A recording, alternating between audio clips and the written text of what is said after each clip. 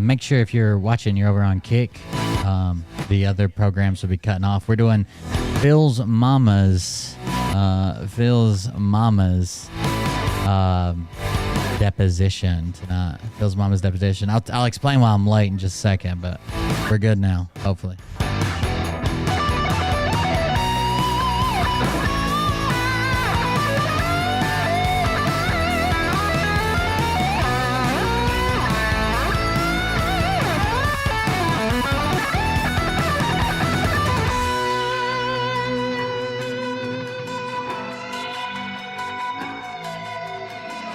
What's up, Rob P?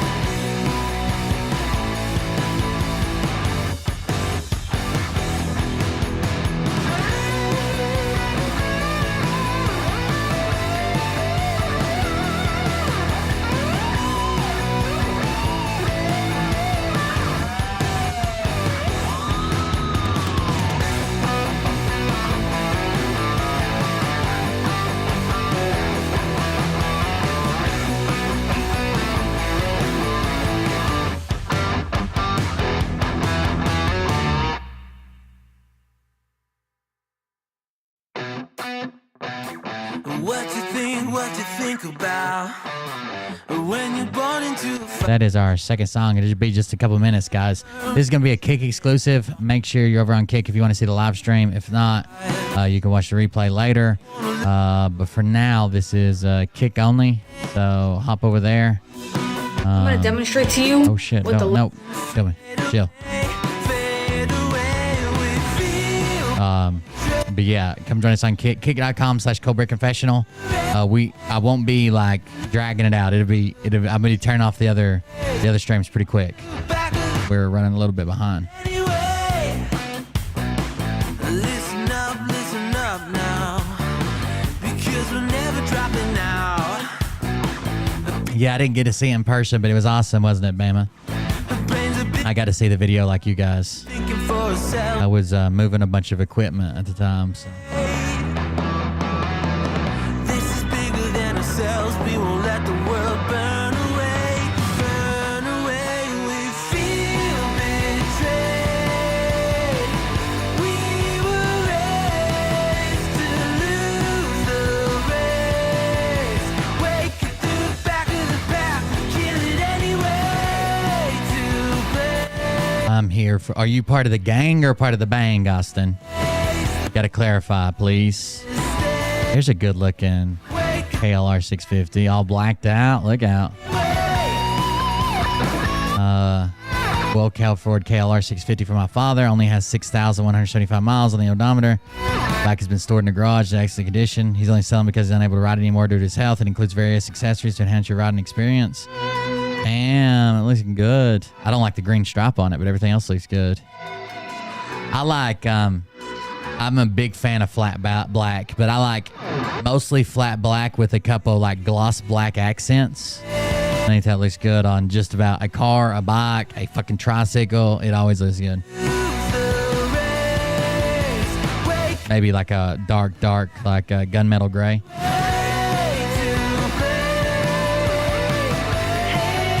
One day, baby, you just wait. I'll get you. I don't know. I've just been craving buying a street and trail bike. I don't know why.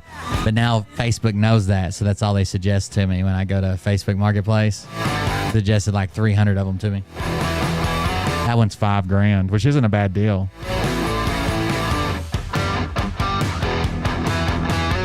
Especially for a 2015 with 6,000 miles on it. There we go. That kills the music, guys.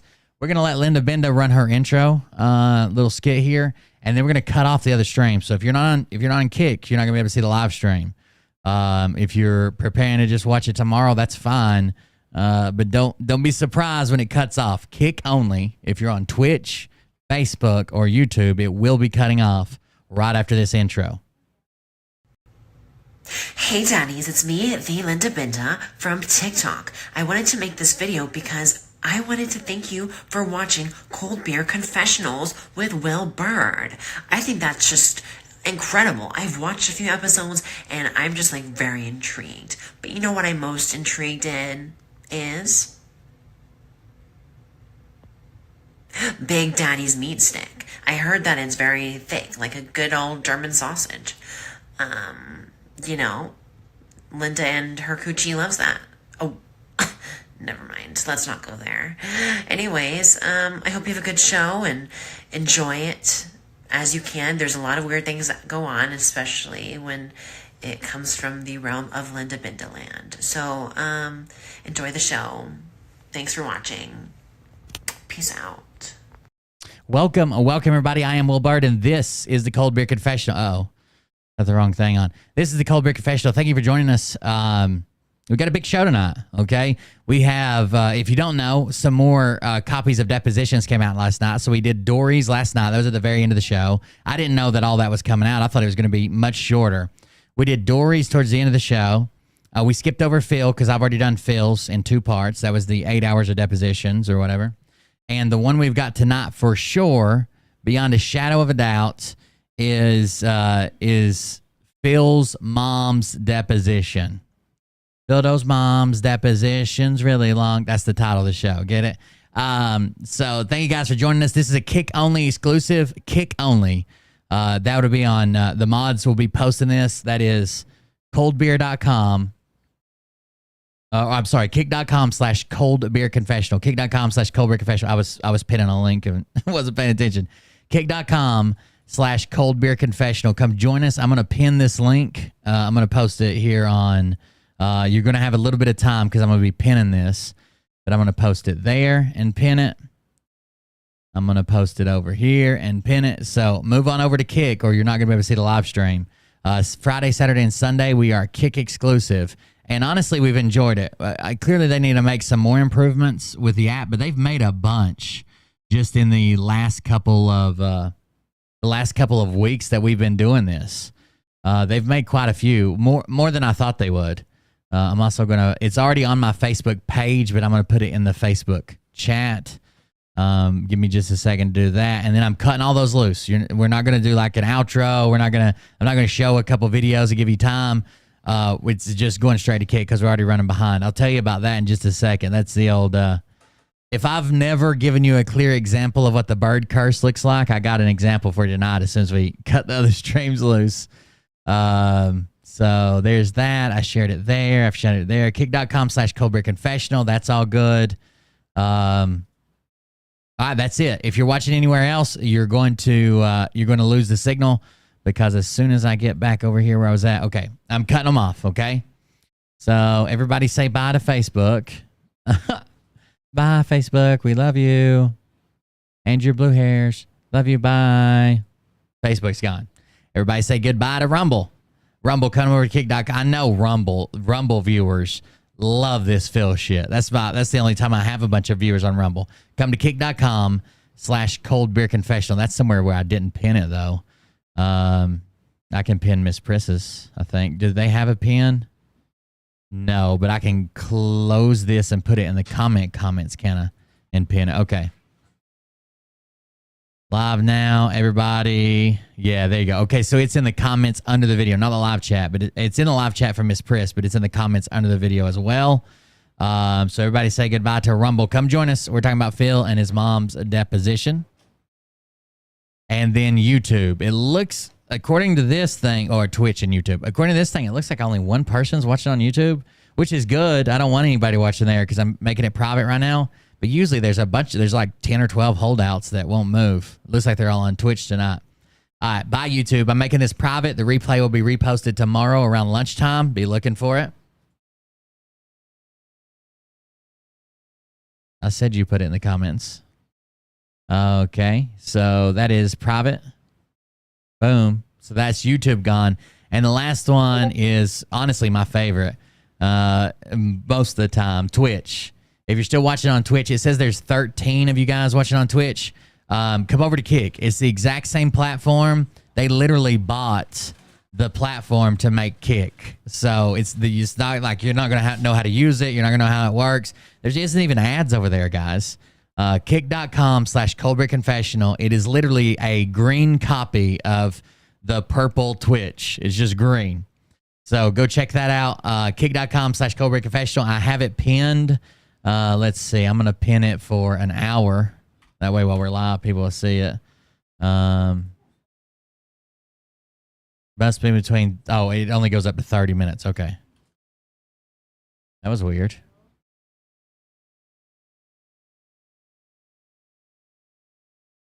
There we go.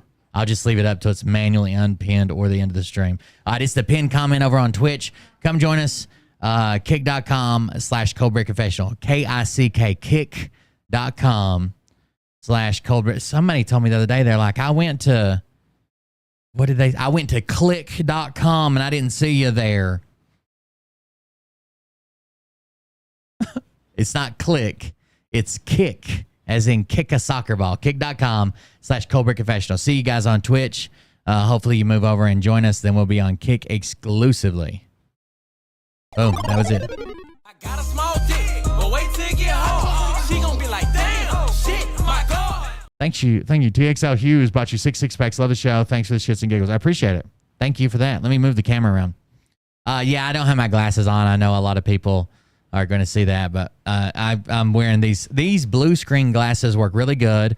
Shout out to Q Idiot, who's actually the person who bought them for me the first time and had them shipped to me. The problem is, like, they were cheaper, which is what I wanted because I didn't want something crazy. I didn't even know if they worked. So he bought, I think it was like a couple pairs for like $20-some. The problem is I think I might have to buy a slightly more expensive pair because they scratch so easy. Like, they scratch insanely easy. All right, before we get started on the thing, I promised I would do an example of the bird curse. Now, I've talked about the bird curse so much.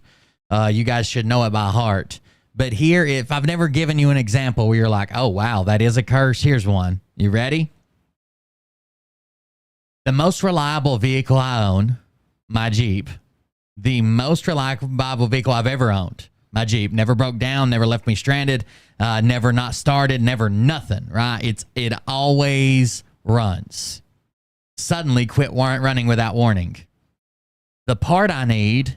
I bought 2 of them from O'Reilly. Both of them didn't fix it, even though I know that's what's wrong with it, because aftermarket parts are not very good. I need to get the part from the dealership, and it's $200 and some at the dealership. It's only $60 at O'Reilly's, but I've already bought 2 of them. I'm not buying a third one, but it's like $200 at the dealership. But why is there a but? Well, the United Auto Workers strike. One of the places where they are hot and heavy at and striking is parts distribution for Mopar. So that's Chrysler, Dodge, Jeep. So every day I call the dealership and I was like, hey, can you get this part? And he tells me, nope, it's showing 3 weeks out, but it always shows 3 weeks out. And it never comes. Even when he orders it, it shows 3 weeks out every day. So there's that. That's the most reliable vehicle I've ever had in my life. Now, that could happen to anybody, right? That could happen to anybody. It's a vehicle breaks down. Right. When it breaks down and I don't have time to work on it right away, I think, oh, no problem. You know, I've had some rough times, and you guys know my dad passed away, right? And my mom's old car that he was driving,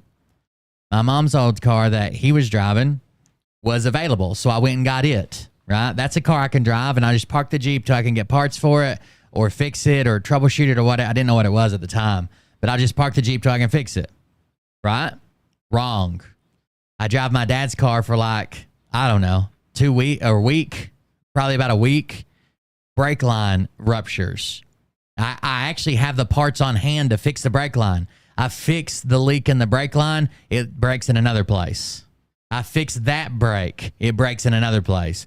The brake lines are so rusty that I can't even repair what's there because just putting torque on it and like getting it all together and flaring it and putting the nuts on and shit, it rips the existing line in half. So that's 2 cars down, right? And that car's never been broke down. The one time that it broke down, the only time that I can remember that it broke down on my mom and dad, I went and had it running like 15 minutes. They had just done something that they had broke like the shift lever, but I was able to just rig it back together with a clamp and get it back on the road. A very reliable car. Boom, brake lines are out. No brakes. Now that could probably happen. Maybe everybody has 2 super reliable cars break down within a week of each other. So today I had a meeting and I had to leave the campground and come here early. And I had a meeting I had to attend. It was like an online meeting. Well, since both my cars are broken down, me and Mariah are sharing her car for right now. So I drove her car and I was like, I can come back and get you after my meeting or whatever, because she wanted to come do laundry. Her and Oliver's here now. And she's like, no. There's a car here at the campground I can borrow. They said we could borrow it. No big deal. I'll just grab it and I'll just come out and we'll just borrow it just for this one night, just to get around. I'll borrow it. They said it was no problem. The owner of the campground said, no, that's what we do. We use it as a loaner car. So yeah, you can borrow it. But I have to stop at the dollar store first. Okay, sounds good. Stop at the dollar store. Right as I was getting ready to start the show earlier, guess who calls me? Mariah from the dollar store. Why does she call me? Because the third vehicle that we have access to has broken down right as I was starting my show. So we've had 3 vehicles break down in 10 days. 3. What the fuck is going on? 3 vehicles. If Mariah's car breaks, I'm going to tell you right now, I don't know if I can tie like buckets of cement around my neck before I jump it. I don't think I'll be able to fight the urge to swim to the top, but I have a feeling I have a meeting with the bottom of the river coming up. I don't know what's going on. How does that happen? I know we offended some gypsy back in the 1800s or some shit, and she put a curse on me, and I've got to carry a pig to the top of a mountain or something. I can't remember all the details, but Jesus Christ. That's crazy. So I've got brake lines on order. They are about 8 days out. I've got the part to fix my Jeep on order. It's indefinitely out until the fucking I saw it. I tried to order it and they canceled it, Bug Dude. You guys don't even know the curse. I tried to order that part twice now. The first time it got canceled almost immediately. The second time it got canceled the next day on Rock Auto. They're showing a Mopar crank position sensor. It's actually showing it for the manual version, but it looks just like my picture, right? I've got an automatic, but it looks just like my picture. But they've canceled it twice. So I've got those parts indefinitely on back order, and I'm going to tell the campground owner the only thing that was wrong with her car was just, I think it's either a bad ground or a bad starter. I bumped the starter around. It was just clicking when Mariah tried to start it. So I bumped the starter around with hit it. Or you're going to be clear. I doubt it. So I bumped the starter around and I checked the ground. I know it's a Kia Soul. So I know one problem with Kia Souls back in the day when I used to work on a lot more vehicles was they have really bad grounds. The ground that comes from the main negative on the battery goes straight to the shock tower, and it's like painted on painted. It's not even bare metal ground. So I messed with the grounds and the starter and got it to start. So there you go. When the curse happens, do you try and counteract the curse with curse words? Sometimes. I was sacrificing pigeons, and then I was afraid one day I'm going to be sacrificing pigeons and Mike Tyson's going to walk by, and that's going to be the end of my fucking life. So never bet on Tyson not showing up. Anyways, Guys, we got depositions. Before we get started, first, thanks for joining us. Second, if you want to contribute to the show, if you want to keep the show going, you like the way it goes, you like what we do here, you have a good time, you get to laugh, maybe it relieves some stress, you want to see me eat some more mushrooms, whatever, go to coldbeer.fund, coldbeer.fund is the website behind me where I'm catapulting out of this lovely young Asian man's butthole. All my links are there, including Twitch, Kick, YouTube, Twitter, Instagram, Telegram, Facebook, TikTok, Rumble, Discord, and Bovada. Bovada is an affiliate link. That's where I gamble at. If you sign up there and put money in, I think they send me money, like a portion of that, like 20%, 10%, something. But on the left-hand side of the screen are the ways that you can contribute to the show, including Buy Me a Coffee, where you can send a text-based message or whatever, like they come in earlier from TXL Hughes that I read. It'll be, you just type it out. You can also go to Dono Clip, where you can send an audio or video message. And we have a Dono clip waiting to play. This is from Ramesh. Let me see what this one is.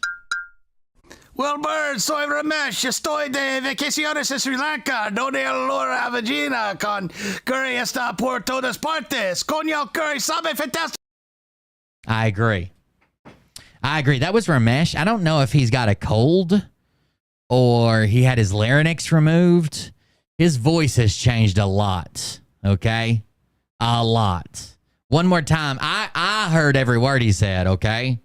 I heard every word he said. But I'm afraid you guys didn't hear it. So, one more time.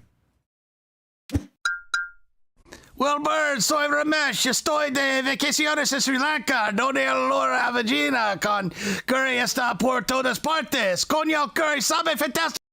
And that's because Ramesh said so. Okay? Ramesh said so. So you can send an audio or video message. You can actually record a small video. Some people do it sometimes. Let's see. Here's one of the video ones. But you can do it. You can do it like full screen, or you can do it straight up and down. Here's what a video one looks like if you guys want to use Dono Clip to send us a message. Hey, I'll have you know that my friend just got me Metallica and AC/DC tickets, and he got them for the Mash Pit. Can you imagine it? Can't you just picture it? The Mash Pit. That's the guy that reminds me of Eli. That was Mort, our buddy Mort. He is, his name is Mort Cumstein, and boy, does he love those shekels. Anyways, thank you guys. That's how you use Dono Clip. You can do an audio or video message. Most of the time, they try to do something funny and make me laugh. There's also the one that's most people's been using is this bottom one.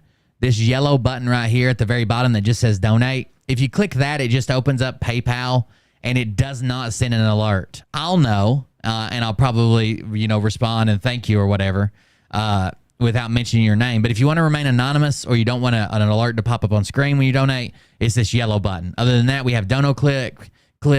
The Gun and Bomber is a donation link that I think Sunshine is the sound that plays. Join our Patreon for extra content and buy me a coffee. You can also subscribe on Kick if you want to go above and beyond, but it's not like Twitch. There are no ads here. So if you subscribe, just know that you're just doing it to help me, because on Twitch, I only get 50% and they take away commercials. On Kick, there's no commercials, but I get 100%. So it's just to help me, Ninja. It's just to help me if you're interested in subscribing on kick.com/ColdBreakerFessional. I'm a big fan of Kick. They've been doing all right by me so far. I know they still have some growing to do. I know that their app's not perfect. I am a big fan of Kick so far. Good to see Stuck at Night in here. Part of this Stuck in the Middle family. I'm assuming it's Josh, because I don't feel like there's about 30 pounds of word salad in a 2-pound bag. But thanks for joining us. I appreciate it. It looks like you left your thesaurus at home. All right, let's get the documents open. Got a small dick, but wait till it get home. She gonna be like, damn, shit, my God. Oh, thank you. That was from Stephanie, I think, by Kate. She goes under by Kate Manda. Let me read the whole thing because I didn't get a chance to read it. I was on screen. I was looking at a different screen. Thank you for your commitment to the show. It truly does help me laugh and forget my family's curse. That's right. Your family's cursed too? Are you sure we're not related somehow? Sure we're not... I love that. I love that sound he makes when he's like thinking about how poorly his life's turned out. Then I remembered she's a hooker. Then I remembered she's been a hooker. Here I thought we were going on a date. Oh, then I remembered she's a hooker. Sorry. That's not what we're talking about tonight. I get carried away. Anyways. Damn it. Holy shit. Thank you. I appreciate it. It says for the car fund. That was 26 bucks. Thank you, Rob P. I got car money. I would use that to grift. Actually, my son is, he's actually seeing Dr. Hasbro at the Walmart 24-hour medical clinic. And is the Dr. Hasbro says that, you know, Ollie needs operation. So if you want to donate to that, he's actually never played it. He's never experienced the buzz from the side, from the tweezers hitting the edge of the body. So if you want to donate for Ollie's operation, you can make checks out payable to Dr. Mattel or Hasbro. I can't remember which one makes it. Just make it out to me. Cash. Just make it out to cash. I'll cash it. All right, so we left off, and where we left off at was Phil's mom coming in to do her deposition. Now, there's a few pages of this, so we're gonna hop in. I don't do a good Phil's mom voice. Someone sent me an email. I think it was Kiki Walsh sent me an email, and she said, if you read it like Edith Bunker, it works out. But I'm not sure who that is. Thank you for the donations, guys. I do appreciate it. Lots of people buying 6-packs. Thank you for that. Still scrolling. Oral deposition of Marie T. Godlewski. Now, Marie is the son or the daughter of Phil's grandpa. He talks about that you know, like paid for his lawyer and shit. And she was the heir to the gas station and Subway. So basically, the grandpa owned the gas station and Subway, then left it to Marie and one of Phil's uncles, or both of Phil's uncles. I don't know how many brothers are on that side. And then Phil ended up buying it.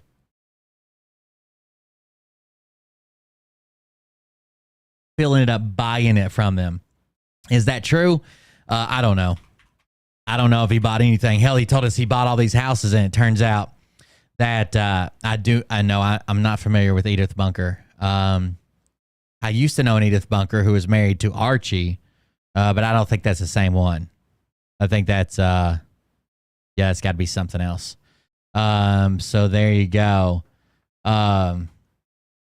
It's like we're sitting around like we're all in the family. Anyways, here we go. Let's warm up with a video. You want to? I don't know. Somebody shared this on the Facebook group that I manage, the debunking crew. I need to go check and see if anybody's trying to join that recently. But someone shared this and said it was hilarious when compared to the QAnon people. So we'll see.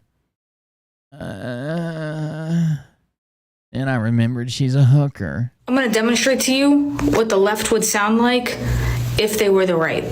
We're supposed to just believe that Dianne Feinstein died the same day they arrested Tupac's killer. We're not supposed to question the timing of this. It's all a coincidence. That's what we're supposed to believe. You think these things have nothing to do with one another? Well, then you're brainwashed. Good thing I'm a free thinker. The parallels are right in front of you. First of all, Tupac Shakur, 4 syllables. Dianne Feinstein, 4 syllables. Interesting. Tupac Shakur, we are told, died 27 years ago.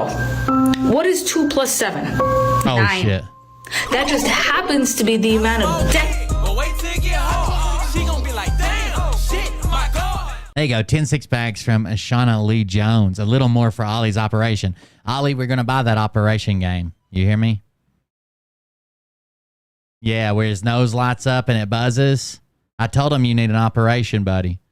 Thank you very much for the donation. I appreciate it. decades. Dianne Feinstein. That just happens. Isn't it wild that Dianne Feinstein finally died? I honestly think that she had people around her that just enjoyed her having power so they could, fly around and, get VIP treatment and shit, and they didn't want to give it up. Because she was basically propped up, dude. Oh, come here. You gotta get close. I always say game. Thank you. Thank you for his Operation Game. I was just joking, but now I'm going to have to buy it for him. Man. Here we go. 9. That just happens to be the amount of decades Dianne Feinstein lived. Damn! Dianne Feinstein. I think someone said, and I don't know if this is true, I hadn't had a time to verify this because every car I've ever driven in my entire life broke down within the last week. But someone said that she died today, and because she's so old, the average age of senators went down by like 28 years or something, almost 30 years. The average, because she's carrying the average. Was a senator from what state? California. And what was one of Tupac's biggest hits? Was it New York Love? Was it Florida Love? No. It was California Love. The answers have been in front of us this whole time. There's a reason why Dianne Feinstein and Tupac were never photographed in the same room together. The reason is this. The shadow government wants you to believe that they arrested. To be fair, they did release that Dianne Feinstein used to date Tupac before he passed away. And then after he was whisked away into witness protection. Mike Penny saw Tupac down in Dallas. You remember that? She does seem kind of mean. Lots of old lady. It's like, I think older ladies, maybe when they hit like 60, you've got two kinds. The sweetest old lady in the world and like female Hitler. That you can only have the mean old lady that you would never speak to, and she probably like skins cats or something alive. And you have the sweetest old lady in the world that, kind of gets on your nerves how slow she talks, but she's always got hard candy. Tupac's killer. When in actuality, they arrested Dianne Feinstein's killer today. Ooh.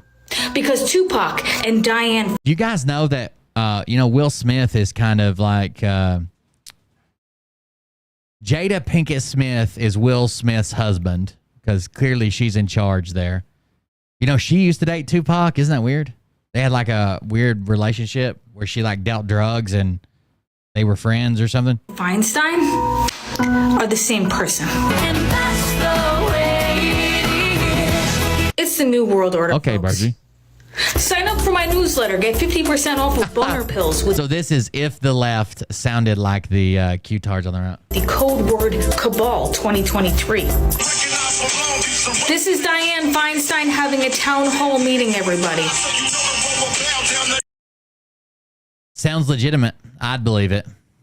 I do believe it. Oral deposition of Marie T. Godlewski taken at Lackawanna County Bar Association, 233 Penn Avenue, Scranton, Pennsylvania, 18503 on Thursday, July 20th, 2023, beginning at 12:50 p.m. before Pamela Pratt, court reporter and notary public in and for the Commonwealth of Pennsylvania. Veritex Legal Solutions, Mid-Atlantic Region, 5100 Tilgham Street, Suite 205, Allentown, Pennsylvania. The appearances here are going to be Timothy Bowers, Esquire, and Coleman Law. So, there's three Tims here, okay? Tim Hinton is a Scranton Times lawyer. Timothy Bowers and Tim Coleman are both working for Coleman Law, but only Tim Coleman actually works for Coleman Law, hence the name. The Timothy Bowers guy is like a contract lawyer that you hire on in addition to when you have like a heavy workload. He actually lives like, or his office is like 2 hours away from where all this is happening. So I guess he kind of just does paperwork, and he's places when Coleman can't be there to sleep and, make retarded noises. Objection. I think. Then I guess Tim Bauer. Sometimes they're both there. So exhibits. Okay, here we go. Examination. So she's sworn in. They talk about the exhibits they're going to talk about. There's not nearly as many. It just says exhibit binder, which is where they have all the ST, blah, blah, blah, whatever's. And then it says she's sworn in and examination. All right, Tim Hinton starts. Now, we shouldn't get any objections, we shouldn't get any objections like we had last night about when we went over Dory's with all the marital dispute stuff. This is mother-son. They are going to ask her about the CIA recruiting Phil, which never happened. Even Phil doesn't claim that he was ever personally recruited by the CIA or NSA anymore. In his own deposition, he thinks they approached his dad, but he has no idea. Thank you, Bonneville. I appreciate it. You know who I was thinking about the other day? Has anybody seen, I know the mods haven't because I was asking them about it. You guys remember Hawkeye? Does anybody know? I might send him an email. He was a cool guy, and he was really big in the 3D printer world. Seemed like a good guy. Was talking about owning restaurants and stuff. He was, I don't know, he's a good guy. And then I guess he just kind of faded away, and I haven't noticed till recently. It's on Kick if you want to rewatch it after this show. Is it okay if I call you Marie? Absolutely. Marie, my name's Tim Hinton. I represent the Scranton Times, Chris Kelly and Larry Holeva, two gentlemen that work at the Times. And we're here concerning a lawsuit by your son, Philip. And this is what's called a deposition. So here's a little spoiler alert. One, I just watched All Eyes on Me, the Tupac movie. He dies in the end. And two, she's going to tell the lawyer and the world through this deposition that when Bree came forward with claims that her son had committed statutory rape against her because she was 15 and he was 25 and a baseball coach at her school, she's going to say that she wished she could beat her up. She wished that she could beat her up. Thank you, Austin. My alerts aren't working on here, but thank you for your subscribe for 2 months now. I guess it might have been automatic, but still, thanks. Austin, my man. All right. Anyways, it's called a deposition. It's what's called a deposition. So have you ever had a deposition taken before? I did for a car accident. Yeah. Okay. So I kind of know some stuff, you know. All right. I'll remind you again of a couple of the ground rules. This is a question and answer session. I'm going to ask you questions. Look to you for answers. For the sake of an accurate transcript that the court reporter will type up, you have to let me finish my question before you begin to give an answer, okay? So same rules. Seems like he's being a little slower with her and a little more descriptive, but she's an older lady. Okay. And I have to ask you that you verbalize all of your answers to my questions rather than nodding your head, shaking your head, or saying or something like that. You have to give a yes or no, or I don't know. Some of them are, but some of them call for more of an answer, a verbal answer, more than yes or no. So that was her saying. She interrupts him and says, you have to give a yes or no, or I don't know. Well, yes, some, but sometimes I'm going to be asking you like dates or times or what was said. Like, it's just not yes or no. She's already a little lost, okay? She's already a little lost. Okay, if I'm talking too much, just tell me. Oh, no. This is not your lawyer, sweetie. If you're talking too much, he's going to love it. Phil talked himself into all kinds of trouble. You just wait. He's got NDAs about his NDAs. Look out. By the way, I found an amazing, you know how I'm always talking about buying a piece of land and a farm and shit? I know I've got ADHD tonight. I can't help it. I found 75 acres for sale not far from here. 52 acres on a 52-acre farm, not far, for $750. That's what I was thinking. $750,000. 52 fucking acres, a quarter mile to the city limits. Jesus, I need some of that Phil Godlewski money. All right, back at it. Last little tangent we're on here. Don't forget the charity stream's on Monday, the 2nd. Don't forget the charity stream is on Monday the 2nd. That'll be for Hope for the Day, the suicide charity where they help with suicide, people that are thinking about suicide, get them help, get them counseling. That'll be on Monday on Twitch. He has NDAs on his NDAs that had NDAs. That's right. Okay. Okay, all right. So if you do answer the question, can we assume you both heard and understood the question? Again, if you're ever in court and your lawyer or a different lawyer, anybody's asking you a question, if there is the slightest chance that it could be answered multiple ways, that it could mean two different things, that you don't fully understand, never answer it. Because even if he doesn't make this statement right here, if you answer a question you're asked, they automatically assume that you understood the question. And it could be subjective. It could mean two different things. It could, you know what I'm saying? It could be different to different people, in the eye of the beholder kind of thing. If there's any question, just ask him to elaborate. Could you explain it some more? Could you ask that again? Could you rephrase it? Anything. But once you answer, Phil's done this. Well, actually, I think I would like to correct the record. It's too late. You're already on the record, bro. You can correct the record, but they're also going to know your first answer now. Okay, can we assume you both heard and understood the question? Yeah, okay. If you need to take a break for any reason, just let us know and we'll take a break. Let you know, absolutely. So what's your full name right now? Marie Teresa Godlewski. My maiden name is Osmolia. Sometimes I put it in there also, but I go by Marie Teresa Godlewski right now. Okay, right.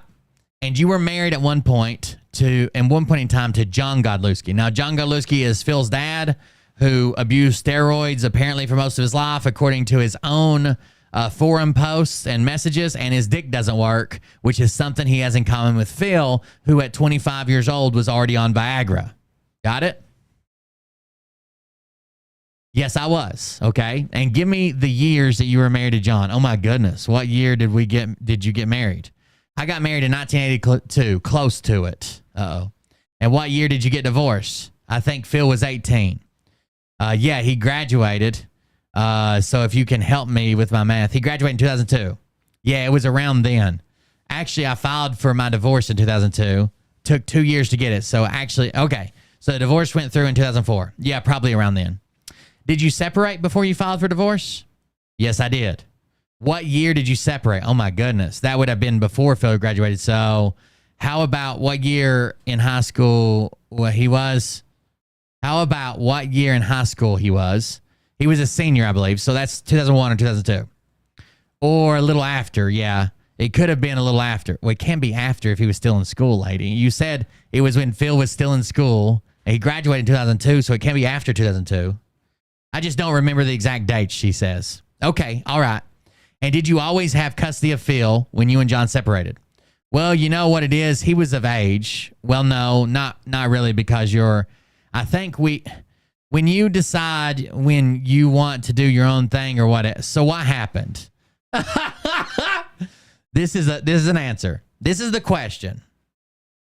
And did you always have custody of Phil, your son, when you and John, your husband, separated? Well, you know what it is. He was of age. Well, no, not really. Because I think when you decide when you want to do your own thing or whatever. So what happened? That's the whole answer. After she's like, I just got to say yes or no, or I don't know. We know where Phil gets his rambling. I get my rambling from usually drugs. Phil comes by his honest, okay? He doesn't do drugs. His twin brother died of a marijuana overdose. Anyways, he would have turned 19 a month after he graduated. Yes, okay. So let me go. These are questions I didn't think I'd be asked. Let me go back and think about this now, okay? He stayed with his dad, and the only reason he stayed with his dad is because he loved his house, if that makes any sense. He loved his bedroom. He loved everything he had. So you're telling me that Phil chose to stay with his dad over his mom because he loved the house that his dad lived in? And this isn't like a child. It's like, oh my God, they have a bigger house with a slide. This is like, you're an 18-year-old man? This is going to be rough, guys. He loved his bedroom. He loved everything he had there. I separated and moved back in with my mom and dad, which was only a couple. Wait a second. Oh, I'm sorry. I went to the wrong place. It was only a couple. 416 West, a Thurton. No, wait. It was. Let's see now. I'm trying to think. Did my mom and dad have the? Oh no, I didn't move into 416 west of Thurton. My mom and dad lived there. Okay, in a double home, and my grandma lived next door to them. But my grandma passed, so somebody was renting next door. So my mom and dad lived in that double home, and they built a home on their lot next door to 416. So when I separated from John, I moved in the ranch that they recently built at the time. God, this is like listening to Eli. In this community space that we all made together to take care of one another as if we were a family. Mi familia, my mother, from New York, as I would say, in the bowels of what is a genetic friendship between two living creatures or beings, if you will, with conscious souls that intermingle, intertwine, and obsess over each other. And abruptly, I will stop this sentence because I'm a ninja. Anyways, that was strange. That doesn't... So what it sounds like she's saying is like her mom lived in like a duplex, right? Two houses kind of together. And the grandma their parents used to live there. One of their parents used to live there, the grandma. But the grandma died and they started renting it out. So they built themselves a brand new house to move out of the duplex. But instead of them moving into the brand new house, she got it. Or I don't know if she was living there with them or she just did it herself. What was the address there? Blank. Okay, I saw it. And I'll ask you some questions about that. Sure. So I'm trying to figure out where Phil lived during his upbringing. Can you take me through the address where he lived? Yes, I can. Okay, he stayed with his dad on 4, or I forgot the address even, 2, I don't know, but at Pond Street. Pond Street? Yeah, Pond, P-O-N-D. Yeah, I can't think of. Okay, so Pond Street. Was that where you were married and lived together? No. All right. So I want to go back to the beginning of Phil's life. We're just gonna drop the addresses, okay? Clearly, you don't have your life alert bracelet on that says where you're from and where you need to go, and maybe like tip me over if I'm upside down. So let's go to the beginning of Phil's life. You were pretty sexually active with John, weren't you? You were ovulating on the 13th day of August. What was that? What was that, 1982?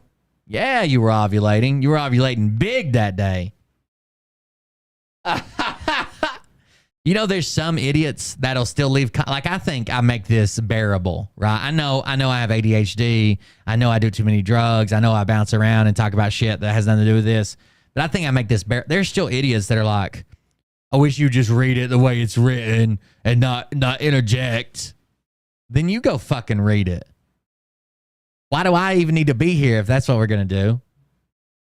So I want to go back to the beginning of Phil's life. That's okay. I want to get the addresses where he lived. Take me through sequentially. Oh my God. I know you just didn't try this again, Tim Hinton. You dirty, dirty man. Sequentially? Sequentially? She's done. What's up, Codpiece? I'll give you it all. I'll give you it all. Okay. Go ahead. I want every address where he lived. Take me through sequentially. I'll give it to you all. Or I'll give you it all. I'll give you it all. Okay, please do. Go ahead. Okay. So when John and I got married, we lived in an apartment. It would be Taylor still. It was Taylor. You know, where the Walmart is, there's a Loomis Avenue. Okay. Are you familiar with that? Yes. I'm familiar with maps. We can look it up, lady. John and I got an apartment on Loomis Avenue, way to the bottom. Phil was a baby then, okay? We got the apartment first, and that's where Phil lived. And I can't remember what age it was that we moved out of there because rent was pretty high for us to be able to afford, because I wasn't working, of course, at that time when I had him, and John was working for Taylor Burrow. John was working for Taylor Burrow, okay? Why is she asking him a question?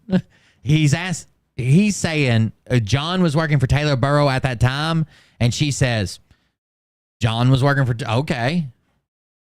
And he says, uh-huh. So I didn't work right away when I had him, but then after a little bit, my mom babysat him as a baby, just a couple of months old, and I went back to work, and I worked at Party Time, it was called. Wait, no. I got a job at Tops then. It was a topless bar that required no nipple tassels, I think. First was Party Time when I was pregnant with him, okay? This is not at all what he asked. Where I want all the addresses Phil's lived in sequentially. Now, I know this might be hard to like have all the dates and all the times and all that stuff. I added the nipple tassel stuff. But it does sound like she worked at Party Time and then she worked at Tops. Uh-oh. She's talking about her job and how things are tough and the rent that was back then, and she had to work like their apartment was at the top of 8 flights of stairs, but it was up the stairs whether you were coming or going both directions. When you came home, you had to go upstairs, and when you left for work, you had to go upstairs. It was crazy. So Tim jumps in and says, and she says, okay, go ahead. Let me speed it up just a little bit. She says, that's okay. So I want to get the addresses where you lived. I don't care why you lived there, how much money you made, who your neighbor was, who the babysitter was. I just want the addresses where you lived, okay? So you went from Loomis Avenue. What was the next apartment or house that you lived in? The next house would have been a house we bought on Pond Street in Taylor. Okay? Okay? And then where did you live? Then after Pond Street is when I separated from John, because that's when we got divorced, or going through the separation/divorce, you know. And then I moved in with my mom and dad in the ranch on a Thurton. I see what you're doing. You want to know okay. I don't want to confuse you. Well, I appreciate that, random old lady. Sorry, I got something poking my foot. Hold on.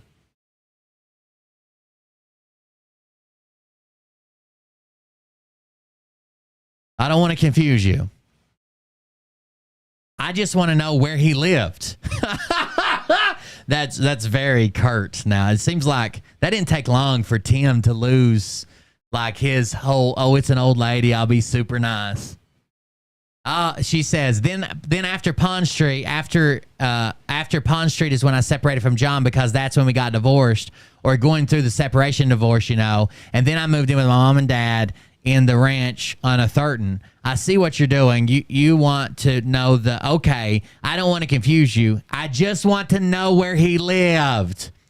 This whole conversation started because he wanted to know where Phil lived when they were separate. He assumed, right, that while they were together, Phil lived with them the whole time. And that's probably a correct assumption unless something crazy happened, right? Because he was in high school still. So he asked, where did Phil... This all started because he wanted to know where Phil lived when they were separated. And now we've gotten babysitters and jobs and why she didn't work and why she worked at Topless Bar and who babysat Phil and how many months old he was when the babysitting took place. And we haven't got any closer to, did Phil live with you or his dad after the divorce? And again, By the way, so she says Pond Street, then she went to a Thurton. There's still another house missing. There's still a house missing. Because earlier, when she said Phil liked his room, so he stayed with his dad, Tim Hinton said, oh, so on Pond Street? No. No. Not Pond Street. No. Pond Street's where I lived when I was with him. Okay, so where all did he live?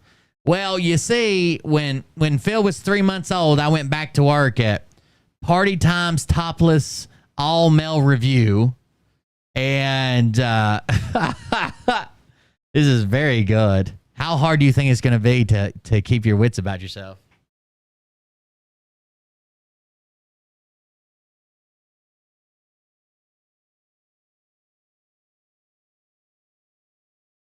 I had like a stick or something that fell down in like the front of my sock and it was poking me up against my shoe. I got it now.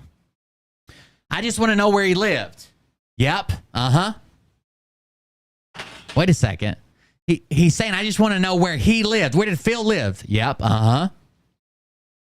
And then, did you switch houses on a Thurton, west of Thurton? I did. Okay. Blank. Yeah, I understand. Blank. Now, are you married to Tom Holland? Or is he just with Spider-Man? Are you married to Tom Holland? Or is he just literally Spider-Man?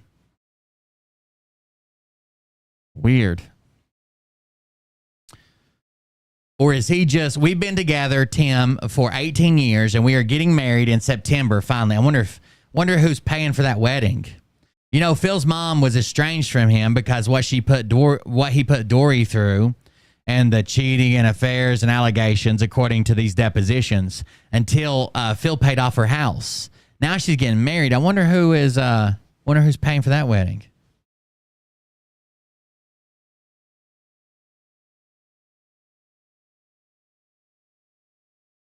We're getting married in September finally. We had a lot going on in both of our lives, and that's why we're not married yet. I understand. Is he retired too? Tom? Tom is retired now. Yes, he retired. And where did he work? He worked at Gino Murley with me, and he retired. And you retired from Gino Murley? What is Gino Murley? Hold on.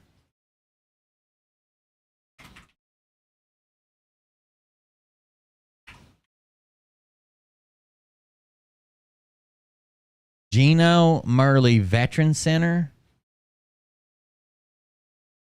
Born in Scranton, Pennsylvania, Murley was a son of a coal miner. He entered the service, so he was a veteran, and there's a veteran center named after him.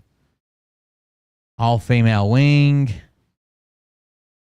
it's a Gino Murler's Veteran Center. Let me see if they've got like a better description of what it is. Okay. Named after World War II hero from northeastern Pennsylvania who received the Medal of Honor, the Gino J. Murley Veteran Center, GMVC, located in downtown Scranton, Lackawanna County, exudes patriotism inside and out. Visitors to GMVC are greeted by statues depicting the 5 branches of the armed forces. Not far from the statues rests the Carol Ann Drosba Memorial, a tribute to one of the 8 nurses killed during the Vietnam War. The memorial is a perpetual reminder that Gino Murley never forgets those from Pennsylvania who served and sacrificed. Inside, current residents are honored every day through the Wall of Honor display, an exhibit of photos depicting residents in their military uniforms while serving our country. The nearby Tags of Freedom display also serves as an everlasting reminder of the men and women who once called GMVC their home. Okay, so it's like an elderly retirement home, rehab, medical for veterans only. It's like a veterans retirement home. It's got completely furnished modern rooms, complete medical services, pharmacy services, therapy by trained staff, 24-hour professional nursing team, recreational and leisure activities, meals prepared by trained dietary staff, social services, religious services, and spiritual guidance, a barber and beauty service, 24-hour security, transportation. Damn, I want to live. Mariah, will you put me in one of these veteran retirement homes? 24-hour security, transportation services, community support through volunteers, additional amenities. It's established in 1994. There's 196 beds, 290 staff, and 26,447 hours donated in 2019 by the 794 volunteers. Damn. That sounds awesome. Anyways, it doesn't look like they updated their website in a while, because that would be 2020. So it's actually been open for 29 years, I guess. Saying you retired from Gino Murley too, the Veteran Center. Yes. All right. Now, Philip Godlewski, the plaintiff that's in this case, is he your only son? He's my only son. What? Let's check out this new question. Let's check out this very next. I want you to pay attention, okay? I want you to pay very close attention. Why would Tim Hinton ask if Phil was her only son? He knows that. Why would he ask that? That's weird. She says, he's my only son. Tim says, did Phil ever joke around that he had a twin brother named Pete or anything? Did you ever hear that before? No. That's weird. Who would make up a twin brother and then tell a 15-year-old that the only reason he cussed her out for smoking pot was because his twin brother Pete died of a part overdose and she was going to die too? You dumb bitch. What's the matter, buddy? Oh, yeah, that's right. You can't tell the future. You're right. All right, let me get back to this, buddy. Love you. Go draw. When you're screaming, they can hear you through the mic, Mariah.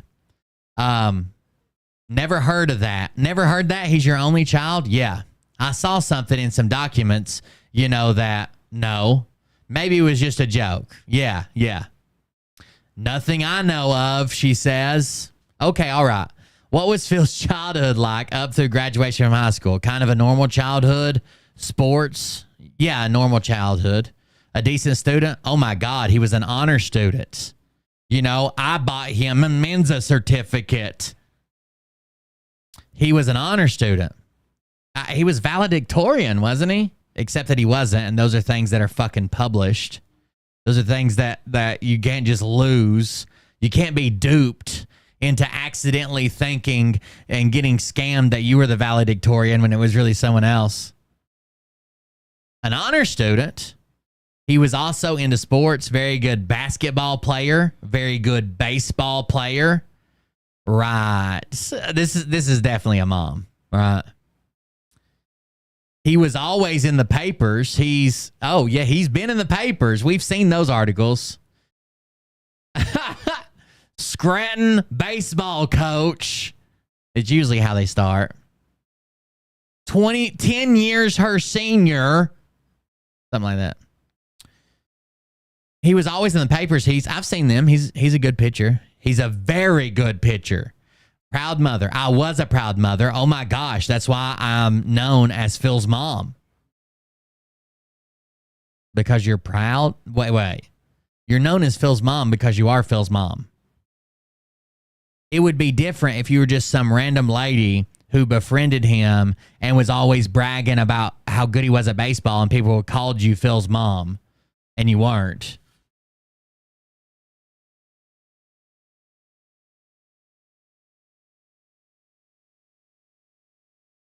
But was he a pretty normal kid growing up? Absolutely.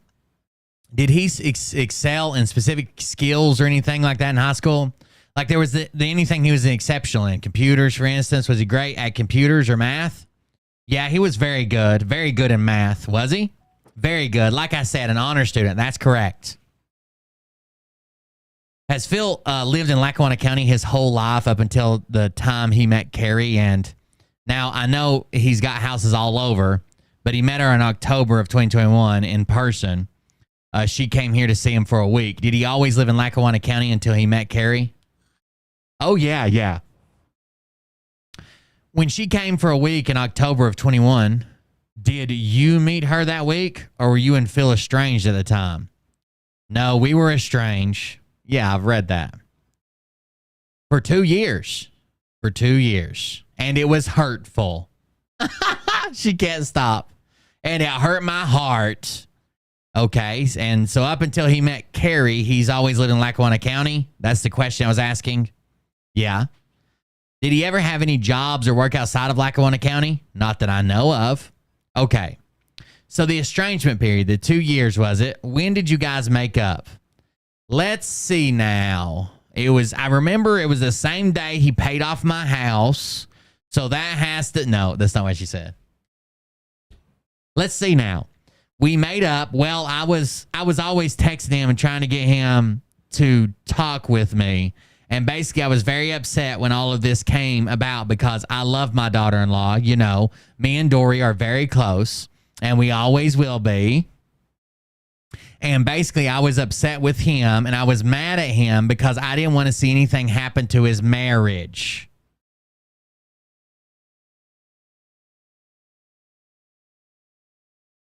Oh, sweet. That's awesome, Codpiece. I'm glad. There are some people that found us because they hate Phil, and there's some people that find us because they actually followed Phil, but they were woke up. But yeah, I don't understand how people follow along with it either. But thanks for joining us. I didn't want to see anything happen to his marriage. You know what I mean? If I'm explaining it correctly, any mother would feel that way, you know? No, a lot of mothers would just side with their kid no matter what. It's pretty shitty, but true.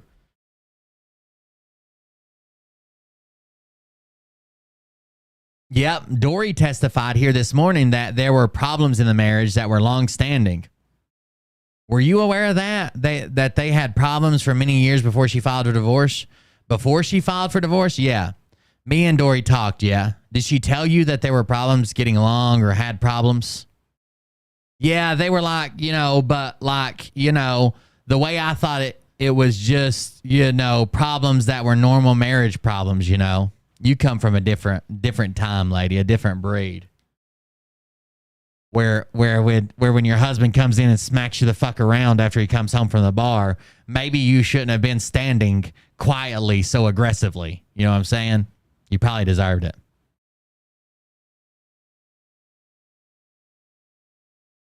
Well, did she tell you about Miranda Polidori, the affair that Phil had with Miranda? That I don't remember. Okay.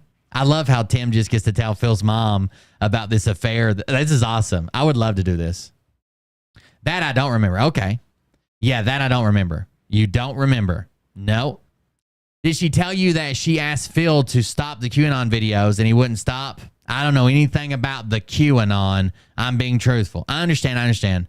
So the 2-year period of time, when did you make up? When did you and Phil get back together again that you were on good terms? Phil and I can't remember. A couple of months ago, maybe.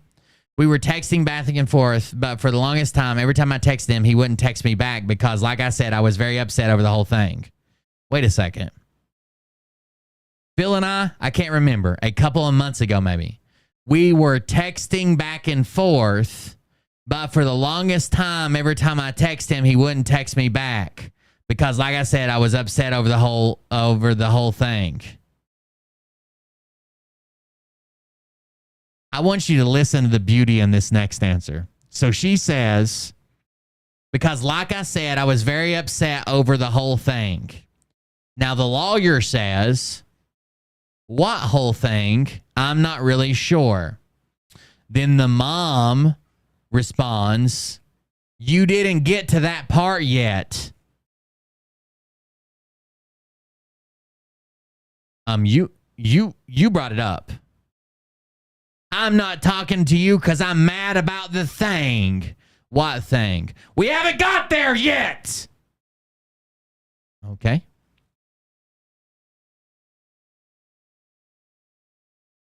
You didn't get to that part yet. No. What were you upset about? The Bree situation. Oh, okay. Can you be more specific? What do you mean, the Bree situation? Well, because I don't believe it happened. Oh, that Phil and Bree had a sexual relationship? Yes. Okay. And that's what upset me because I don't see my son doing that.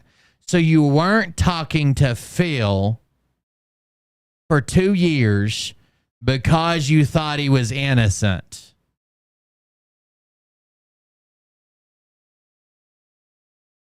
This is like the type of person that when they go to the DMV, they ought to be forced to take a written test every time they renew their license. And if it takes them more than 10 minutes to explain to you where they're going to sit down, what pen they're going to use, and where they're going to put their purse before they start the test, pull their license. They're done. They're done. They're a danger to society. Well, I guess I'll just take this over here and I'll probably sit right there. And, you know, my big bag here, it's got everything I need in it. Got some Advil and got some hard candy and got some different I think there's an Ace bandage in there, one universal TV remote. It's got $32.77 and change. It's got my wallet and it's got my Medicare card. And I'm just going to set it right here. Pull the license! I didn't talk to my son because I believed he was innocent for 2 years. Got it. And that's what upset me because I don't see my son doing that. Okay. All right. And if that happened and thoughts were in my mind that it happened, I didn't want to see anything happen to my son's relationship with Dory. So yes, I was upset with him because I don't believe it happened. I don't. Wait a second. And if it had happened and thoughts were in my mind that it happened, I didn't want to see anything happen to my son's relationship with Dory. So yes, I was upset with him because I don't believe it happened. I don't. So if it did happen, and I believed it did happen, I would have been upset because I didn't want to see anything happen between Phil and Dory and their relationship. But I don't believe it did happen, and I'm still upset.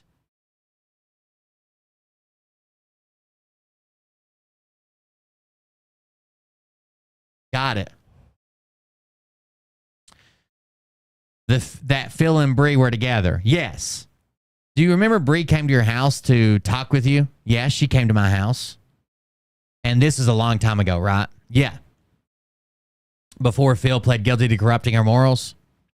Was it before or after? Well, you tell me. Lawyer.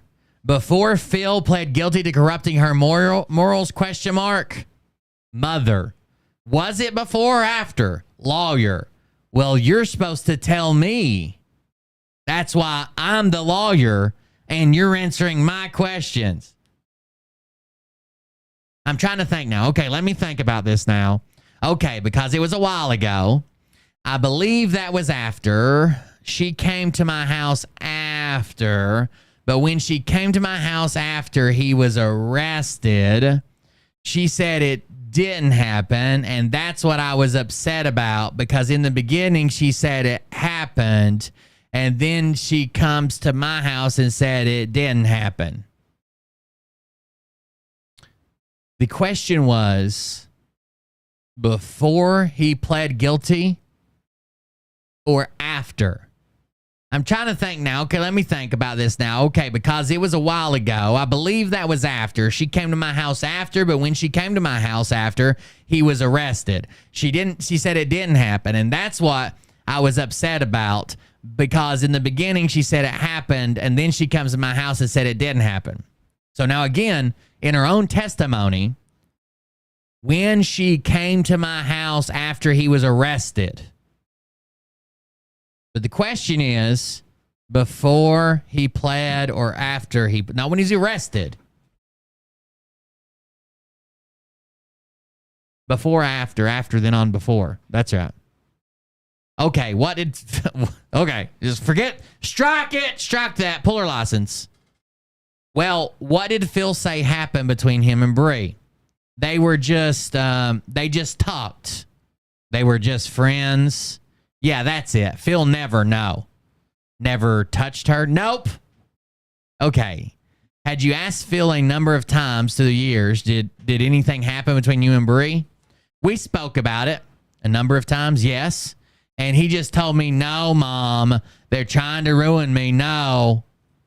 And did Phil tell you that he never ever in his life had sex with this girl? Yes, he said no. And I do I do. And do I believe him? Honestly, yes, I do. Even while he was married to Dory. Yes. He never had sex with Brie. No. After he served his parole, nothing. Witness shakes heads. Marie, do you know that he has admitted in court that he had a sexual relationship with Brie? He did tell me that.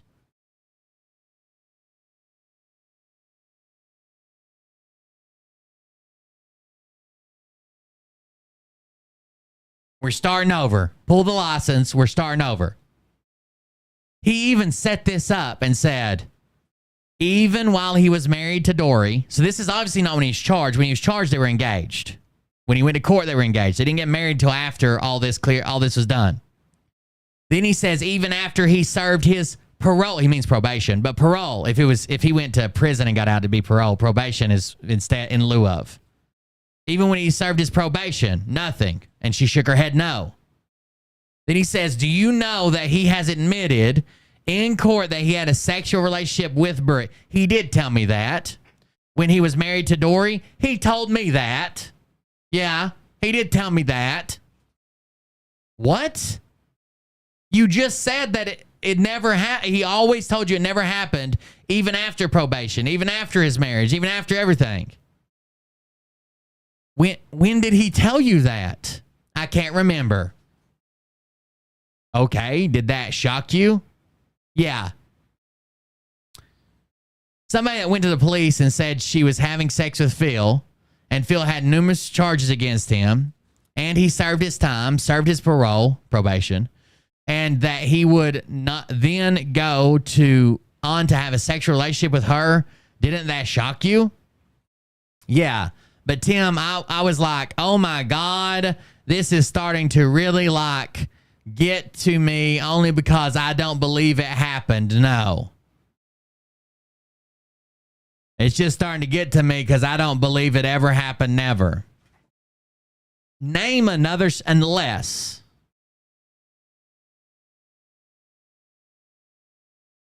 Name another scenario where someone falsely accuses you, tries to ruin your life. You've never done anything with her whatsoever.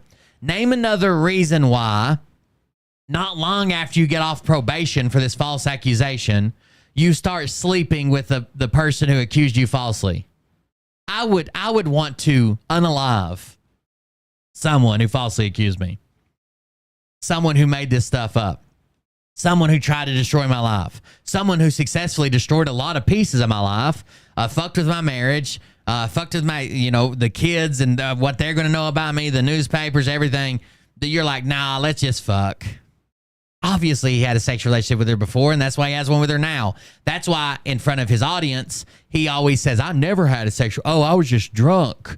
I was lay in the floor and piss on myself drunk. I sent some of you guys nudes, probably. You remember my nudes? I have to take 2 Viagras before I can even have a nude session.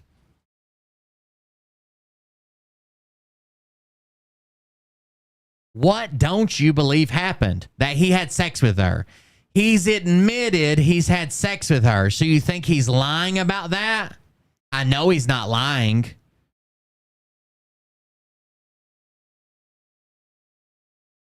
Marie, what don't you believe? I don't believe he had sex with her. He's admitted to everybody that he had sex with her. Do you think he's lying? No, I do not think he's lying.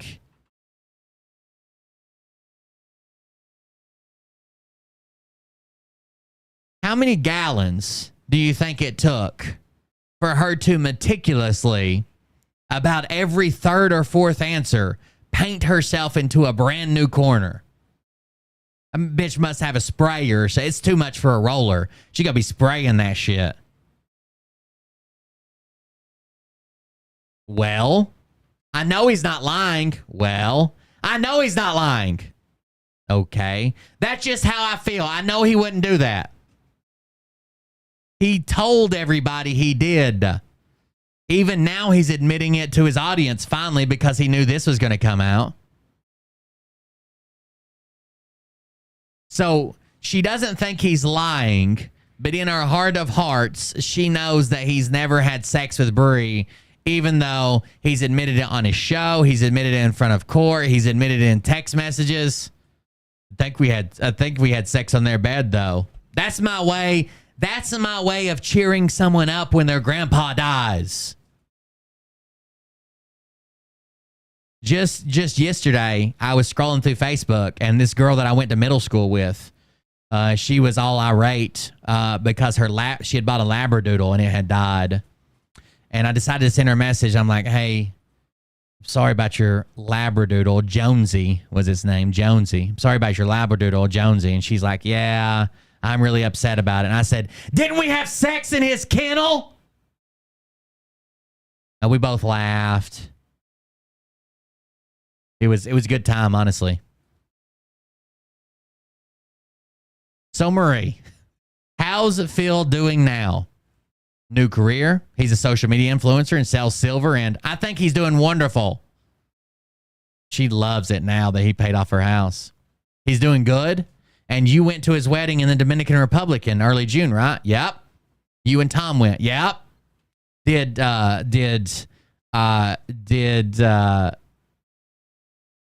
not Tom Holland, but did John, Phil's real dad, bring that hooker bitch, that elderly hooker that looks like she caters exclusively to carnies and clowns come as well? You and Tom went, yep. And you helped take care of his sons during the time down there. Oh, yeah. And a happy occasion, right? Very happy. And does Phil seem to be very happy in life right now? Yes. She thinks she's just bragging about her son. She's hurting his case, right? He's happy. He's doing very well. He's making more money. It's the happiest I've seen him. Very happy occasion. Everything's going great. Well, he's suing because we ruined his life, remember? We ruined his life.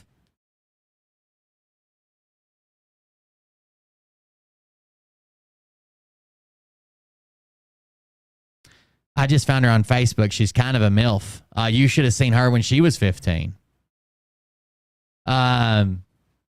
You were just in Hawaii visiting his new house too. Yes. Since meeting Carrie, has Phil's life gotten better for him? He's in a happy place? I think so, yeah. I see him very happy. I see a big change in him. I see him happy.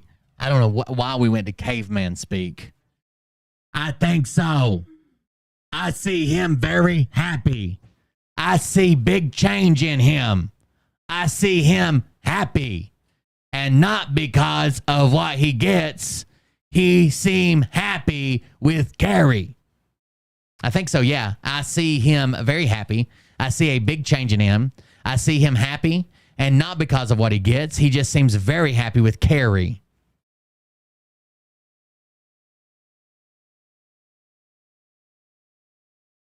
Okay. In terms of financial success, she's ruining his case. The case is that we ruined his life. You understand that, Marie, right? Clearly not. You don't understand any of this. Tell me every house that Phil lived in since he's been born, with or without you. Well, you see, I used to work at Tops, and I wasn't working at first. I haven't had a job for eternity.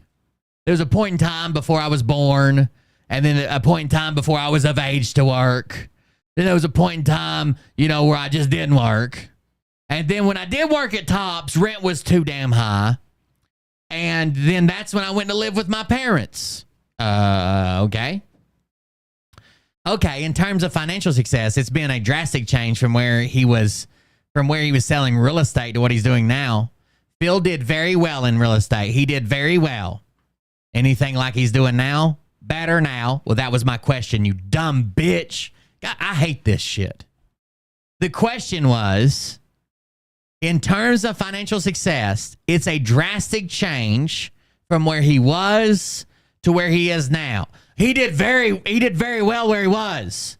Yeah, but he's orders of magnitude better. Now, no one's saying that. We're not trying to get you to admit that he was a fucking poor piece of shit when he was selling, real estate. But he's doing better. He didn't pay off your mortgage when he was a real estate agent.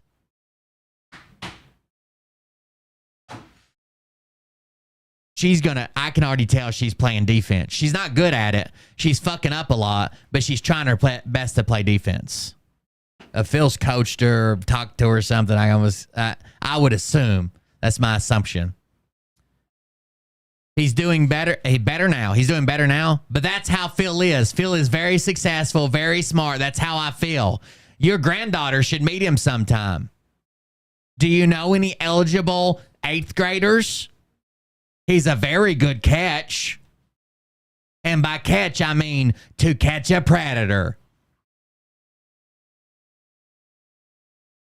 When Phil was in jail for 30 days in the summer of 2020, were you estranged from Phil at that point in time? Yes. Okay, you didn't go visit him at the prison? I couldn't. It wasn't because I didn't want to. I just couldn't. I was hurt. I was very hurt. You have to understand, Tim, this Bree situation mentally disturbed me. This is 10 years after that. What the fuck are you talking about? I was depressed. I had to go to work every day. I had to face people. It hurt. I didn't go to prison to see him because, well, let me tell you this too. My brother was in prison, okay? He had a drug problem. He's doing wonderfully now, though, okay? She's talking about the original court in 2009, 2010. Phil went to jail in 2020, and she was so tore up from him being in court 10 years earlier, she couldn't go see him in jail. The fuck? Now we're on to her brother. Which brother? My brother Joe. He was in prison, and he wasn't in very long, though. And it wasn't long, but my dad went to see him and my mom couldn't. And when Phil was in, I even said to my mom, I said, Mom, I can't go see him. She goes, Marie, I know. That's how it was when your brother was there. But my brother's the best guy ever. He just got messed up with a little bit of something, and he's good. That's all Phil did. Phil just got messed up with a little bit of, preteen. And there you go. Allegedly. He just got messed up with a little bit of something, and he's good now. He only murdered 3 people to stay high. It's not like a Holocaust or something, if that really happened. I've never seen any chimneys at Auschwitz. Excuse me, Marie? That's not what she said, but that seems like something she's going to lead into later. Oh, shit. He goes to church every day, But giving you an example, at least I didn't feel I was the only one that wouldn't go see my son in prison, Dory testified that she and Phil planned to move to Boston as an attempt to try and save their marriage. Do you remember them having a hard time when they were going to move to Boston and they thought maybe a fresh start in Boston would be good for their marriage? I do remember a little bit of that. Yeah, I do. Carrie talk to you at all about the problems they were having in their marriage? Carrie having problems. I'm sorry, Dory. She's already in panic mode. Oh God, he ran off another one. Wonder how young his mistress was this time. Hope it wasn't that 3rd grader I saw in his closet in Hawaii. Oh, I was going to say, because they're not. Dory, well, there were times where she talked a little bit about it to me. Yeah. What did she say? She just told me they were having trouble, marital problems, like, you can't. We're in court, lady. Stop saying We don't know. And if we do know, it doesn't fucking matter. You've got to say it. No one's going to instruct the jury to assume when someone says that she's just related to whatever story pops in your head. That's what she means.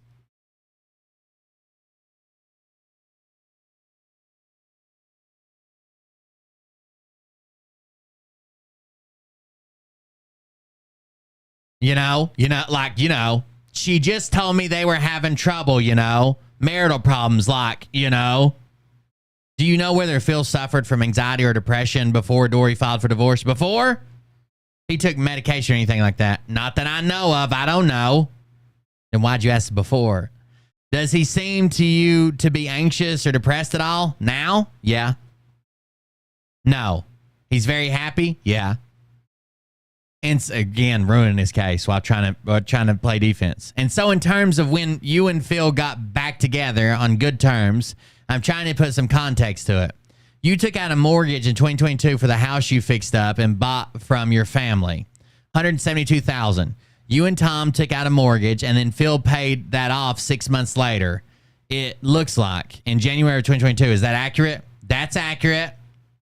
Is that what the mortgage was for? To buy the house out from your siblings or something? Yes. When your mom died? Yes. You had to give them money for their part of the inheritance, right? Yes, exactly. And then how did it come about that Phil paid off your mortgage? Was that when you guys made up around that time period, or what happened? That was, oh gosh, let me think about this now. Yeah, of course. Now she's got to think about it. Yeah. Okay, well, who made contact with who? She says yeah at the end. That was, oh gosh, let me think about this now. Yeah, that was about the time we made up. About the time he paid off my $172,000 mortgage. I'd have to think about it a little bit more, but yeah, it was basically the same day. I met him at the bank and told him I forgive him. I met him when he signed my deed over. I went like this, unzipped my lips, and said, "We're back to normal, son." Oh, you think they're the gypsies that cursed me, Gay W?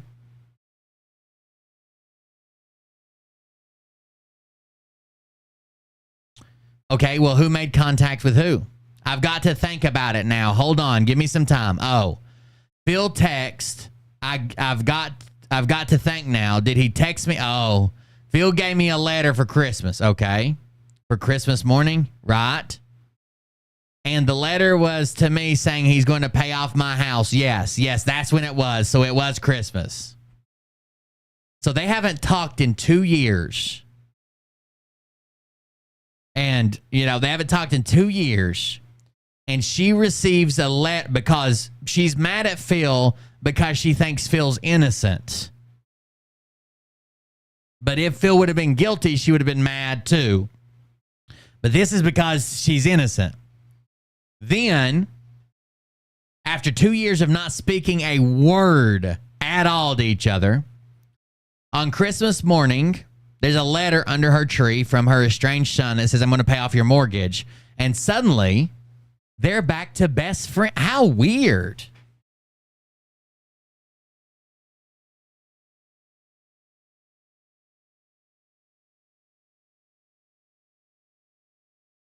He's not bothering me. So, I mean, I can't, I don't know. I think my morals are worth more than $172,000 on a mortgage that I was having no trouble paying, already. Everybody's got a number, you know what I mean? I can't exactly blame her. I don't know that I would come in here and play shield for him, or be out here being like, I know it never happened. He admitted to it. Yeah, but it didn't happen. I can tell. I'm intuitive with these things. By the way, another little side note, Tim Ballard is fucked, dude. I don't know if you've been seeing what's going on with Tim Ballard, or Tim Ballet, I think's his name. I think everybody on the news always pronounces it wrong. Tim Ballet's fucked. Dude, he according to this new lawsuit coming out, he basically trained women to pretend to be his wives on his child rescuing missions so he wouldn't be enticed to fuck children. And then he had these women sleep in the same bed with him in a hotel room, and then shower with him. And when they tried to resist doing some of these sexual things with him, he would say shit like, "How far are you willing to go for God to save these children?" He's so fucked. He's so fucked. He'll probably be friends with Phil before too long. Anyways, I don't know. I can't believe how much she's going to bat for Phil. All for $172,000 isn't even a ton of money. Hell, Dory makes almost that a year for the next 12 years. And she was more aggressive in her testimony. Ultimately, I still think she shielded a couple things, but she was more aggressive than this, right?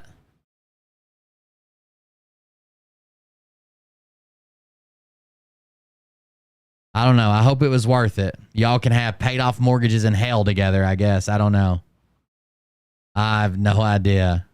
You and Spider-Man and Phil and Dory all beside each other. With them damn... you can all split the child support payments in hell. For all I care. Seems pretty ridiculous.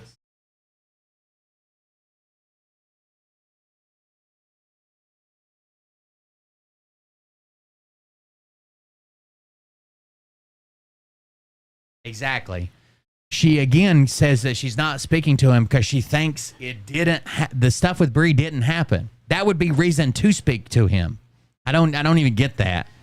I think she wasn't speaking to him for a different reason, and then she just tried to make this up and thinks it sounds slick. It doesn't. And you weren't talking with him. Sorry, I was fixing my sock. If you were wondering what I was doing a second ago. And you weren't talking with him up until that point in time. Is that correct? Yes. And then after he did that, you two were on good terms then? Yeah. Lady, you know how horrible you fucking sound right now? Jesus told him to, Shananon. Jesus told him that he's supposed to announce on October 10th. He actually got excommunicated. Well, this is a rumor, but it came from a rumor of someone in the church. Hold on, let me make sure. Believe it or not, the Mormon church is praising Vice News, saying they did an amazing job as they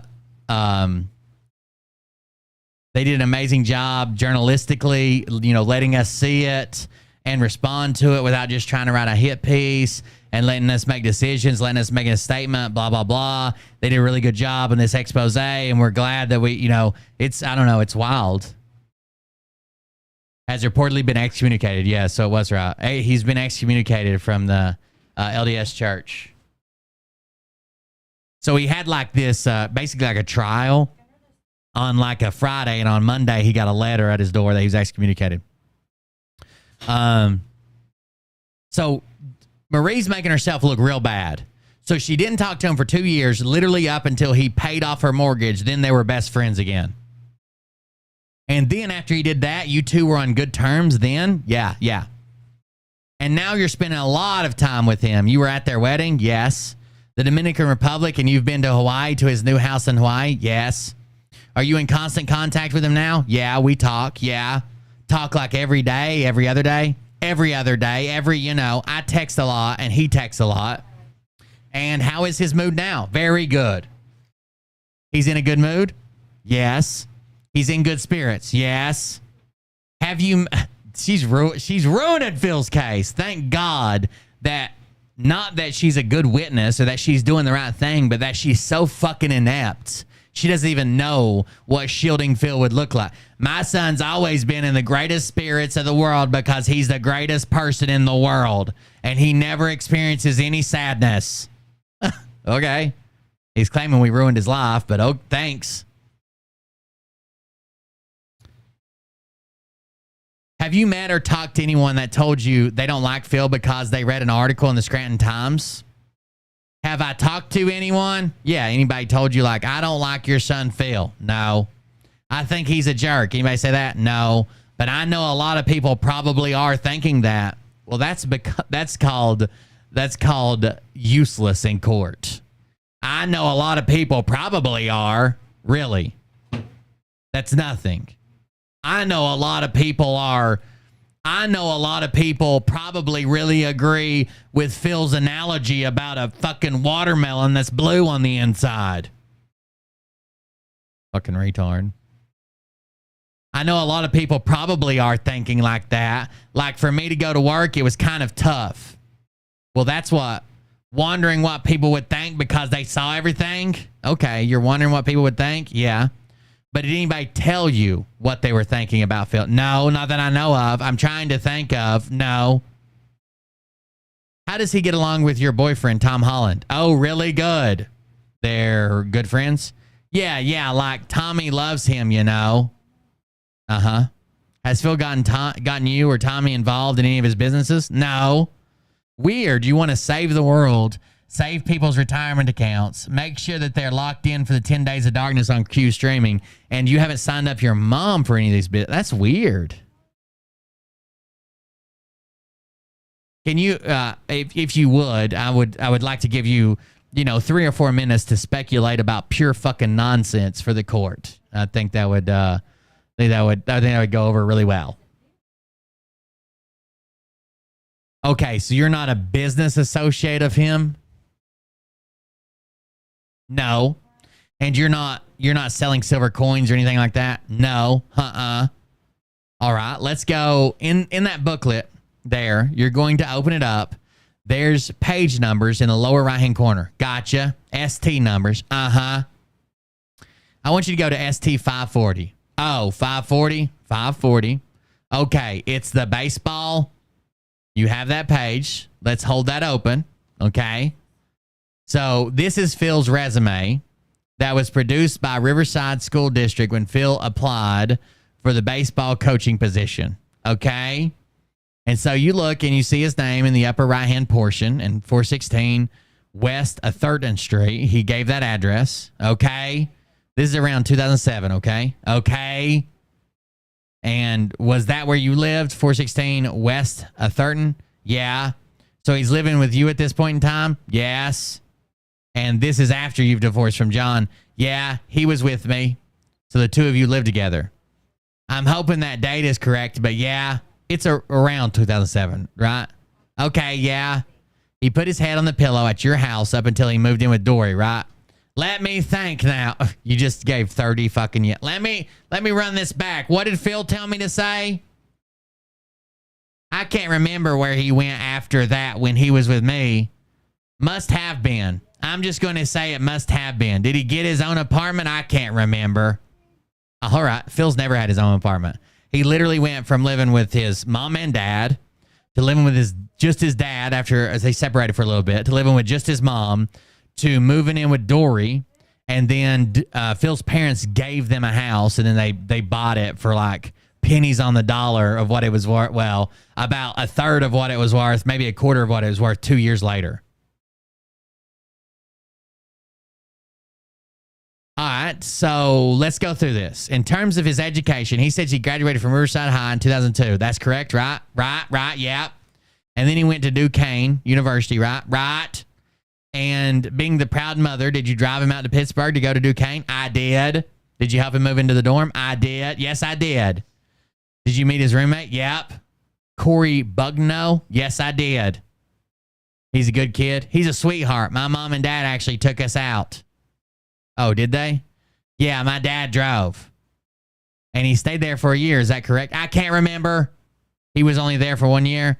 Yeah, he was there 1. Yeah, I think it was okay. Don't quote me, though, because I can't, honest to God, I can't remember way back then. And do you remember that he was planning to play baseball there and doing the winter workouts and stuff, but he actually never played on the team? Is that correct?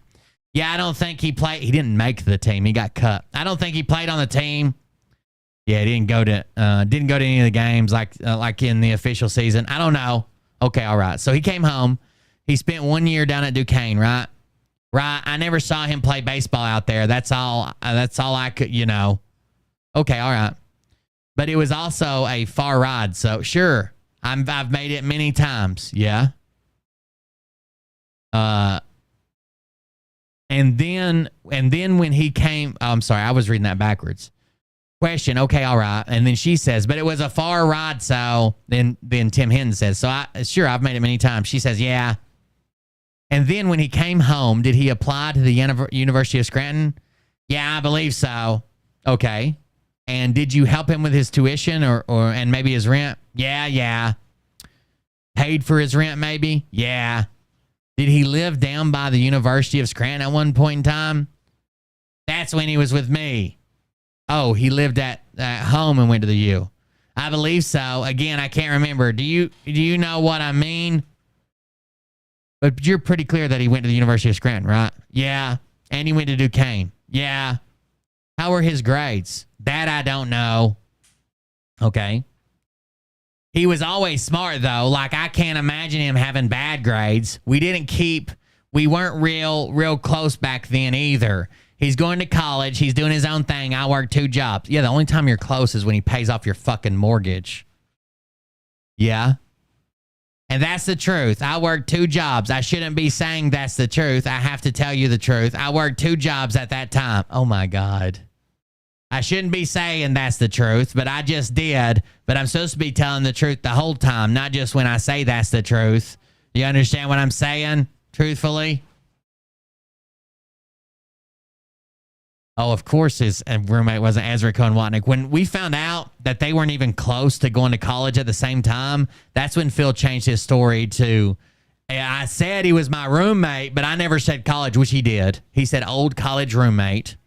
I never said college. This was at CIA camp.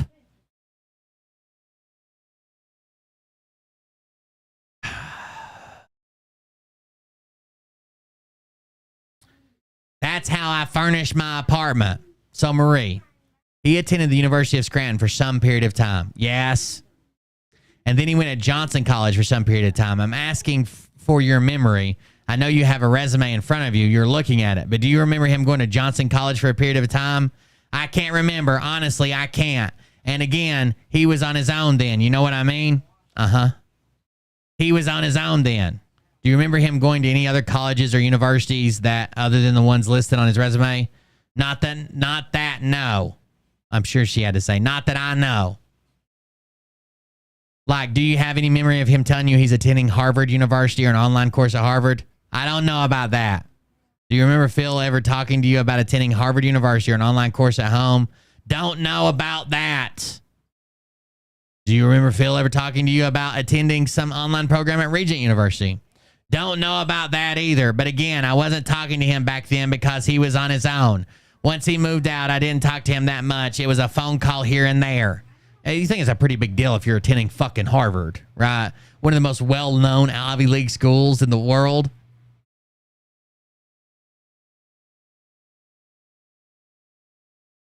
You're the one who somehow duped him into taking the Mensa test, right?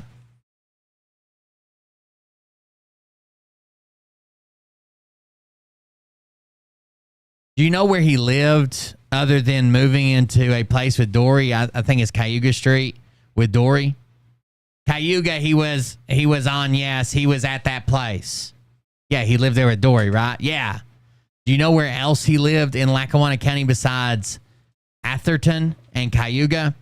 Let me think now. So Atherton, Cayuga, and then there was Blueberry Hills. That's all I know about. Now, when you went to the Dominican Republic for the wedding, did Phil pick up all the charges? I mean, he paid for your rooms, your meals, everything? Yes. Okay, and how about in Hawaii? Yes. Paid for the travel, the air? Well, we paid for some stuff. We did. I paid for souvenirs. I mean, we paid for some stuff. Yes, souvenir. Good one. I accidentally bought a souvenir while he wasn't with us at a store. So I paid for some of it, half of it at least. Have you already solved this? At least half of it. God damn, that's loud, babe. That echoed through the mic and everything. Yeah, you. I don't need you to at all. You can't put that into a fucking crash the sound barrier with a trash bag. I mean, we paid for some stuff, all right, but he was like, so, like, Mom, I want to, this is from me, you know, besides you and Tom going to the wedding and his 2 boys. And did any of his friends go to the wedding from Scranton, this area? Yeah. Ron Pavlonis? Yes. John Novak? Yes. Anybody else? They're like my best buddies from here. Nobody I know of that I'm close with. You know what I mean? They're just the 2 guys that I know. When Phil was a successful realtor, did he pay for you and Tom to go on trips like he has now? No. But you know what? Me and Tommy never really went anywhere. And if we went on trips with Dory, when him and Dory went on trips, they went on their own, you know. Oh, wait a minute. Oh, no. We went on trips with Phil and Dory. We went to, I believe it was St. Thomas. This is going way back now. I think it was St. Thomas. Don't quote me on the place, okay? You're going so far back that I can't remember. Now we paid for our own everything. So we went to a trip with them years ago and you had to pay for everything, but now you pay for nothing is basically what she's saying at this point. When you went to St. Thomas, you paid for your own everything? Yeah, let's put it this way. Even if it wasn't St. Thomas, I can't remember. We did go on a cruise, and they paid for theirs. We paid for ours. But, of course, I insisted. You know what I mean? Yeah, I insisted. This is the only vacation Phil has ever taken us on in the Dominican Republic and to Hawaii. Yeah. Do you know what year it was that you and Phil became estranged? Let's see. It's 2023, right? 21 maybe? Before Dory filed for divorce or after she filed for divorce? I can't remember when Dory filed for divorce. March. Why is the month going to help you if all you can remember about when you became estranged is the year? Why would the month help? You can't remember the month you became estranged. So why would the month of the divorce help you?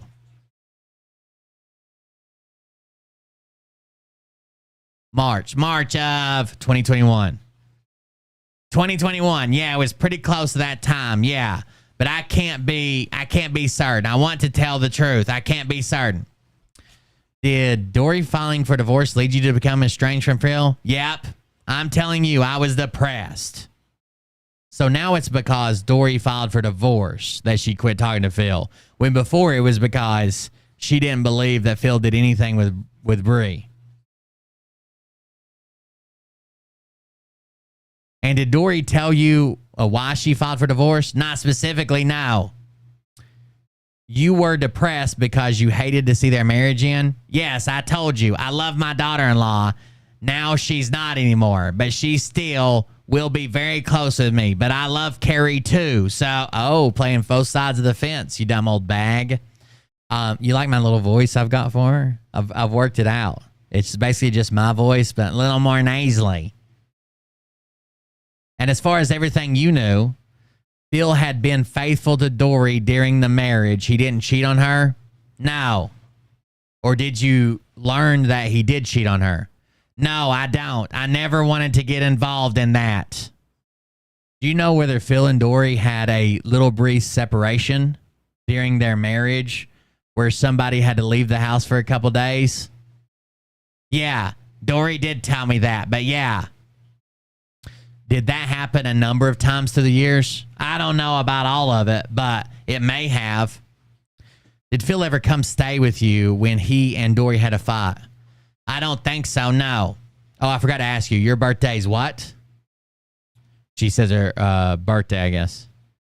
Oh, your birthday's, and then he says it. And she says, yeah, what year? Blank.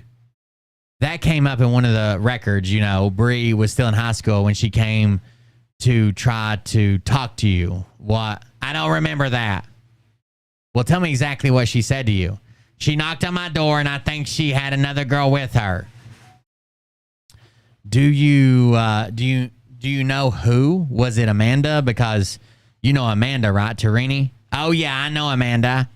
Was it Amanda or was it Sierra? I think it was Sierra. I was trying to think of the name, but now that you said it, I think, not positive, it could have been Amanda. It was one of them. It was some girl, hopefully, and not a man. So they came to your house to talk to you, and she wanted to tell you that she was involved with your son. Is that correct? Yeah. And what did you say? I don't want to hear it, or what did you say to her? I said, you're a liar. That's what I said. And she said, did she start crying? Huh? Did she cry? Did she cry? Yeah. I don't remember that, Tim. Okay. Don't remember. I started crying, though, because I kept telling her, you're a liar. I said, this is called denial. I mean, this isn't like, this is called denial. When you just scream, you're a liar, you're a liar, you're a liar, you're a liar, and you start crying, and it leaves you into a spiraling depression where you don't talk to someone for 2 years. This is called denial. Denial.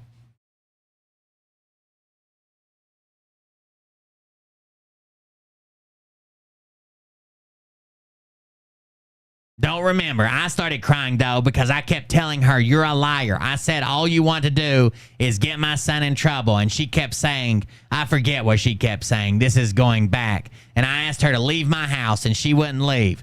Like, she was standing by the door, and I said, honestly, I was so upset. I said, leave now. I said, if you don't get off my porch, I said, I'm going to actually kick you down my steps. And I'm so happy I didn't, because I could have been arrested. But I was angry.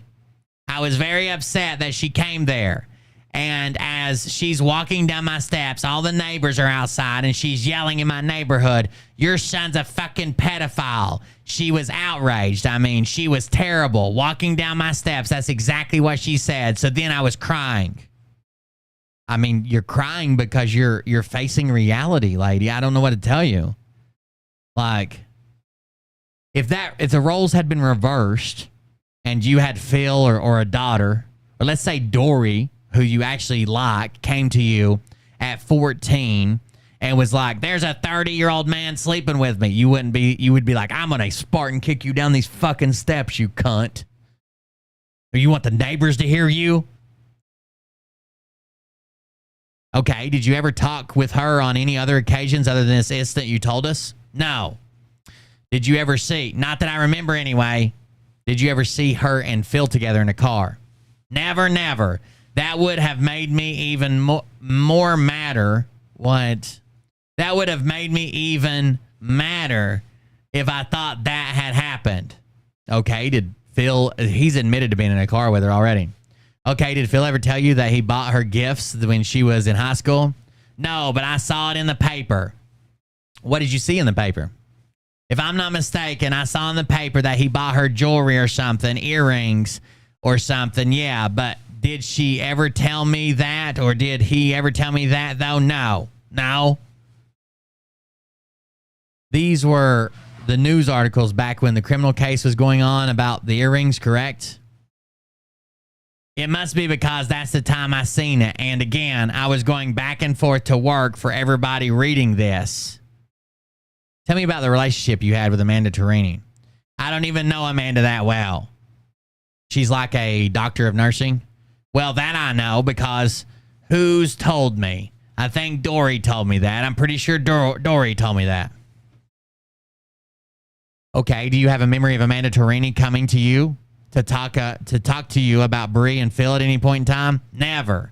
I've never met Amanda before. Oh, she did come to his grandma's funeral or Papa's, one of them. She did come there, and that's probably the first time I ever met her. And that's when Phil had told me, Mom, that's Amanda, and this was at the funeral home. And I believe that it was my dad's. It was my dad she came to. I want you to turn to 513. 13? 513. Got it. This is a memo from the principal of Riverside High School dated January 8th, 2009, where he called Phil on the phone, and he's already testified in this case, Marie, about this memo. He called him because he had heard rumors about Phil and Bree having a relationship, and he wanted to ask Phil for his side of the story. Uh-huh. And Phil said he was, they were just friends or just chatting. Yeah, that's all I knew about. That's all I thought, too. I did know about this. As far as I'm concerned, that's all they were, friends. That's all I know about that situation. That's why I was upset. She's trying way too hard to protect Phil. Yes, he says that Phil, that his parents were really good friends with Amanda's parents, and that's why he was at Amanda's house. That's why he's in the car with her, all that shit. Back then, did you know about the rumors and stuff that were going on in January 2009? Like, did you know about Phil and Bree, that the rumors of them? I can't remember back then. Okay, do you remember when he lost his job, his coaching job at Riverside? Oh, yeah, that I knew. What did Phil tell you about that? He just told me they let me go as a coach. Okay, they got rid of him? Yeah. Did he tell you why? Yeah. Did he say because Bree's parents went to school? Yes. See, I'm remembering more. I'm sorry. I'm just trying. I want to be truthful. And if I'm saying anything wrong, I don't want to. I don't want to. I just want to be truthful. Going way back is hard, though. Oh my God. What is going on? Oh, it gets worse than just the I was going to kick her down the stairs. It gets much worse when he's talking about Bree. Hold on, we'll get there. She says, yes, see, I'm remembering more. I'm sorry. I'm just trying. I don't want to. I want to be truthful. If I'm saying anything wrong, I don't want to. Is she got like a tick where sometimes she says that twice in the middle of a sentence where it makes no sense? I just want to be truthful. Going way back is hard, though. And Phil never told you that he bought any gifts for Bree. No, he never told me that. I had to see it in the paper. Well, he has admitted in the court that he bought her a tanning package and he bought her a hat. He may have bought her a shirt and he bought her a hoagie. Phil never admitted any of those things to you? No. And I know that but again, we didn't talk about it, Tim. You know what I'm saying? I didn't talk to him about it, so I didn't ask him questions. You know what I mean? Well, oh, by the way, I move my cursor sometimes just because I'm nervous. I saw somebody complaining about that in the chat. I can't help it. You just have to complain. Not in a live chat, but like in a replay or something. I can't help it. It's just like a tick or something. I move it while I'm reading. Well, you were there when he pled guilty at the end of the criminal case, right? Oh, yeah, I was in court. With your father? Yeah, my dad came. And Dory? And Dory came. Was your mom there? No, my mom didn't go. No, she couldn't. Okay? Okay, and you actually went to the preliminary hearing? I did. And Bree was beside herself at the hearing? Yeah. Crying and upset? Yeah. And she asserted her Fifth Amendment rights? Yes, I do remember that now, yes. And then after she did that, did the family have like a family conference about what Phil should do? My family? Yeah. I can't remember, Tim. Well, Phil pled guilty that day. Yeah. To a corruption charge. Right. Did you guys talk about it as a family about what he should do? He may have talked to my dad. Did he talk to you? I can't remember, Tim. Honestly, I can't remember. I don't remember telling him what to do. My dad may have. Okay, but you didn't. No. And you didn't hear what your dad said. I can't remember. Did you ever ask Phil, like, why would you plead guilty to corrupting the morals of a minor if you did nothing to this girl? Did you ever ask him that? I thought of it, but I didn't ask him. Why not? You just wanted to go away, right? You just wanted to go away, right?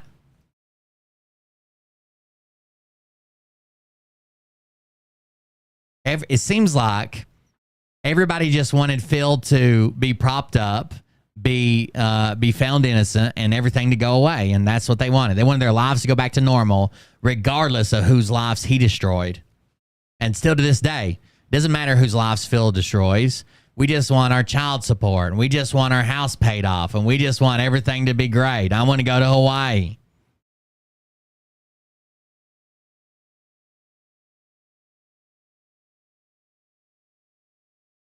Did Phil tell you that the DA's office had hundreds and hundreds of text messages between Phil and Bree? Well, he didn't tell me that. He told me someone, and they told me, and I can't remember who it was. It could be my dad back then. You know what I mean? It could be, but I also wasn't that in the paper also, or no? There was a report of the text message in the newspaper. That was in the newspaper, correct. That's where I saw it then. No, I had to read about all this. That's what it was. So I can't say someone told me. It was in the newspaper. Every morning I woke up, I had to see something different. I'm telling you, mentally, this has disturbed me. Imagine just reading about your son's exploits in the paper and the damage it did to you. Now imagine you're a 15-year-old girl, and instead of just reading about these crazy exploits committed by your son, you actually live through them, you dumb bitch. These people have... I've never seen people with less empathy than these people. All of them. Phil and Dory and fucking Marie, all of them. They have no empathy. Well, my life was turned upside down and I just wanted it to be over. Okay? I try to look at things from both sides. Even if it's someone close to me that's been accused, I don't ever jump on the... I mean, like, I'll support someone and say, hey, we'll get a lawyer, you know, we'll get to the bottom of this, blah, blah, blah. But I'm just saying you can jump onto the, oh, she's an evil bitch, she's making all this up because you're the greatest guy in the world and there's no chance that you could actually do something bad. Like, the fuck out of here. Okay, so in the newspaper, if we go to the front of the exhibit you have in front of you, yeah, let's go to the first article, which is, go to page 804. Page 804. Okay, bear with me. That's fine. I have arthritis in my hands. It's hard. Something Phil's never said about his penis without Viagra. We're in no hurry. These are the fingers I broke right here. These are the fingers I broke right here. Oh, coach charged with sex offense. Oh, here we go. That was the first article about Phil's criminal charge that dated July 10th, 2010. The day after he was arrested. Did you read this article when it came? I used to aggravate my mom. My mom's got like carpal tunnel and arthritis, and I used to aggravate my mom like that. So she'd be like saying something, and I'd get behind her like to dad, and I'd be going like making claws, all drawn up. She'd get like playfully mad. Damn it, William, stop it! You know I got a condition. And then when I first met Mariah's grandma, she used to say all the time, I'm a hemorrhaging up and under my skin. And then I started saying it. Mariah'd be like, what the hell's wrong with you? I'm a hemorrhaging up and under my skin. That was the first article about Phil's criminal charges that dated July 10th, 2010. The day after he was arrested. Did you read this article when it came out? Yes, I did. And did you ask Phil, did you call him as soon as you heard about it and ask him about the situation? I can't remember. I was just so upset. Don't tell me you wouldn't call him when you saw him in the paper arrested for sleeping with a 15-year-old. Get the fuck out of here. Of course, that's the first call you're going to make. Oh, my God. What's going on? Or Dory or somebody. Somebody in direct contact with Phil.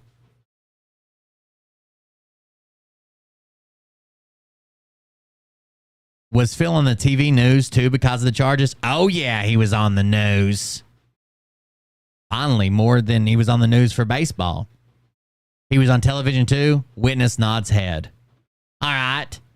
Then if you go to page 18, go to the front of the booklet here. There. Do you need to take a break, says Phil. Jumping in, white knighting for his mom. Phil out of nowhere. Not a lawyer. Not doing it. Do you need to take a break? We're going to look at some stuff that you could get me in trouble with. Do you need to take a break? No, I'm all right. It's just bringing back the bad memories of when my life was horrible. Not the 15-year-old, when I felt bad because people accused my son of something he probably fucking did. That's so fucked up. She's up here bawling her fucking eyes out because it brings back the memories of when she felt bad about something. Not she wanted to fucking throw Bree down the fucking stairs, but she was feeling bad.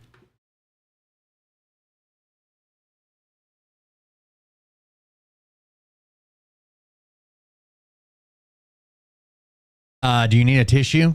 No, I knew I was going to cry. I'm sorry. I didn't even put on makeup on. So, Marie, the next article that came out is ST18. Yeah, where Phil pled guilty to corrupting Brianna's morals. Yeah, I saw it.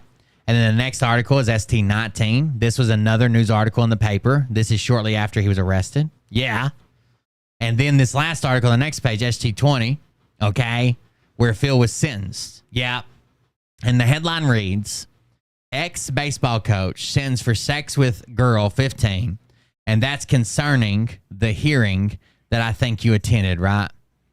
That must be it, yeah. Did Phil tell you that he was never alone with Bree ever in his life? I don't remember, Tim.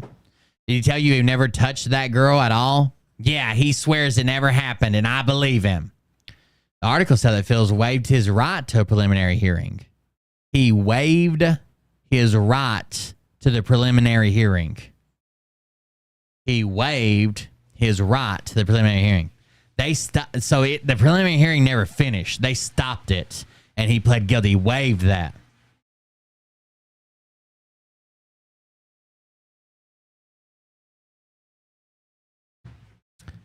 The article says that Phil waived his right to preliminary hearing. Yeah. Do you remember that happening on the day he pled guilty? Wait, say that again, Tim. That he waived his right to a preliminary hearing. Yeah. Okay, you remember that happening? Yeah. And then you guys went out in the hallway and there were talks about a plea deal.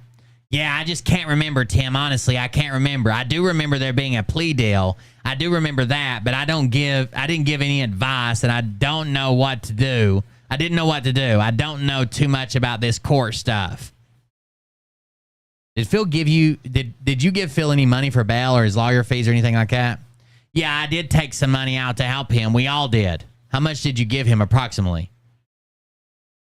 I can't remember, Tim. That's going to be the theme, is I can't remember, unless she can praise Phil and say that I believe him.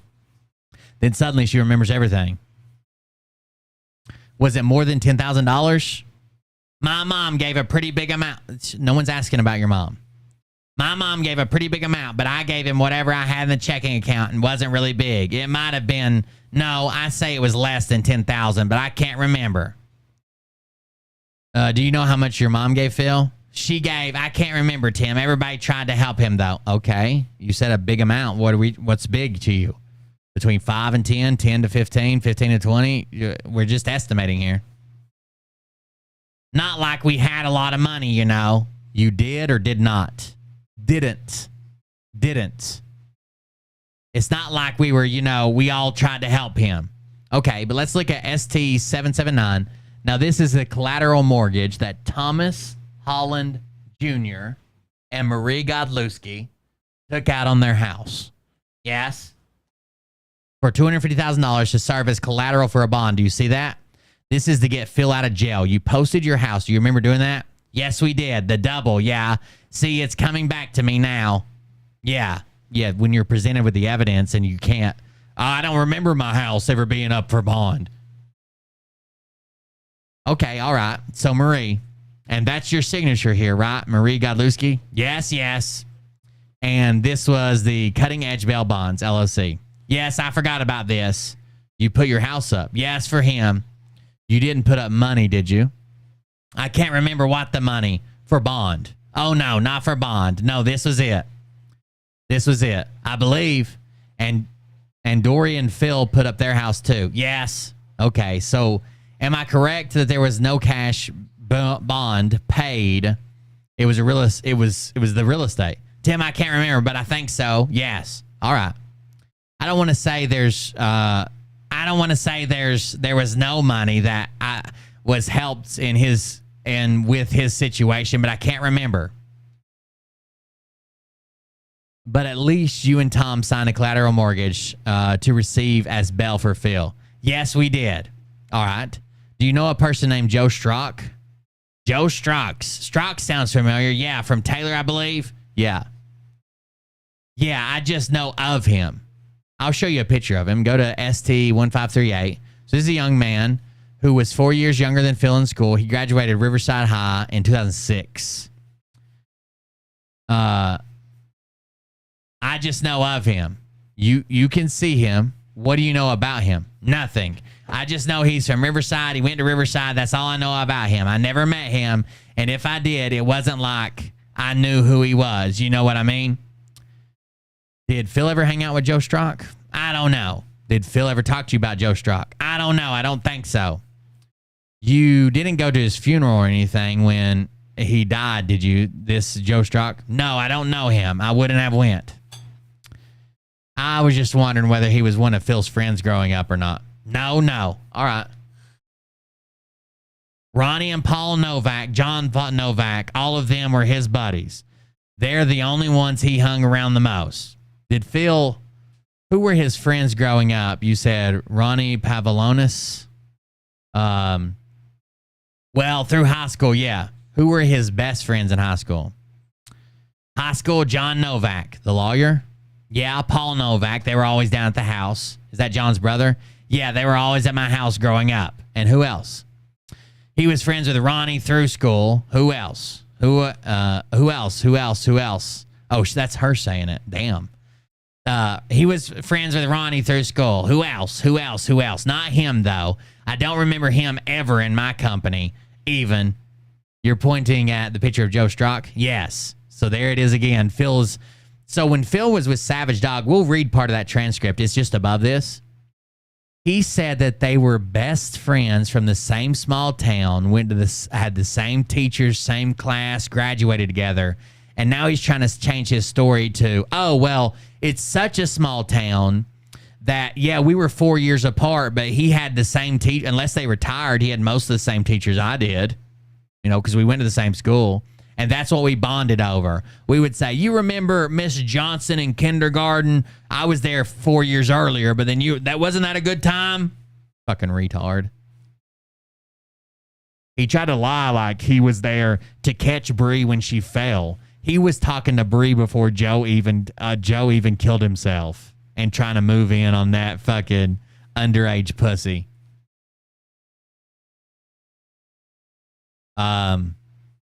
He never ate dinner over at your house? Not that I know of. If he was over, I didn't know him. Like I said, I was working a lot. I worked a lot, Tim. 2 jobs. I always worked. Phil knows. Overtime, whenever it was, Did Phil tell you there was an article in George Magazine about him? Did he tell you about that? No. Do you know JFK Jr. started a publication called George Magazine? Don't know anything about it. All right, turn to page ST3547. Did Phil give you a copy of this article or the magazine that's in the article that this article's in? No, which he did. This is an article I've marked at ST3547 through, I've never seen this before. It's through 3556. Well, turn to page 3549 if you can, please. All right. So it's an interview, and you see RWB is the interviewer, the reporter. That's what is it? Rachel something Blonde. What's her name? The George Magazine writer. I can look it up right quick. Hold on.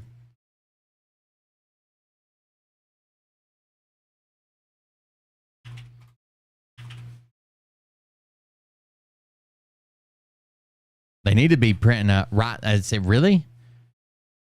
Here it is. They need to be printing a retraction almost immediately. They need to be printing a retraction almost immediately. Like everything he said in there about being a fucking agent and all that shit is all fucked. It's all fucked. It's all a lie. Well, sometimes the intelligence community recruits you very. Is there anything else that our viewers should know about you? Well, sometimes. The fuck out of here.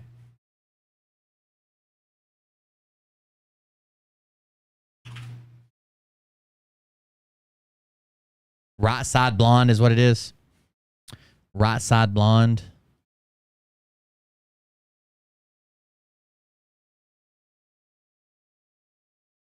I want to say her name was Rachel something, but I got you.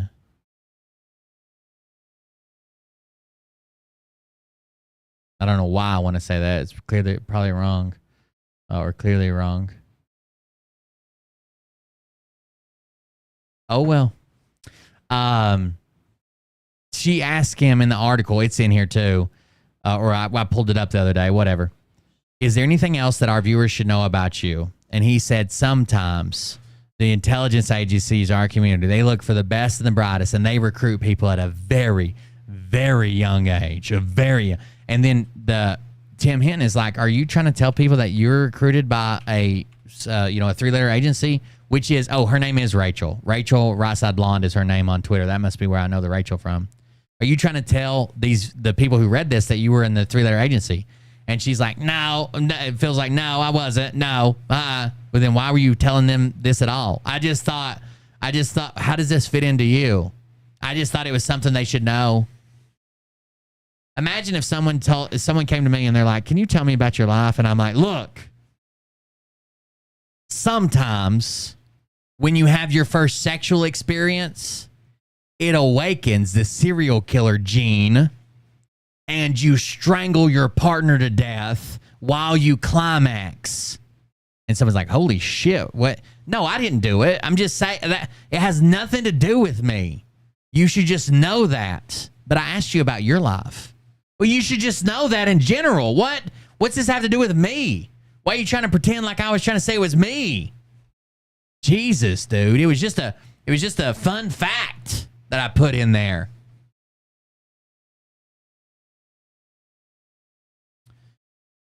Oh, God. RWB is the... I should have known from the W. That's the right, because it's WRIT. I got you. Let's say from George Magazine, and PG is Phil Godlewski, and it's a question and answer. The magazine reporter is asking Phil some questions, okay? Okay. So if you look at the first column in the far left, ST3549. Okay, The second question is from RWB. What more about your background can you share with us? You see that question? Yeah, I see it. To Phil. Yep. And Phil's answer is, the intelligence community of the United States has an extremely strict and very precise way of recruiting individuals, especially individuals that have a particular set of skills or a set way that an individual could be used. So the recruitment of people to the intelligence community is incredibly unique. I think it's more unique to the United States intelligence community and the United States government than it is to any other country around the world. When the intelligence community decides to recruit somebody, they do it based on a number of factors involving who a person is and what their background has been in the past careers. And in some cases, people get recruited to the intelligence community at a very, very young age. Do you see what I just read? Yeah, I read the whole thing with you. Okay, so Phil has implied or stated in some cases that he worked in the intelligence community and was recruited as a senior in high school or a young person into the CIA or NSA or FBI, United States Intelligence Agency. My question to you is, do you know whether Phil has ever worked for a United States government agency? Not that I know of. Did he ever work in the intelligence community? Not that I know of. Did any recruiters come see you? By the way, Phil said recruiters talk to his parents. Well, when Tim Hinton said, well, I talked to your mom, she said no. He's like, oh, I mean, they talked to my dad only, just my dad. That was weird. Why did you even say parents to begin with? They were separated too. Why would you even bundle them together like that? Yeah, they need a fucking retraction, Kells Bells. Thanks for tagging them on Twitter. By the way, if you like what's going on, you like the content, you like the dramatic readings or the court documents, I plan on covering this till completion, of course, along with the other case against Bree. And I'm going to reach out to Bree. I'm going to tell her, like, I'm not trying to get her to come on or anything, but I do feel bad for her. Like, just manipulation after manipulation after manipulation. Then all these people just treated her like shit when she did try to come forward. Anyways, if you appreciate any of that, you like what's going on, you want to keep it free, go to coldbeer.fund and click one of these square boxes, or even if you like, you can click this yellow donate button down here and it won't make an alert. It won't interrupt the show. These other ones will, if that's what you want. If you want the show interrupted and I'll read your comment or play your comment or whatever, that's cool. But if you don't want to do that, it's the yellow button at the bottom, and these I'll read it or play it or whatever. Those are all great with me. Thank you. Coldbeer.fund, coldbeer.fund. Back to it.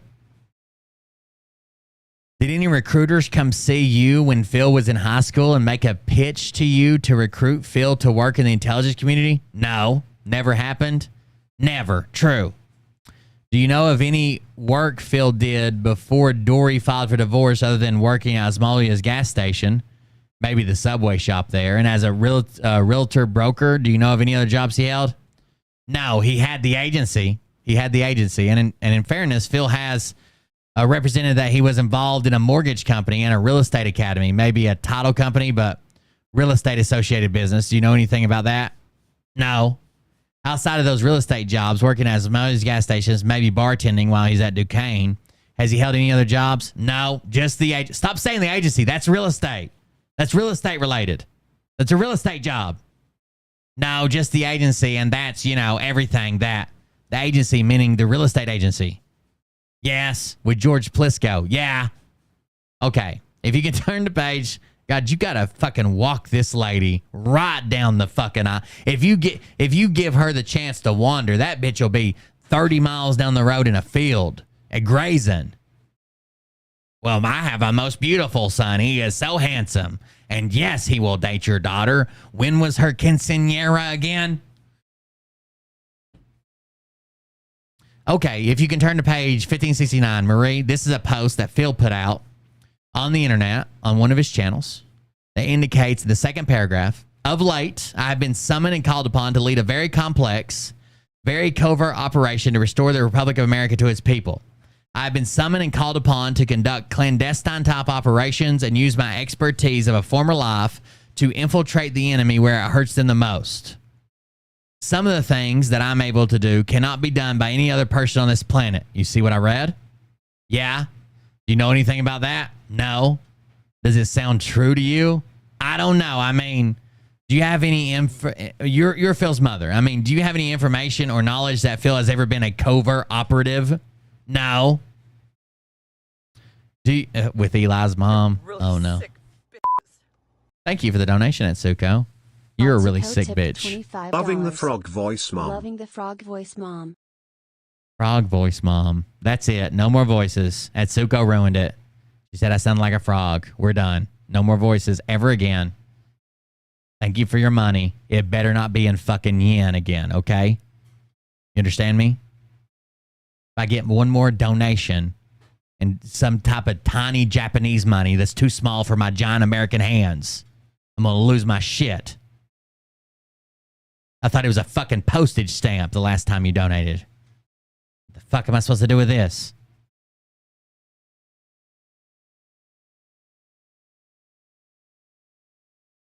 Do you have any information that Phil has some special skills to work as a spy or a computer hacker?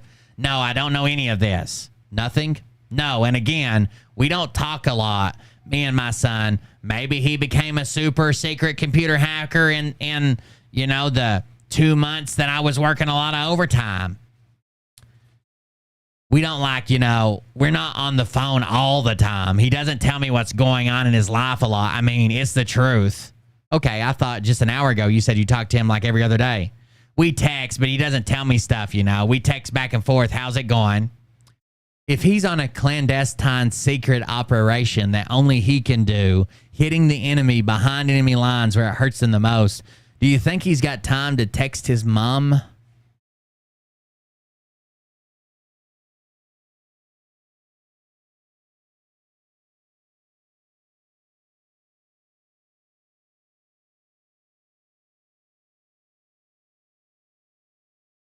I'm curious as to why he would tell the world this stuff in his social media posts, but not talk to his mother about it.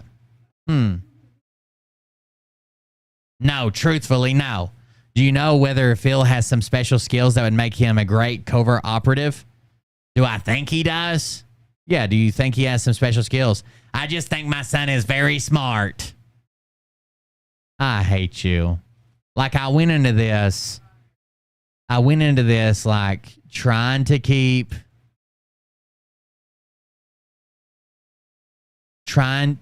you the benefit of the doubt.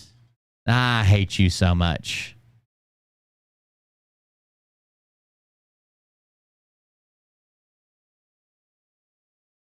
I think that you probably have a special place in hell.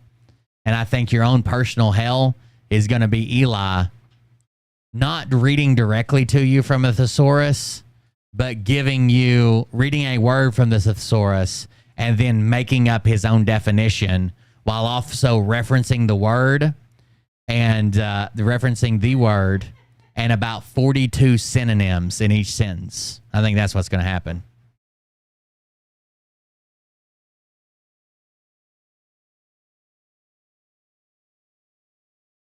I think my son is very smart.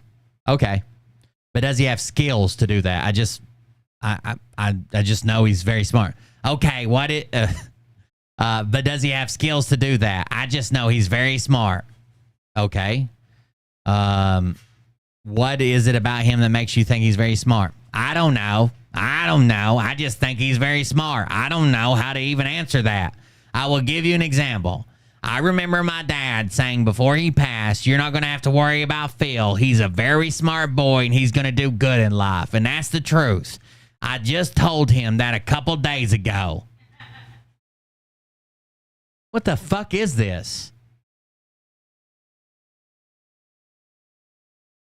It's like a meth-addled fucking Lifetime movie special. On his deathbed, he says, you're not going to have to worry about Phil. Boy's got a nose on him. He can smell a middle schooler in heat from 3 miles away. He's got good genes. And as long as he's got his Viagra, you know, he'll pass those genes along. Build you a fine army of grandkids. The fuck are we talking about? She said she was going to give us a... How do you know Phil is smart? I'll give you an example, okay? You want to question how I know Phil's smart? His papa told me so. Does the example follow? I mean, did he come in and maybe remove the fucking tumor from his goddamn papa's brain so he didn't die? Would that have been an example? Or did he just fucking slowly watch him fucking die? And then he's like, man, the fucking COVID got him. I wish I'd had my computer here. I would have hacked his life support. Had him up like a goddamn animatron running around the halls and shit. Could have rode on his back in a little backpack with my laptop. The fuck is... This is the dumbest... Goddamn. Well, my dad told me he was a very bright kid and not to worry about him. Well, then he went out and fucked a 15-year-old. So maybe you should have worried about him a little more. God damn.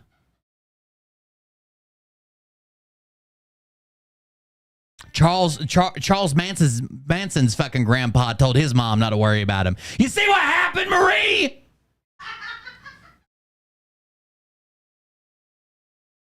Mariah's got to stop cackling. It's throwing me off.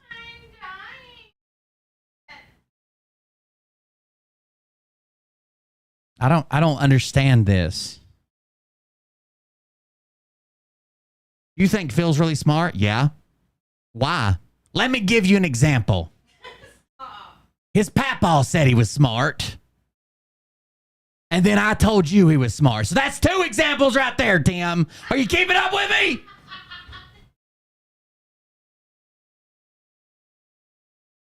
And that's the truth. I asked before, you never met Miranda Polidori. Miranda. No. I said Miranda Polidori. She doesn't have 2 first names. Why does she keep repeating shit? If she starts chanting like ring around the posies or something, ring around the rosies, pocket full of posies, they're going to have to perform an exorcism in the middle of this. Miranda. It's a girl Phil was seeing during during the marriage. Let me put it to you this way.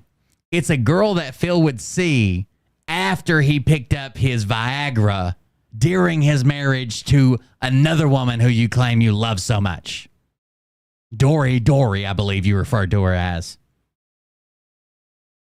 I just seen her not too long ago because we all went out to his place up in Southside, and she's the one that's pregnant or had a baby. Am I right recently? I don't fucking know.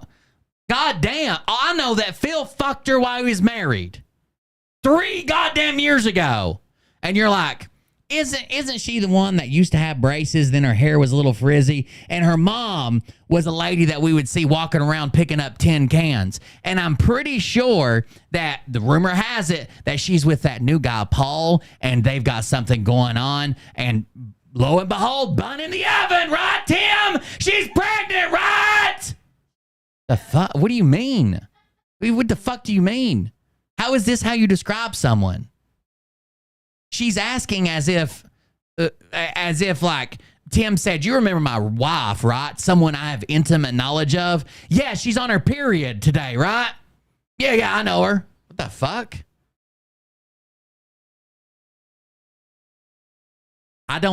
Tim says, I don't know.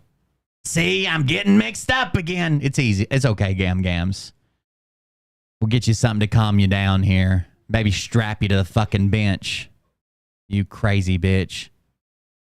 It's a girl Phil was having an affair with in 2017 and 2018. Miranda. I never said her name twice, ma'am. I've never said her name twice like that. I don't know why you keep doing that. Yeah, this girl just had a baby. Yeah, we were all at a get together and she was there with her fiance, I believe. I met her then, but did I meet her before then? No. What was her fiance's name? Ryan? Yeah, I believe it's Ryan. We were with Jolene. Jolene has his own real estate thing. Oh, you know what, though? I don't think Phil was there. Phil wasn't there. So, in other words, my Tommy works for Jolene, too, okay? He's a realtor, my Tommy, and we went to the real estate get-together. It was like everybody gets together at the end of the year, whatever, and I can't remember, but that girl was there, and she was pregnant.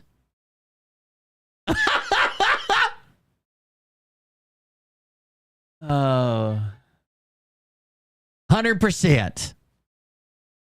I'm sorry, you said Melissa, right? No, Miranda. Oh, I have no idea.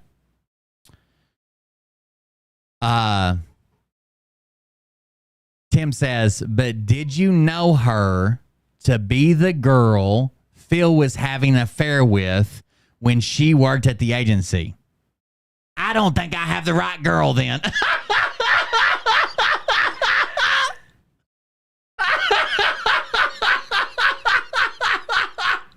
You just killed like 6 trees, lady. What the fuck is wrong with you? I don't. We're not talking about the same person then. But the girl I saw was pregnant. I guarantee it. Went up and checked to see if she was dilated right there at the barbecue. I don't think I have the right one then.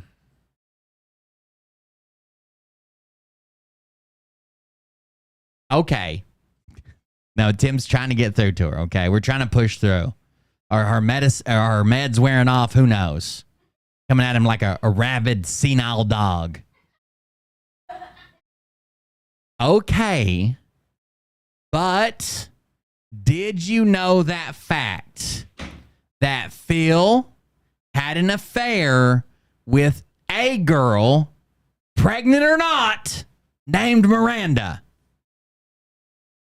I heard about that, but I didn't believe it.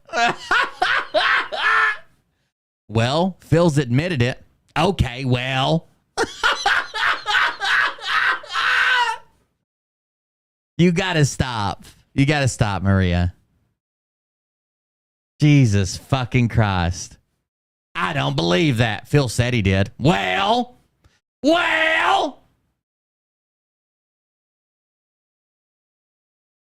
And I don't know the facts of everything. Do you know what I mean? Oh, thank you for the update. You don't know the facts of everything? And here I was. I knew you were well-versed in who is and who isn't pregnant, but you have no fucking idea who they are or how they relate to this case. But thank God we got an update on how far along they are.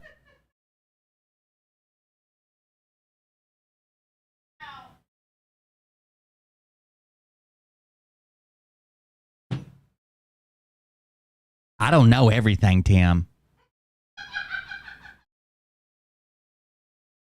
I'm just going to warn you up front.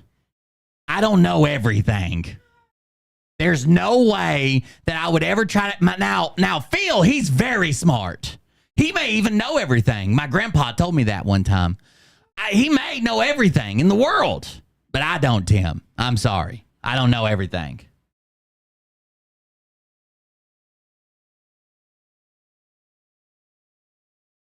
Okay, how about any of your brothers? Was Phil particularly close with any of your... The reason he keeps digging at this uncle angle is that one time Phil was texting Brie, according to these text messages, and talking about how his uncle was cheating on his wife the same way that Phil was cheating with Brie at the time when she was underage. That's why he keeps digging at this, but who knows? Well, Phil worked down at the gas station, so he was always very close with my brother Mickey and my brother Pete. Is Mickey still married to Shannon? Mickey and Shannon are going through a divorce. I wonder why. I don't know everything, Tam. Okay, there's a text message where Phil indicated he would cover for his uncle who was cheating on his wife. I'm just curious. Do you know anything about that?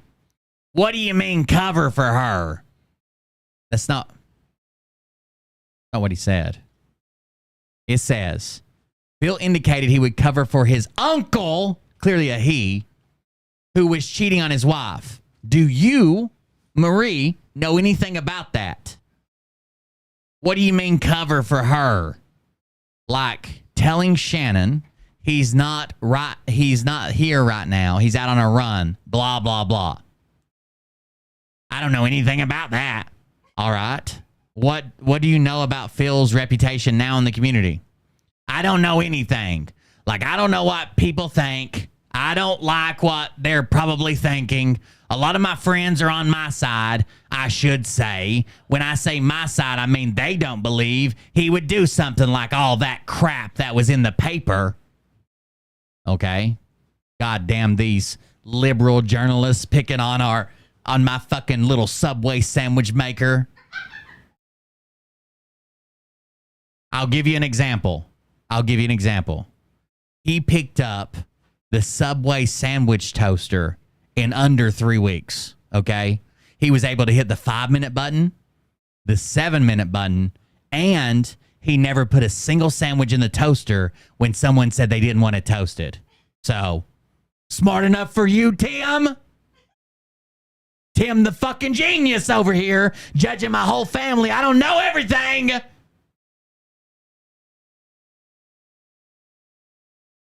Okay. And they say that they see what I went through at work and they don't believe it either because they know him. When you say in the paper, are you talking about the old articles that you and I looked at from 2010, 2011 about sex with a 15-year-old? Yeah, with Bree. Like the one ST18 right in the beginning there. That's probably the one, yeah, because remember, I had to go to work and face people after. Are you on trial here? What? Why do we keep getting a fucking breakdown of what you went? Who gives a fuck what you went through? Is this just your 15 minutes of fame? I don't know everything, but one thing I do know, Phil is very smart and I had a tough time at work, okay?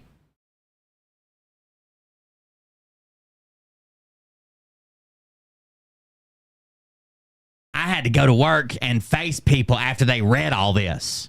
All right, so let's look at ST20. Ex-baseball coach sentenced for sex with girl, 15. See the headline? Yes. And in that article, is that the article you're talking about that caused some stress? They all cause me stress, Tim. I'm a hemorrhaging up and under my skin. I understand. I got a small dick. Oh, shit. Wait till it get hard. She gonna be like, damn, shit, my God. Shanananon says this show belongs on the Mount Rushmore of dramatic ratings. Thank you very much, Shanananon. I appreciate that. Thank you. I understand. Has anybody ever told you that they believe the girl and they don't like Phil because of what he did to the girl? Any of my friends? I said anybody. Any fucking body. So yeah, that includes any of your friends. Yes. Any of your friends? Nobody. Anybody at work? You're ruining his case, torpedo. Anybody at work? Any neighbors? Anybody say, I don't want Phil around here because I know what he did? No. Okay. No one. They were by my side with support. Okay. All right. Too bad you didn't have some fucking support from like some fish oil or some amino acids or something. Keep the fucking brain synapses firing. I don't. Those motherfuckers went to sleep. Okay, all right. So you don't know of anybody that thinks less of Phil because something they read in the newspaper? No. Okay. Is it your opinion that Phil still has a good reputation as a businessman, as a realtor, as a father? In my opinion, absolutely. And he's a fantastic father. And I don't know if I mentioned this or not. Very bright. He's a very bright boy. So you don't know of anybody that thinks that Phil is a pedophile? Bree. I mean, besides the girl he raped, Bree. Anybody else? Nobody's ever said anything to me about it. Okay. I'd probably end up punching them in the face, but no. And yes, I would punch them in the face because Phil knows my temper. I could listen.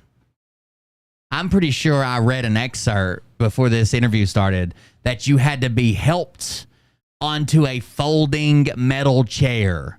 Who the fuck are you throwing haymakers at when they tell you, like, hey, you got a pedophile son? The fuck? And warmed up like Rocky Balboa backstage punching a bunch of fucking frozen animal carcasses. And yes, I would punch him in the face because Phil knows my temper. I could have been arrested with Bree at my house because I wanted to beat her up. I really did. What? Imagine someone comes and tells you, look, I don't want to do this any more than you do, but I feel like I need to tell you this. Phil's in trouble because he's having a sexual relationship with me. I'm a minor. I can't make these decisions. And he's 10 years my senior, 25, and a baseball coach. I'm going to beat you up. The fuck? I don't know how to use my words. I don't know everything, Bree, but I know how to use these fucking hands. And the fight ensues. She wanted to beat up Bree, and Phil knows this, because he knows her temper. He was going to beat her up. Do you follow Phil on social media now? No. You never watched his videos? Nope. So you never seen him put out anything about QAnon? No. Do you know what QAnon Tommy does? Tommy watches them? Well, sometimes, not all the time.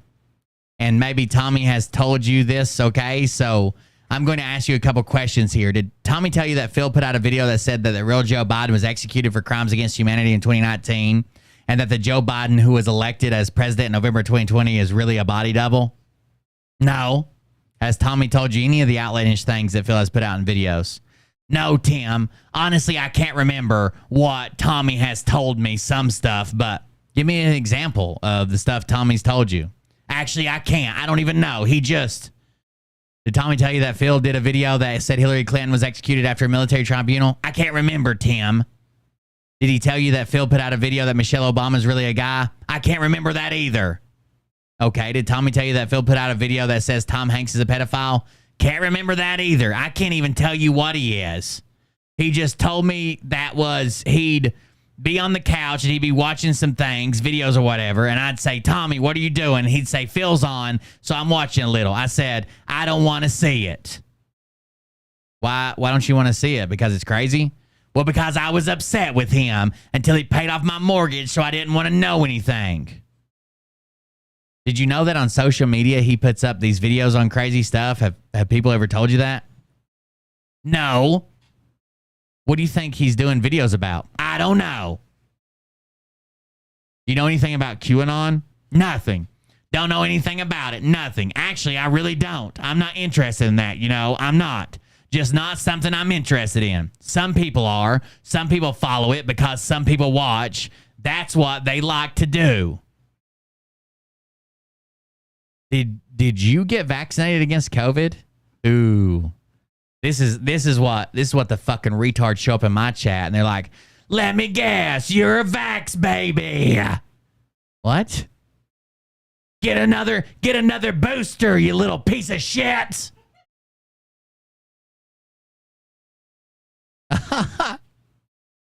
Jesus.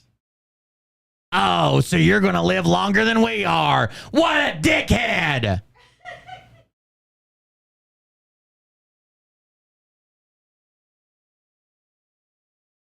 Did you get vaccinated against COVID? I did. Twice only. And then I didn't want any more. Did Phil ever talk to you about it? Not that I know of. He never indicates whether he's pro-vaccine or anti-vaccine. I don't remember talking to him about that with him. All right? And Tim, I want you to know, when I say I text Phil here and there, I say, how's the boys? Where are the boys now? Because they go with their mom, they go with their dad, with him.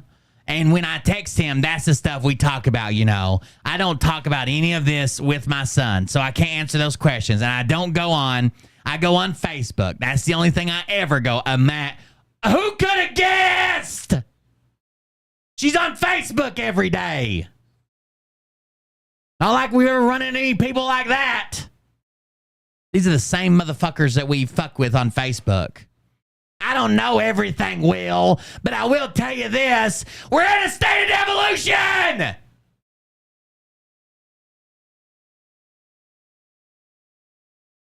You're a big boy. You can do it yourself.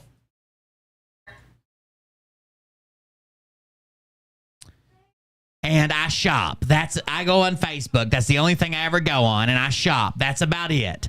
I don't know anything about QAnon. I don't want to know anything about it. If it's something, if it's what someone wants to do, that's there. I don't care. If you turn to page 3721, did you ever see? I wonder. She needs to. He should have brought up. Do you know that Phil claims that he tried like hell to save his grandmother from dying, but the rest of the family, including you, went along with the doctors and they murdered her by poisoning her with medicine that they administered? You know that?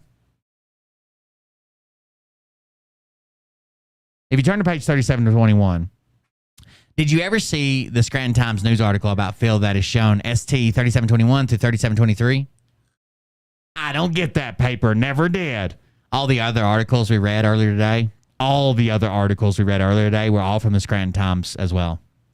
And she claims that she read all of those, and so did everybody around her, and she was worried about going into work. But now, I don't get that paper and never did. So you've never read this article? No.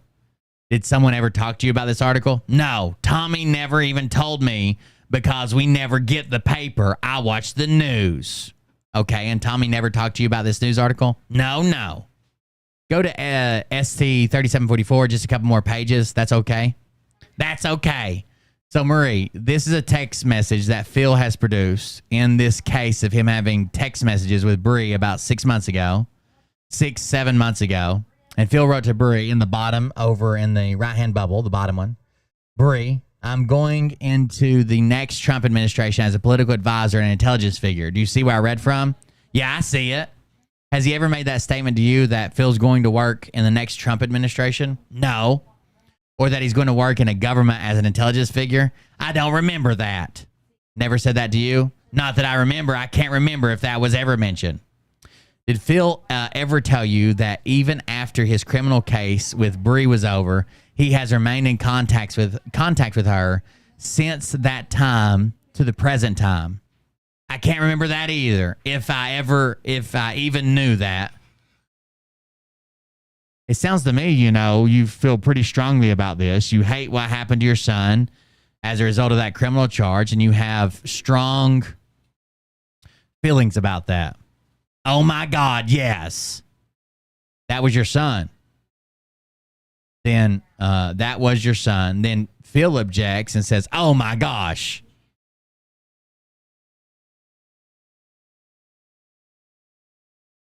It sounds to me, you feel pretty strongly about this. You hate what happened to your son as a result of that criminal charge. You have strong feelings about that. She responds, oh my God, yeah. And the question starts, that was your son. And Phil says, oh my gosh. And then his mom says, I'm sorry, dear. He's teaching me not to say that. My son in my eyes is a great... Oh, he's teaching her not to say, my God. Take the Lord's... Phil's teaching his mom not to say the Lord's name in vain. So he interjected in a court proceeding. What a fucktard. Yeah, Phil was there for all of them. It's his right to be there because it's depositions in his cases. He can be there for all of them. I don't know everything, Tim, but I know one thing. I'll never take the Lord or Phil's name in vain as long as they keep paying my mortgage. I'm sorry, dear. He's teaching me not to say that. My son, in my eyes, is a great guy. And in my eyes, a lot of people will say your kids could do no wrong. But I know my son did not do any of that. Imagine being so blind. Imagine I say this. They say not to count your chickens before they hatch, but I have 200 eggs. They all look pretty good, so I say I got 200 chickens. Because what she's actually saying is a what's it called? It's not a euphemism. It's a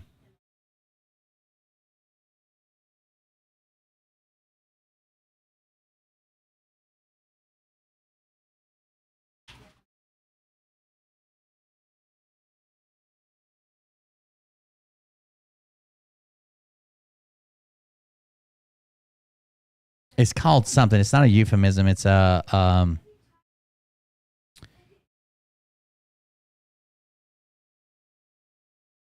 all these like sayings are things.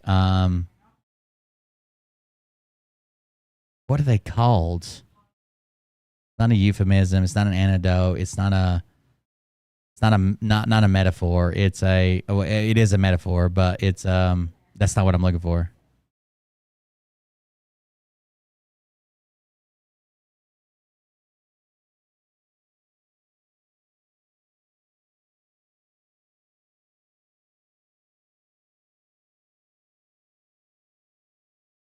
I guess idiom's probably the best, but I can't. Idiom's probably the best, but that's not even the word I'm thinking of. I'll look it up later. Anyways, so she's saying one of these well-known phrases that people hold to be true, right? And the reason that it's a well-known phrase is because people know it to be true. And she says, I know a lot of people will say your kids could do no wrong in your eyes. So like most people will say, well, in a parent's eyes, their kid does no wrong, right? You're in your eyes, you're the parent, a kid does no wrong. But then she says, but I know my son did no wrong. Like that, the reason it's saying is because people are blinded by it, because it's so common, because people can't see the wrong in their own children. And then you're quoting that and then saying, but I'm above all that. Okay? I'm above all that. And I know he didn't do anything wrong.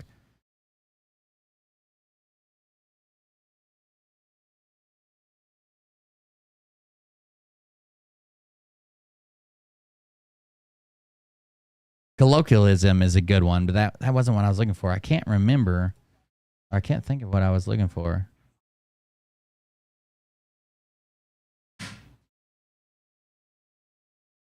Idiomatic expression. Oh, well, we'll move on. I know my son didn't do any of that. Okay, Hinton. Looking at, go to the back of the documents. If you go to page 3829, actually make it 28. Good thing you're here, Phil. Why are you just talking to Phil? Does she not understand that this is a...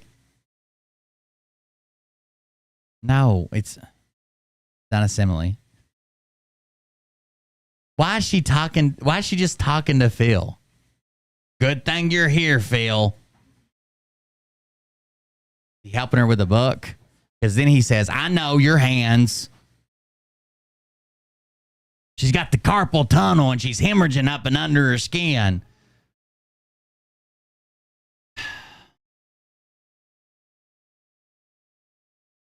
Anyways, she says, good thing you're here, Phil. I know your hands. Tim says, we're almost done. So, Marie, this is a mortgage that's recorded down at the Recorder of Deeds office. If you are, look at the second page of it, ST 3829. It says on June 27, 2022, that you and Tom took out a loan for $172,000, and that would be paid off no later than July 1st, 2052. So they had 30 years. And what did you take that loan out for? Wait now, see, Tommy handled all this, Tim, and I have to be honest, I didn't do anything. He handed it off. I had to sign a paper, and it was for whatever. Yeah, I read it, but well, you did it to pay off your siblings out of their inheritance, right?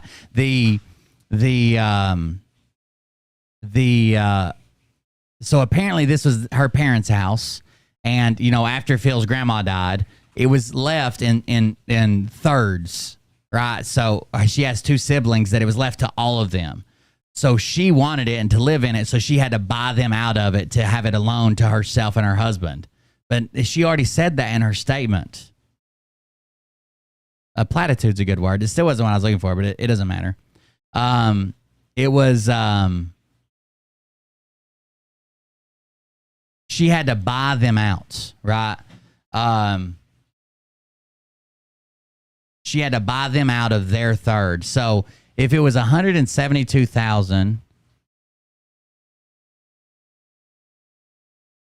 it was $172,000, which they might have got some money on top to like fix it up. But let's say it was $172,000. That was just buying them out, divided by 2 times 3. It was like a $258,000 home, something like that.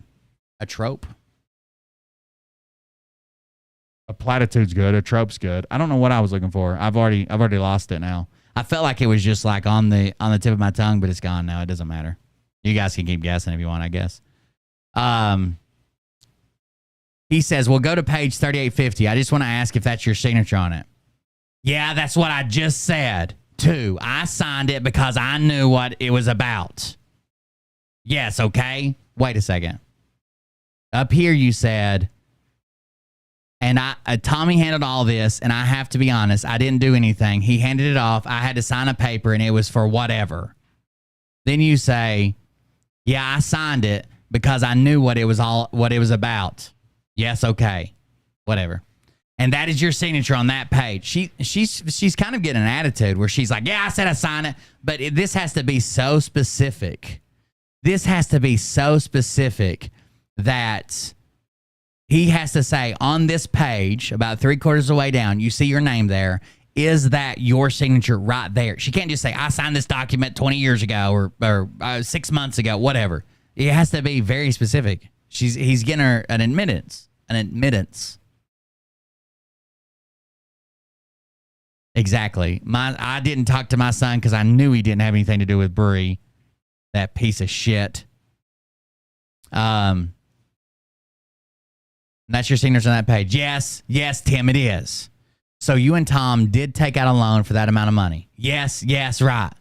And then if you then go to page 3854, this is a mortgage satisfaction stating that the loan was paid off. And I think you've already testified that Phil wrote you a letter at Christmas saying he was going to pay it off. Yes, he did. That was a nice thing for him to do, wasn't it? I was crying. I have a video of it. I do. Tommy videoed it. More useless information. And did he indicate why he wanted to do this for you and Tom? Because he loves us and he wanted to help.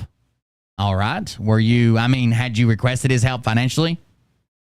I never asked my son for money. Were you and Tom having some financial problems at that time? No, I wanted to retire at 60, which I did, but I retired before he even did it for me. I retired before he even paid the house off for me is what she's trying to say, I believe. Okay. And I was going to do private duty cases because I'm a nurse's aide. So I was going to do work, which I'm hardly even doing right now. Yeah. But I retired because I knew I'd be able to make it on my pension, but I like some extra money too. So up until the time he wrote you that letter at Christmas time, you and Phil weren't speaking for the last 2 years. Yeah, like I told you truthfully, I tried texting him, but he never answered me back because he knew I was mad at him because, I didn't want to see his marriage be destroyed because of Dory. Now she's blaming it on Dory? I thought you loved Dory and you will always be best friends. This lady's lost it, guys. Like I was making jokes earlier. An adage. That might be it. Maybe that's what I was looking for. Like, I see cliche too. That just wasn't it. Now she's saying because of Dory. I didn't want to see his marriage be destroyed because of Dory. She's got to mean Brie. She's lost it. I was making fun earlier, but she's crazy. She's fucking crazy. There's no way that she's a credible witness on the stand. Like, she fucked up a bunch of Phil shit, but like if she was your only fucking witness, like an eyewitness, could you imagine trying to get to the bottom of this? So you were standing on the corner of Main Street and First Avenue when you saw a man fleeing the bank with a bag full of money falling onto the ground, and he was waving a gun over his head with a ski mask. Is that correct? Well, you see, the reason I know it was First Street is because one time when I was a toddler, I used to ride my bike in this town. I grew up in this town. My family's lived here for several years. I've got some Native American blood in me, but we weren't from here. We were actually from upstate. And if you know anything about the tribes in the upstate, they've been here for a long time. And there's a field up there they say a glacier melted in. It's a big flat spot. Like, what the fuck are you talking about, lady? He literally asked her, can you name sequentially where Phil lived? And she started talking about every job she had while Phil was a child. Can you tell me every place Phil lived with or without you from birth until he no longer lived with you or his father? Well, you see, at the time I wasn't working, but then the first job I went back to, I think it was Topples. And then, well, maybe it wasn't. Maybe it was party time. I can't remember. I could have been pregnant then, but I do remember going to Topless, the Topless bar there, and I was working there for several weeks. I've got the hoo-haws for it. You want to see later, let me know. Those are all the questions I had, Marie. You have the right to read the transcript. And sign the signature at the end. It's your choice. You can waive the signature, up to you. You can trust that the court reporter got it down accurately, or you can read it and sign it. It's your choice. I don't even know anything about this. Phil, can you help me with this part? I don't know. No, Phil can't help you with this part. You're the only one that can attest to your words. Phil can't step in and say, oh, this part that was really incriminating for me, that's not what she said. She actually said a bunch of gobbledygook that couldn't be translated. Like, no, he can't help you with this. Phil says, you don't need to sign. She got it right. Okay. So Tim says, so you're going to waive the reading and signing? The witness says, if my son says, because he's very smart, Tim. If my son says it, you can pretty much bank on it. Unless it's about his extramarital affairs. I'll tell you, he lies about those all the time. If my son says, because I don't know what the right thing to do is, Tim, I don't know everything. Like I said, if I had an accident, I have had an accident and had this done with me, but this is a lot different. Oh, we're all done then. Unless Tim, I have no questions. Witness excuse. Thank God. Thank God. That was rough, dude. That was fucking rough. God damn.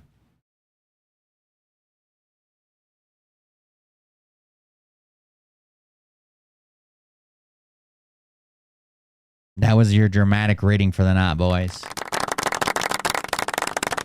Let's scroll up and see what else is going on. I wanted to get to that Savage Dog conversation. I don't know how many pages it is, but I did want to highlight, because that's been a long time. Actually, do we have a recording of that? Hold on.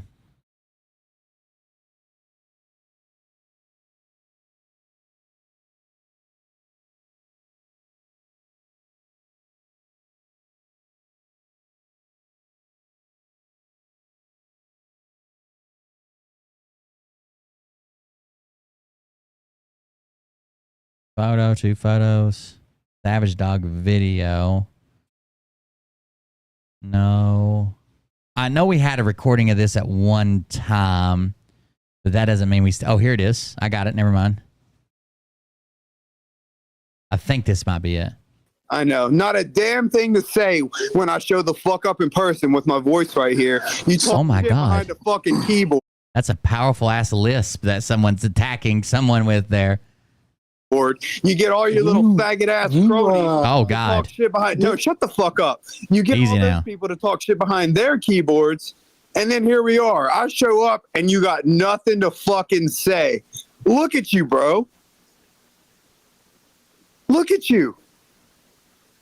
Wake the fuck up, dude, before someone comes and touches you. I'm gonna tell you that clearly. Wake the fuck up. So what's up? 1236 to 5640. Is that how long this right. I'm on is? Savage Dog's chat with 523 participants. How long is this? And I guess they all decided to be quiet at the same time. Nah, You're this a isn't little it. fucking bitch, right? This is only 20 minutes long. About what, bro? Are you fucking following my English that I'm speaking out of my fucking English lips? Clearly not. My English lips, even. That one's not it either. Wow, bro, you're fucking sad. That's all right. I'm still looking. You're pathetic. So, You're actually do I get- pathetic. No, you just keep stuttering and you don't talk. You don't say anything. I've waited for you 4 or 5 times now, and here you are, just fucking stuttering. So, acting Combat, clueless. It's can I pathetic. interrupt a second? No, Combat? you can't, because you're not involved in this, and I don't know who you Well, are. every And I'm time- addressing involved in Savage. what? No, I'm not speaking to you. Every I'm speaking to time- Savage. Hold on. I got it. Hold on. Never mind. shut I the just fuck found it. up. I'm not I'll- speaking to you. I'll I'm handle speaking this. to Savage. This is interesting, but I just No, found it. Then let We'll him skip this talk. part in just a second. Say I've been I already got it fucking flip-flop. You don't Dal. say Thank nothing you, though. back because you're a coward. You're fake as fuck. You don't I know say I know I shit, bro. posted it. I just didn't know where. Who are you And it's talking to? Patriot Archive Who are you too. talking to? So thank you guys for offering. Oh, raise the warrior, not a princess. You're another bitch just like everybody else. You really want to find out who's Wow. you? Lady like that, yeah. Hold on, Let's do it. Let's do it. bro. How many Come on, Cash let's App do it. fucking posts have you put out lately, you fucking faggot?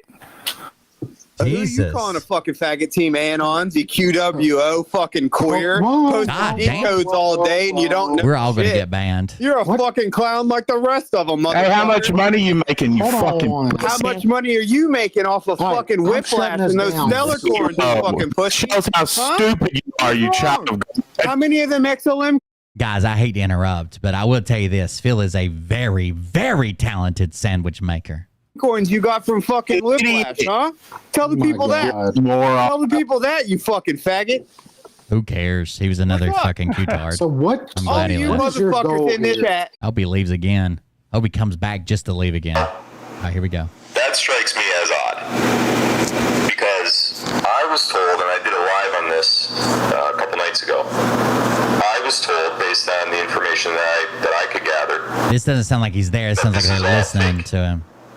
this is all one big, giant distraction, so to speak. And for what purpose, that I don't know. I don't know why, if this infighting isn't real, and Linwood, Patrick Byrne, General Flynn, Sidney Powell, whoever else you want to throw into that mix. I'm going to jump to where it's set, the timestamp it says here. Give me just a This second. isn't real.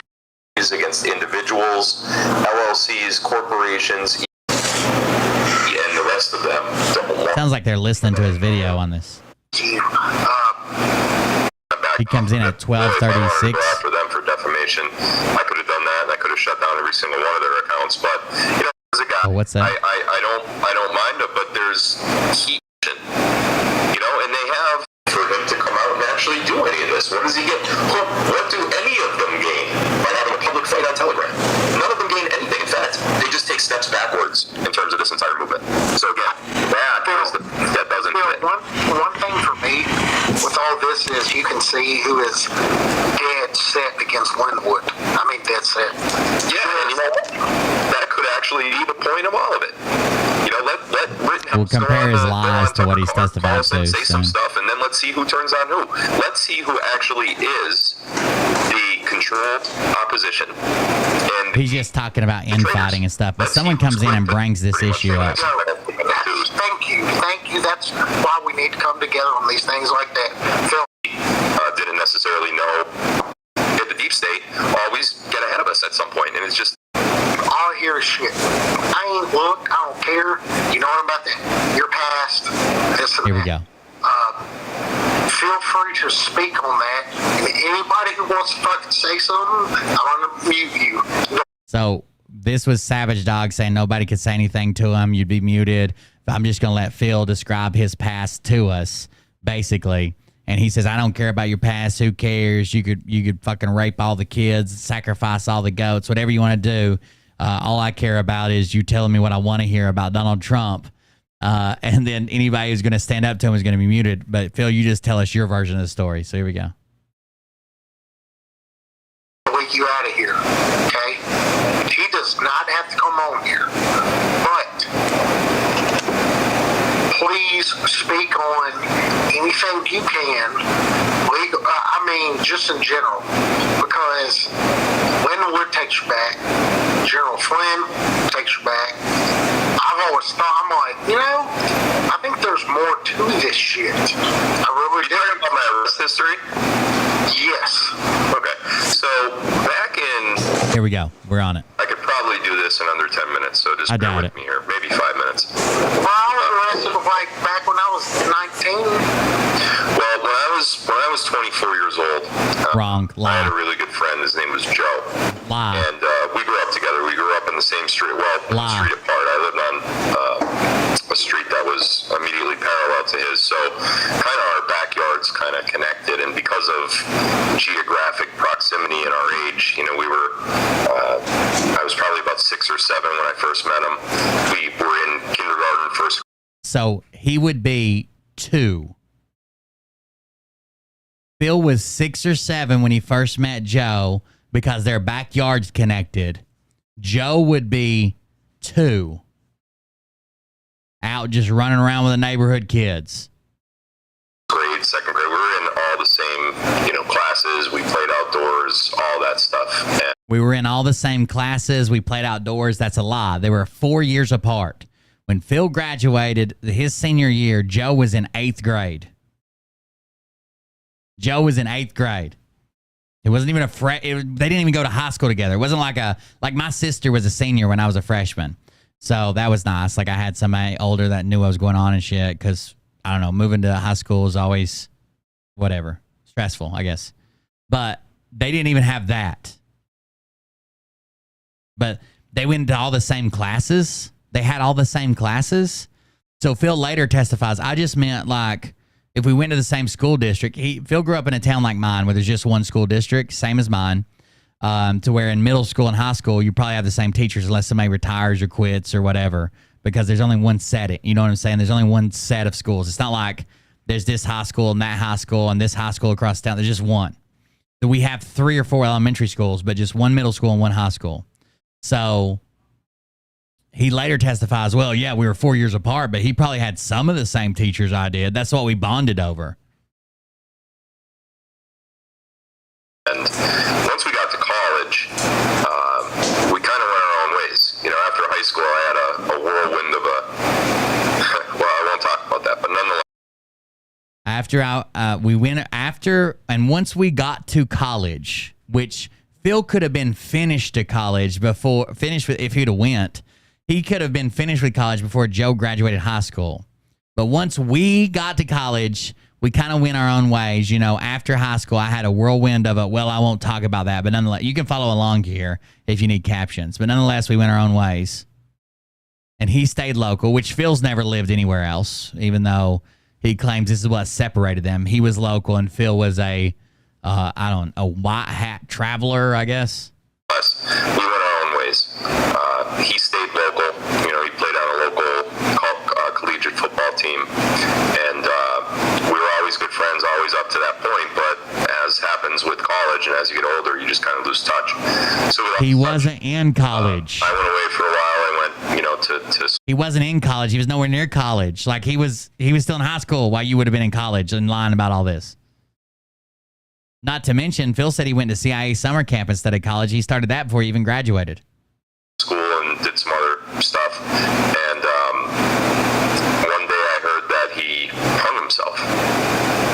And when I heard that, it made no sense in my mind whatsoever, because here's a kid who was doing very well. He had a great upbringing. He had a great family. He didn't come from trouble. He didn't have divorced parents. He didn't have any kind of. I knew the kid very, very well. And when I hear suicide of any form, especially hanging yourself, something has to be wrong. Something has to be off. Something must have gone terrible in his life for that to happen. And I was following, even though we weren't very close, I was following him.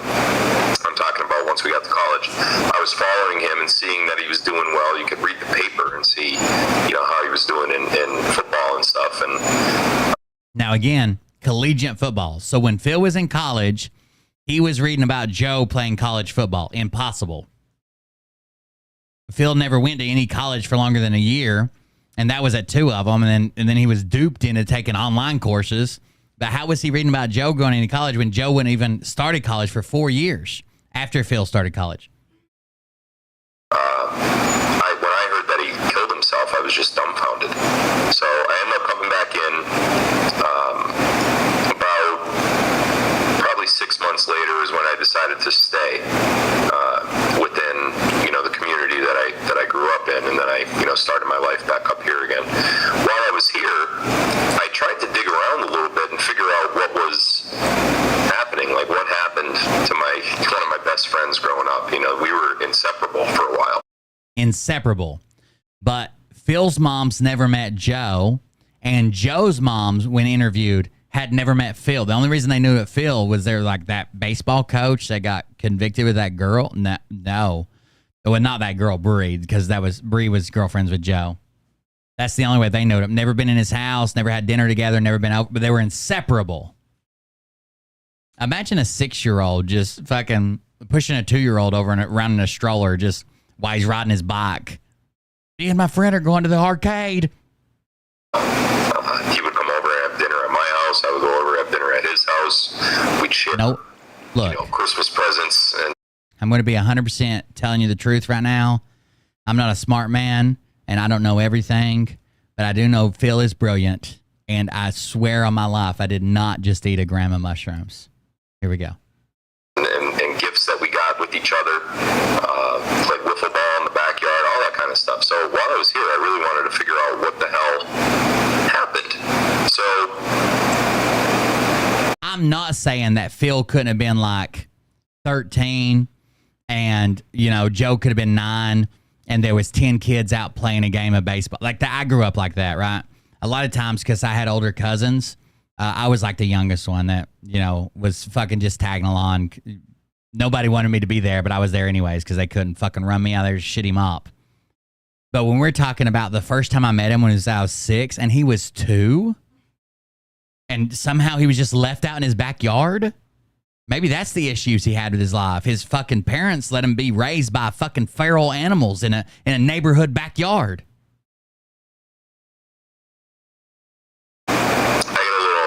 around this part, so just bear with me. Oh, we're going to get a little emotional.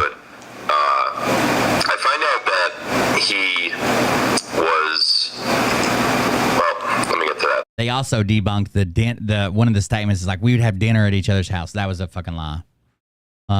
Christmas presents and gifts we got each other. That's a fucking lie. Wiffle ball in the backyard could have happened. Later. His girlfriend at the time, we came from a very small town. Everybody knew each other. So his girlfriend at the time, I knew and my family knew. My family knew her family. Lie. I knew her. She was younger than us. She was... By the way, she was younger than us. Well, technically, but you're putting us as if you all are the same age. Also, you just heard Phil's mom testify. She had no idea who Bree was until all this happened. Nobody did. Dory didn't know her. No one knew her except for Joe. And then Phil. I think Phil knew that she was willing to sleep with older guys because Joe was above 18, right? When they were together. Because Phil reached out to her before Joe even died. That car wash he claims is the first time he reached out to her. That was months before he died. And if you look at the evidence that the DA had, Joe killed himself in November. And it appears from the DA's evidence that they collected that Joe killed himself in November. Phil reached out in the summer for a summer car wash. Joe killed himself in November. And then the text message the DA office has shows that they were fucking by December. It wasn't even a full month, according to those text messages. Well, let's see. We were about in our early 20s, so she was probably about 6 or 7 years younger than us. Joe and I were in the same grade, but I was... She was 6 or 7 years or younger. There he says Joe and I were in the same grade, but I was older. Because you were held back, you fucking retard. What are you saying here? She was 10 years younger than Phil, which would make her, what? That was 6 years younger than Joe. We were in the same grade, but I was older. Older. So Joe, was, I think, about a year and a half younger than me. Over 4 years. We graduated together. We were in the same grade. We were in the same classes, all that kind of stuff. They asked him specifically about this. You said we graduated together. We were in the same grade and same classes, all kind of.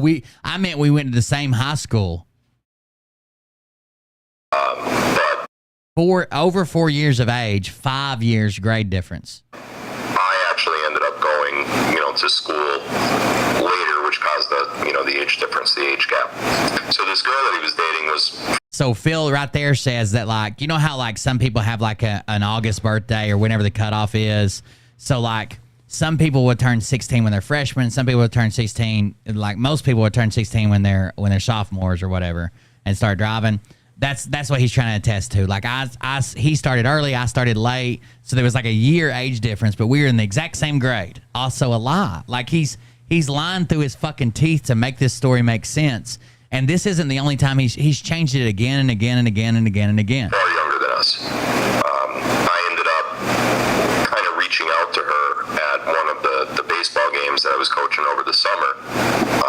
I always had this group of, I always had kind of like a fan club in my local community because I was really good at sports. I was really good at academics. When I graduated high school, I was top of my class, all that stuff. No, he wasn't. So I reached out to, the girl.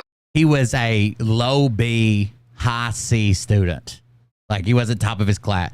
Like, there are kids that still make the A honor roll. I know, I was one of them. Like, what the fuck are you? I was top of my class. I saw her at one of our baseball games. I reached out to the girl, and I said, hey, I'm so sorry about Joe. I said, I don't know if you knew this, but we were really close friends. I don't know if you knew this. You've only been dating him for, 2 years? But we were best friends. I don't even know if you know. We were best fucking friends. Seems like something he would tell you. By the way, he's lying again because he reached out to her before Joe. He just said a summer baseball game. I reached out to her. He killed himself in November of that same year. So you reach out to her at a summer baseball game maybe, but that was before he died. If you need anything, just let me know. Because in reality, that's the type of person that I am. Every time that I've ever gotten in trouble with the law, I've always been trying to help somebody else. And I don't even know why I do it anymore. Because why don't I just care about myself and just move on? You know what I mean? Because that's what everybody else does. But yet, whenever I try to reach out to somebody and be a good person, somehow, for some reason, it backfires on me. And it's very, very disheartening. Because Phil's never trying to be a good person. Phil's trying to appear to be. You remember when one of the examples I use to show how manipulative Phil is when I'm explaining it to somebody new, I hardly ever use it on the show, but when I'm just talking to somebody and we're talking about how manipulative he is, you remember when all of his water filters got canceled and he's like, fuck this company, they don't want to work with Patriots, leave bad reviews, blah, blah, blah. I'll refund all the donations, which I don't think he did. I'll refund this, I'll refund that. And he was taking up donations to buy water filters at sticker price, which means Phil was still getting his affiliate fee. If anything, he would have been taking up donations to buy filters less, for the less fortunate, less without his affiliate fee on there. So maybe they were 30, but they took them down to 24 for this, the donations, right? So he was still making money off that. Once that got canceled, once he said he was going to refund everybody's money, once he said leave bad reviews, we're not doing this, no one got filters, blah, blah, blah, everybody's going to die of snake piss in the water, then Phil comes out and says, oh, and you know what the trolls don't know that got this canceled? I was going to donate the profits to veterans and orphans. I'm not even making that up. That's what he said. After there's no way to hold him accountable, after there's no way to fucking prove it, after it's all been canceled, he's not doing it now, then he tells us that the trolls are at fault here because he was going to take the profits from that and donate it to veterans and orphans. That's manipulative. You know what I'm saying? It's like getting I leave here, get a speeding ticket for $100, and I'm like, fuck the police. I was just getting ready to take that $100 and give it to a homeless lady, but now I can't because the police pulled me over. I was going to record it too. For that to happen, I don't even know how mentally I stay going. But anyway, I reached out to her. She did end up reaching back out to me. I think there was the initial reach out was a Facebook message. We exchanged numbers. Now, at this point, I think 24 years old or so. The girl, when I very first started talking to her, even that day that I reached out to her at the baseball game, she had already turned 17 years old. Phil has told versions of this story all the way from 21 and 17, which I'm almost positive most people wouldn't have an issue with. 21 and 17, I wouldn't have said anything. I might have made a joke about it, but even in Pennsylvania, 17's legal, right? 16 and above. It always says on him, to wit, Phil Godlewski had a sexual relationship with a minor being under the age of 16. So being the age of 16 and above is all legal. He wouldn't have even had any charges for that. 16 is the age of consent in Pennsylvania. So if she was 17, they couldn't have fucking charged him if they wanted to. If she was 17 and he was 85, they couldn't have fucking charged him. So it was a good 7-year gap. Now, Joe, when he was dating her, he was about 22-ish when I was 24. She was So 17. somehow- So even Joe... Phil started late. He started earlier, but that was a 1-year issue. Now it's a 2-year issue. See how it's already changing? Phil did tell the story from 21, all the way from 21 to 17. He's never admitted that at the time they were talking, when they first started talking, she was 14. 14 when they first started talking. And then they can't prove that they had sex when she was 14. But that they were 14 when she was talking. Dating her is an underage scenario, in my state anyway, in Pennsylvania. The legal age of whatever is 18, and she was 17. Joe was... No, that's just not true. And Phil, if you ask him about this, he will not address it. Age of consent in Pennsylvania. 16 and older. 16 and older. He couldn't have even been charged if he wanted to. Even here it says teens between the age of 13 and 15 can consent to sexual activities with peers within a 4-year age range. So 13 to 15, if you're with a 17 to 19-year-old, making sure they both line up both ways. It couldn't be a 13 with a 19-year-old. It could be a 15 with a 19-year-old or a 13 with a 17-year-old. They can't even charge you, right? You got a 4-year grace period kind of deal. He couldn't have even been charged. He doesn't... all he had to do was a minuscule amount of research to even make his lies make sense. 22, I was 24. So my first mistake was reaching out to the girl and saying, are you okay? If you need anything, I'm here. I'm going through the same thing you are, because Joe and I were so close. So you didn't know about me, but we were best friends. I shouldn't have done that. Now, I take full responsibility for everything that happened thereafter, because that was my choice to reach out to that girl. I didn't know she was a lunatic, but we'll get to that in a second. But I shouldn't have done that. I put myself in that position, so whatever happened afterwards is my fault. I deserved the misdemeanor that I ended up getting, but we'll get to that in a second. So anyway, we exchanged numbers through the Facebook Messenger thing, and we start texting back and forth. It was only texting, nothing else. There was no phone conversations. I never saw her in person. Wrong. Again, after that day, nothing. Never saw her in person. At this point, I'm engaged to my eventual wife. And my wife sees the text messages in my phone between me and this 17-year-old girl. She said, well, what's this? I said, no. I said, don't what's this? Read it. Here, go read all of it. And I showed it to her, and she read all of it, and she said, okay, there's obviously, it's between Joe and you and her and whatever, but this can't continue, right, Phil? I said, no, you're right, it can't continue, I get it, and, we had a good conversation, and that prompted me to go back to the girl and try at this point to talk my way out of the conversations. I was really only there trying to be because I was in a lot of mental, tarnish at this point. One of my best friends that I grew up with hung himself, and I still don't understand why. So a lot of the conversations that I was having with her were to the tune of, what happened? Why did he just go from everything's okay? Last time I saw him, everything was, and I was trying to extract information from her at at the same time consoling her, and she was actually consoling me. They were good conversations. My fiance saw that, but she said, you're 24, she's 17, you can't really.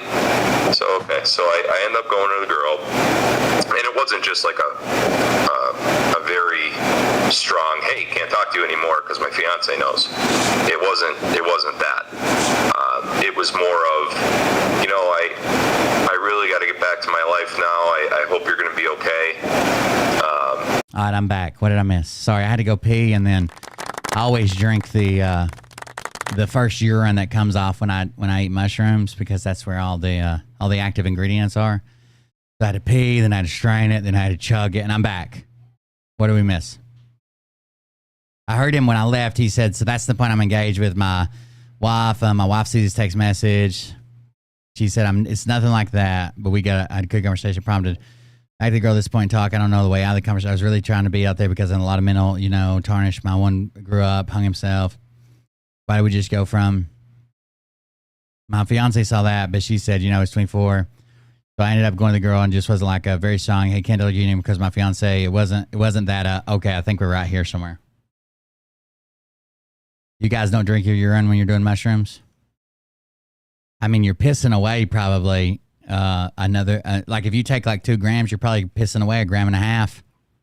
When I initiated that type of rhetoric into the conversation, she was very, very upset about that. In fact, she said,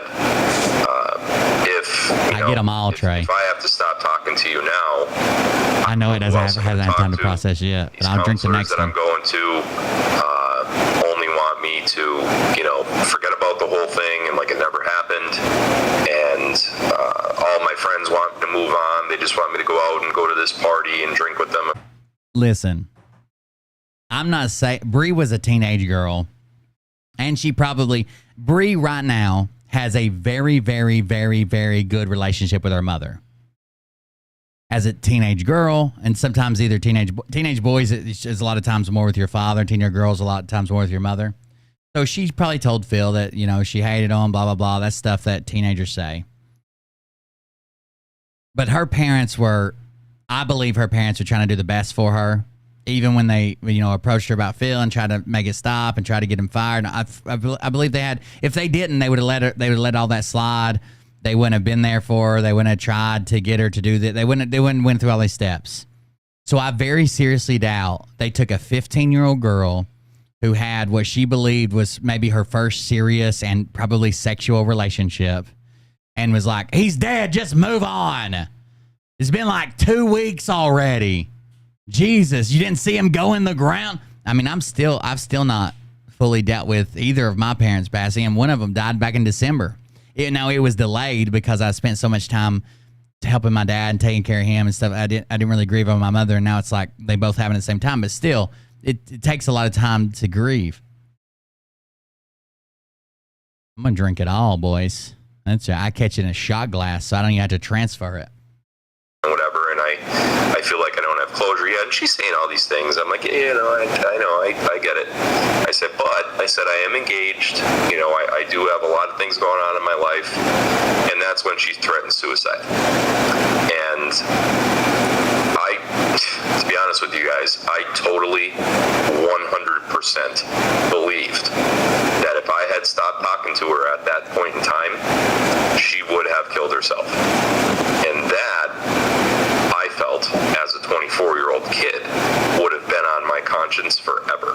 I felt like that would have been, I decided to stop talking to you, and then you kill that is me. I did that.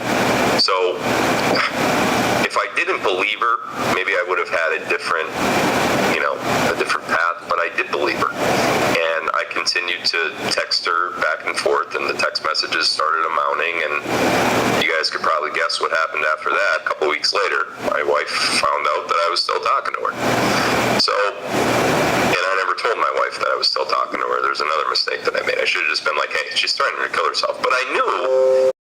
So, lying to, why, if this was just, honestly, Dory was young, right? She was like 18, 19 this time. If this was honestly just like keeping a girl from killing herself, you don't think Dory would 100% would just come on board and be like, okay, Like, I can imagine this. Let's say a 15-year-old girl, there's no way in hell I'd ever text her by myself or secretly or any way else. But let's say somehow I end up in the roundabout way knowing about a 15-year-old girl who's threatening to kill herself. And I'm not related to her. I don't know her, none of that.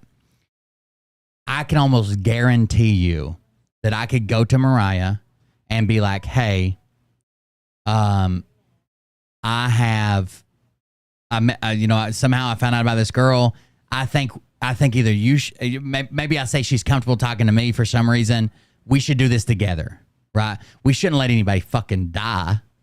Either you talk to her or we should do this together. You can monitor. We can text it while we're together, and that's the only time we can text. But we can both sit here and look at the fucking screen and do it. Like, no one's asking for just be like, oh, just let her fucking die. Like, Dory's probably a reasonable person. And they probably could have, if this was a true story, she probably could even come over and sit down with both of them while they're both present. There's nothing wrong with that. Now, I wouldn't be caught dead in a house alone with a 15-year-old girl. Not when I'm a coach, not when I have anything to do with the school, not even without that, just now. There was no fucking way. But I'm sure she would have went through that, right? She would have been there, even if she was just there to monitor so nothing went sideways. And Phil had all the conversation and she just sat in the corner. Like, no one wants to see a child die, right? But of course that wasn't it.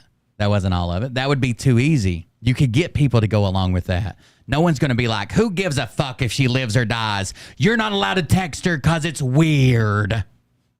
Yeah, okay. Sure, that's what Dory said. If I said that to it wasn't my wife, my fiance. If I said that to my fiance, I think my fiance would have stepped in and called somebody. And then they would have stepped. I think I saw somebody say this in chat. When he says 24, 25-year-old kid, when he keeps saying that, one is to put it into your head that he's saying kid, right? That he wasn't capable of making these decisions. And two, he reflects on how Phil's life's been done. So he wasn't made to go to college. He's allowed to drop out. He couldn't go through with baseball. He couldn't go through with this. He bounced from house to house. He was basically given a house. Dory made excuses for him. His parents made excuses for him, which Phil doesn't even realize. But when he says 24, 25-year-old kid, nobody that has to be responsible for themselves as an 18-year-old adult would say that. Nobody. But someone who's been coddled their whole life and has been protected and helped and pushed through and always propped up and made the bad things go away and given a free house that you can pay for a couple years from now for 1/3 the market rate, like his parents did. Of course, they would say something like that. I'm just a 35-year-old kid, you know? So I didn't want that to happen because I still think in my, weird 24-year-old mind that's grieving that if that happens, she's going to kill herself anyway. So I had to prevent that. So I hid it from my wife. 2 weeks later, she finds out. Now she throws a fit. She's like, listen, you said you were going to stop talking to her. We didn't talk about this for the last couple of weeks. You're still talking to her. Stop talking to her or I'm out of here. So, okay, all right, yeah. All you have to do at this point and say, look, she's going to kill herself. I need to bring you on board or something. I can't have on my chest, I'm going to stop talking to her and she kills herself. So I need to bring you on board. We need to speak with her parents. We need to do something else. I can't just be like, fuck you, I'm done, right? Because I'm afraid she's going to kill herself. If that was true. But that's not true. He's getting pussy. So that's why he can't bring anybody else on board. That's why he can't explain it that way. That's why it can't happen. That's fair. I get it. I understand you don't know all the circumstances, but even if you did, you're not going to listen to me at this point. So, all right, let's. I'll do this. So I go back to her, to the girl, the 17-year-old, and I say, hey, this is a little bit more serious than I thought. Now, we've been speaking now for a month, or over a month, and this has to stop. My fiance is getting a little upset. She thinks that things are going on. And this is all in text message, guys.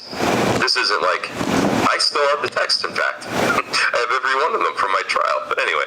Now, another lie. She says, I still have the text, in fact.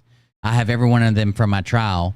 When he's asked about this in court, he says, what I actually meant was at the time that the time frame of this video is talking about, back then in 2009 or 2010, that in that time frame, that Dory saw the text at that time. And I'm not even making that up. He said time that many times. He walked around in a circle that many times. That's what he said. 100%. I read it the other day. So I tell her this, and I tell her my fiance's upset, and now this really has to end. This has to be, the final, conversation. So let's thank each other. Let's get everything out. Let's do what we got to do, whatever. Get everything when the crazy out. came out. What are you getting out? Let's thank each other. Let's have one more wank for the road.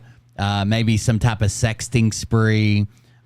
Is it okay if I see your nubile pre-adult body and go ahead and spank the old limp hammer, and then we'll say our goodbyes, okay? And that's when she said, there isn't a part 2 to do. why don't I'm you just just leave your wife, your fiance. Mariah's finishing up laundry and I'm leaving. Leave my I've read 'em all. fiance. Why? What are you talking about? Why would I leave my fiance? Why would I do that? I'm in love with my fiance. I'm not going to do that. She's like, you leave your fiance and we'll be together. I said, wait a minute. What? We'll be together in terms of a couple. Could you imagine how? So there are people that I agree are this crazy, right? You have Jamie is one of them, right? I've never had a conversation with her. She puts out this whole fucking facade that I've talked to her and commanded her, and she left her husband for me, and her dad told her not to, but she's been yelling at him every night, but he's actually been dead for 5 years. Like, Jamie's one of them. Could you imagine how rare it would be? Like, I met Jamie obviously because of the internet, and she actually was stalking somewhere else before she started stalking me. And I knew who she was. Can you imagine how rare it is to just a random 15-year-old that was dating your sort of best friend that was the same age as you but 4 years younger, 5 grades different, that had the same classes with you every day, that went to college with you, and you kept up with him, is just this crazy person. You've never let her on. You've never sent nudes. You never had sex. You've never sexted. You've never talked dirty and texted, nothing. And she's just like, when you're like, hey, we got to break this up, but I'll try to get you some help. And if you got anything to say to me, go ahead. Well, we should be together forever. Yeah, right. What are the odds, Phil? What are the odds? No such thing as a coincidence, right? I said, what are you talking about? I don't know if I gave you the wrong impression, but that is not what this is or what this was. And again, guys, all of this is in writing. Every single text message. I still have them. They went as far as sending subpoenas out for the Verizon records to make sure that the text messages are accurate. So she says all this, and I'm like, you know what? I said, I'm sorry, but that's not going to happen. By the way, I'm getting married, and this is a subtle contradiction here that I think that Phil doesn't address, and no one's really addressed it. He says they sent subpoena. I have all the messages. This is all in writing, right? Every single text message, I still have them. They went as far as sending subpoenas out for the Verizon records to make sure that the text messages were accurate. But his current claim is they fucking seized my phone, they seized Dory's phone, they took my car, they took my computer. There were no text messages on them. They were fake. They only exist on Bree's phone because they were fake and manipulated. I'm gonna have kids after that, and I pretty much told her the truth. And that last statement that I said kind of triggered something in her. Then she said, "Well, if that happens, I'm just gonna have to tell the authorities." She said. I said, "You're gonna tell the authorities what? Well, that we were having a relationship." Now, there's a difference between the 24-year-old me and the 38-year-old me that sits here. You all have that in text messages, right? All of it. Yep. So the biggest difference between the 24-year-old me that back then that was in that conversation and the 38-year-old me that sits here today is the 24-year-old me. I was fight or flight. And now, after everything I've been through and everything I've learned and, the education that I've gotten and all that stuff, now I realize that my next move I should not have done. Add that to the list of the things I shouldn't have done already, right? But next thing I did was I pretty much put up my dukes, and I said, okay, you want to go to the authorities? Do it. I said, I have every single one of our text messages. I have everything that I need to defend myself against whatever the hell you're going to say, relationship happened, whatever. And that was the end of it. 6 months later, I got arrested. 6 months later, without notice, they came and got me. They charged me with 8 felonies and 13 misdemeanors. Every single thing you could think of related to a sexual offense. And because of the age difference, I was 24, she was 17. Now, she even made stuff up about 24 her being and 17. younger than what she was. That was completely inaccurate. She was never, I never even spoke. She made stuff up as if she could change her birth date. She made stuff up. It's such a radical difference from what actually happened that Phil's court proceedings were over before she turned 17. How could she make up that? She can't change her birthday, Phil. Phil's court proceedings were over with, and he was already sentenced and carrying out that sentence before she turned 17. Back in the office. Ah, shit, I just fucked up. Hold on. In a relatively very upset, bizarre of a moment, the next thing is she's fiddling her fingers a little bit too. District attorneys over this whole ordeal, and when somebody says, hey, I had sexual relations, you want to go to the authorities? Do it. I said, Okay, I have we're back. every single one of our text messages. I have everything that I need to defend myself against whatever the hell you're going to say, relationship happened, whatever. That's like right up here. And that was the end of it. 6 months later, I got arrested. 6 months later, without notice, they came and got me. They charged me with 8 felonies and 13 misdemeanors. We'll listen a little bit more that I'm cutting it off, guys. Thanks for joining us tonight. And because of the age difference, I was 24, she was 17. Now, she even made stuff up about her being younger than what she was. That was completely inaccurate. She Bullshit. She can't change her birth. She cannot change her birthday, dude. It wasn't like a random, mysterious, unnamed woman who was a minor, and there was this other minor that jumped on. It was one girl, and we know her, and she can't change her birthday. By the way, we get like 300 fucking people over on Kick when I'm covering like this new Phil shit. Thank you guys.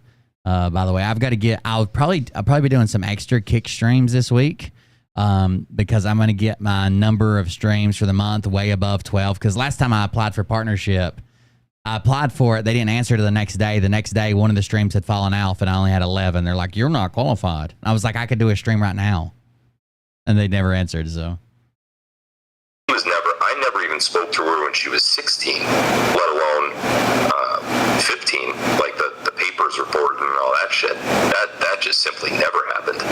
So nonetheless, whether she's 15, 16, 17, anything under 18, in my state, it's still a crime. And when somebody says, hey, I had sexual relations with this guy, they have to act upon that. And back then, in 2009, 2010, it was a very, very corrupt time in Lackawanna County, in the county that I was living in. You had county commissioners going to jail for, different stuff. You had inmates being raped by guards in Lackawanna County prison. So you have this girl coming forward and saying that she was... You had baseball coaches at a local high school going out with freshmen and taking them to unoccupied houses and fucking them there. It was a really shitty time in Lackawanna County. Having some sort of relationship, be it sexual or otherwise, with this prominent, guy from the community. That is a major story, and it was reported as a major story. My arrest was the top news story on my local broadcast, my local news broadcast. All three of them, really. We have 3 major networks in our area. I was the top news story on the cable networks for 3 nights in a row. I was the front page news 2 nights in a row. And I was 24. And although I had, my career lined up and everything had front of me. I didn't have my bail, for crying out loud, was $250,000. My attorneys were over $100,000. These are other lies Phil talks into. Remember, he was a Bitcoin millionaire before all this happened. Remember, he doesn't even have enough time as an adult when he first started saying he had like 18 years in the real estate industry, and for 16 of those, he'd been the #1 real estate agent in northeastern Scranton, Pennsylvania community, closest to the interstate in a bi-directional area of 2.5 square miles or whatever the fuck he said. This whole ordeal nearly bankrupted me, because at this time I had my real estate license and I was supporting my family, through real estate. The real estate commission in Pennsylvania didn't take my license away, but they suspended it until the outcome of the case. So this case goes on forever. I hired a private. I was pissed, guys. I knew I didn't do anything wrong. I knew I was going to prove I didn't do anything wrong, and I was determined to do that, even if it put me to the brink of bankruptcy. So I hired the best attorneys that I could. I told them the truth. They hired private investigators. We did interviews with her friends. We subpoenaed her emails, her text messages. We did everything. And we finally get to, now this is over, I think it was about a year and a half, maybe a little under a year and a half after my original arrest date, that the girl, we finally get to the preliminary hearing. Not even the trial, the preliminary hearing. Which you waived your rights to. Excuse me, for those of you that don't know what a preliminary hearing is, it's basically an evidentiary hearing where you go in front of a judge and the judge asks the prosecution to turn over any evidence that they have against the defendant, me, to see if the case has enough evidence to go to trial. So, oh man, this is a day I'll never forget. Now brace yourselves for this. But one. you've told it different every time you tell it. We try to paint a picture for you. The judge is up at the bench, like you would think. There's 2 tables, one on the left-hand side of the judge, one on the right side. The one on the right side of the judge, which was my left, was me and my attorney. The other table on the right side was the prosecution. So you had 2 district attorneys over there, assistant district attorneys, and you also had their 2 detectives, 4 people at their table. Courtroom's packed. I have my entire family there. I have all my friends there. Media's there. It's a circus. It's literally an entire circus.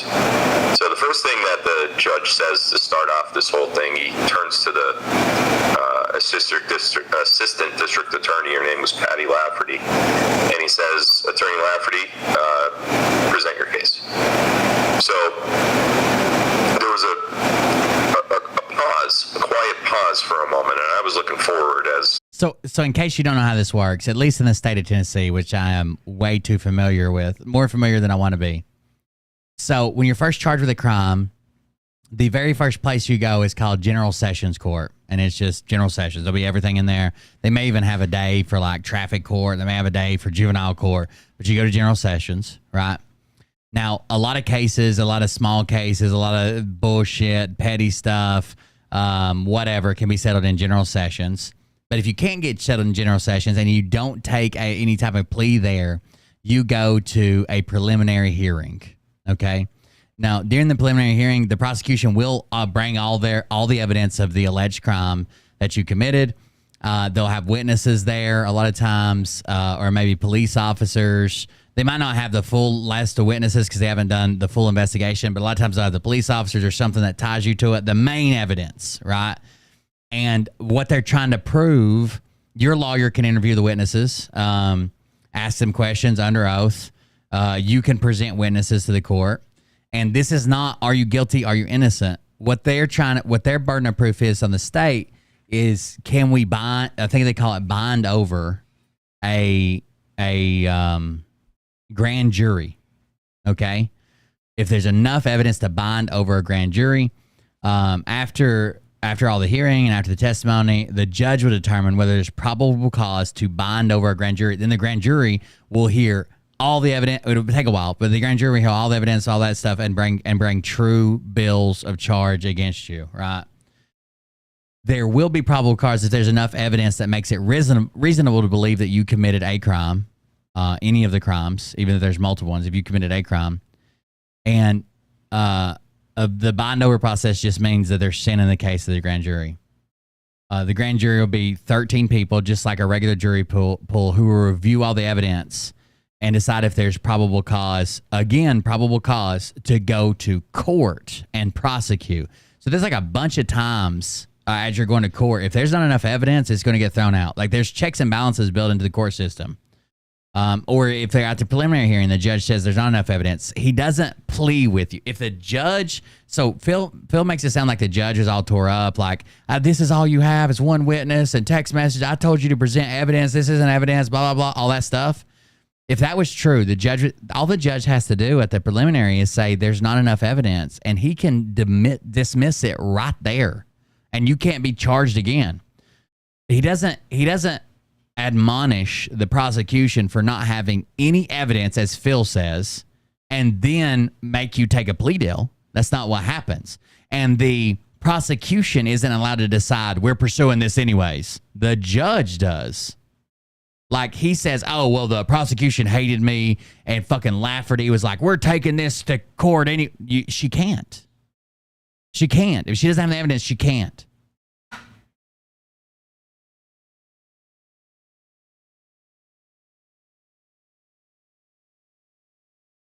You know, I was waiting for her to go up and present whatever evidence they had against me. Oh, and by the way, they seized both of my cars. They seized my cell phone as well as my wife's. I would like to see if they look to see. So Phil had to do something. Maybe he destroyed his phones and got new ones, or I want to see what. I would love to know what hoops he jumped through. Did he have his cars like professionally detailed, or I would love to see what hoops he jumped through because he knew all this was coming. Because he got tipped off well before. I think he even said in court that he had heard of it way before, like months before he ever got arrested or they showed up with any paperwork or anything. My fiance's cell phone. It's amazing, Unbothered. They don't. They basically just keep praising him and saying, oh, he had to lie, or he had to do this, or that's the deep state, or thank God he's got all these houses to get away from these people who hate him. He needs them doing the work he does. Like, just crazy excuses for his shit. They had a search warrant for my house. They had a search warrant for my real estate offices. They had several search warrants for real estate houses that this girl said I was with her in. So they had warrants out the wazoo for me to try to present it to the court. So the judge asked the ADA to present the evidence that they have to see if we should go to trial or see if this should be dismissed today. That's what a preliminary hearing is. So there was this slight pause of silence from ADA Lafferty, probably 5 or 10 seconds, and it caused me to look over at ADA Lafferty, across at the other ADA's assistant district attorney. And when I did look over, I remember her looking to the back of the courtroom. She didn't get up out of her chair, but she looked in the back of the courtroom, and there also would not be any of these. He claims that, like, for some reason, the detectives were sitting at the prosecution. They wouldn't be there. He also says they panicked and they started bringing out all the law books to see if they could get me on anything. They don't keep a law library in the courtroom. I remember her. If I close my eyes, I can see all this happening. That's how bizarre of a moment the next thing is. She's fiddling her fingers a little bit too, and that's a sign of let's not get nonetheless. She's looking in the back. I don't think anybody can. We covered Tron. We covered Phil's mom's. It was actually really funny. You just need to go back and watch it. But we covered Phil's mom's. Yesterday, at the end of the show, I covered Dory's deposition. Today, I covered Phil's mom's deposition. And we're just catching up on the Savage Dog chat right now. The courtroom, and I don't know what the hell's going on. She's taking 10, 15 seconds. So finally, the judge says, ADA Lafferty, please present your case. So ADA Lafferty's next statement was, I'd like to call the victim to the stand. And the judge says, hold on. He said, Miss Lafferty, the defendant sits here today charged with 8 felonies and 13 misdemeanors. There has been a variety of subpoenas and search warrants that I personally issued, and I know that there's others as well, for the prosecution. We will get to the victim's testimony if I see. No, the victim, the witness, the whatever, that's proof. You lead off with your strongest proof. They would have let off with that to begin with, whether they had anything or not. And the judge wouldn't stop them. That's all covered in proof, right? Swearing the witness. This is all preliminary hearings. I've had a preliminary hearing before. See it fit. But at this point, and I ended up taking a deal after. I didn't waive it. We went all the way through this, and then basically, well, I guess technically I did waive it, but because before it got sent to for like a true bill to go to court or to go to the grand jury, then court, it would have. I ended up coming up and taking a deal with the district attorney. Up beside the judge, there was like a table with a court reporter. I had like a court-appointed lawyer. We went up there. They said, this is, well, obviously the judge is going to rule. We feel like we have a really strong case. We feel like it's going to the grand jury. And the judge kind of nodded. And then they're like, well, here's the deal we're prepared to offer you. I want you to present the evidence that you have against the defendant today. The witness/victim is evidence. Rule that there is enough evidence, or I will ask you to bring the victim to the stand should she That's a choose to lie. testify. Guys? That's a lie. So they don't listen to all the non-witness, non-victim evidence and then say, okay, well, I'll allow the witness now. That's not how it does. I was, at the time, I was working 2 jobs. I ended up crashing my car and got busted with a very substantial sum of narcotics. I got intent to distribute on multiple different intent to distribute, paraphernalia, possession over certain amounts. I got a bunch of things. You know how they stack charges. And speaking of stacking charges, I would never expect Phil to be charged with 13 felonies, 8 misdemeanor, whatever it was, and be guilty on all those. I'd expect about half to maybe a quarter of those to stick. That's usually what we expect. They stack all the charges they can. Those were his exact words. Word for word. I will never forget those words because of what's about to happen next. So he said, hold on 1 second, I gotta plug my laptop in here.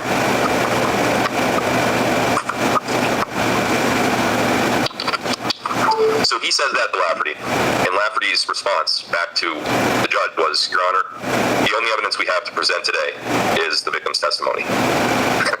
So all these subpoenas, all these search warrants, all these everything, then I can't present anything. You want to know why? Because there was nothing. This was all. And that's not true. So even if they would have had these text messages and these text messages look shady as fuck, this would have been the place to present them. They would have presented them to the judge. Phil would have called his own expert witness, which happened to be, a private investigator out of Pennsylvania or Philadelphia. And he would have disputed the authenticity of these. They would have called their own expert, which we've seen, which would be like 2x2 solutions or whatever, which we've seen in Phil's current case, to say they're real. Phil could have called his own witness to say they're fake, and then the judge would have ruled whether that was real or fake and whether that was technically evidence or not. And that would have all bared upon this. Phil says that because his private investigator proved that all these text messages were fake, they weren't allowed. When did he prove that? He has to prove that by testifying. He can't just say, I prove it. They're fake and they'll never be allowed in court. Trust me. Like, something has to happen. Did I go to the big house? I've never been to prison, if that's what you're asking. I've never done anything that I got more than a year. You have to have more than a year to go to prison. I've been to jail a few times in multiple states. A joke. This was all a made-up story. Never more than like a few days. The judge kind of gives these eyes to Lafferty, like, you better not be fucking with me here, or something. You know what I mean? Like, he really stared a hole into the back of her head when she said that. And then his next words were, proceed. So here comes the victim.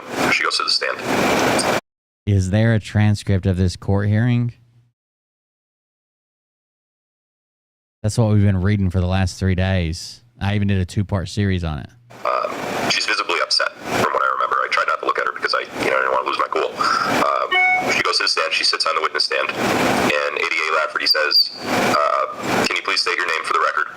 Well, they swear her in first, and then she says, "Can you please state your name for the record?" And as soon as that question is asked, the victim says, "According to the Constitution of the United States, I choose to invoke my Fifth Amendment right at this time." All I remember hearing, first of all, I couldn't believe what I just heard. And it took me a process, probably a full minute to process what actually just happened. Like, what does that mean? She's pleading the Fifth Amendment. But all I remember hearing from the back of the courtroom was, like this gasp. And at the time, I didn't know who did it. I know who did it now. I'll tell you in a minute. But there's this gasp. And then after the gasp, everything was silent. Like, literally, I know it's a cliche, but you could hear a pin drop from Pennsylvania to California. That's how quiet it was. All the way to California. So it took me a minute, even me, knowing a little bit about law, knowing, where we are with my trial and everything that I've been through. It took me a minute to realize what actually that meant. So for those of you that don't know what the Fifth Amendment is, it basically says that you have the right to not testify. William was at the end of his probation when we got together. I even went to it. Yeah, she did. She almost made me violate probation. She was so good at putting her ankles behind her ears. We were almost late for my very last probation meeting and payment, which would have violated me. If your testimony will incriminate yourself. That's what the Fifth Amendment is. So no one can make you, even if you're subpoenaed to a court, if you have to tell the truth, yeah, and you got it, cliche. You don't have to do it. All you got to do is say Fifth Amendment. And that's what she did.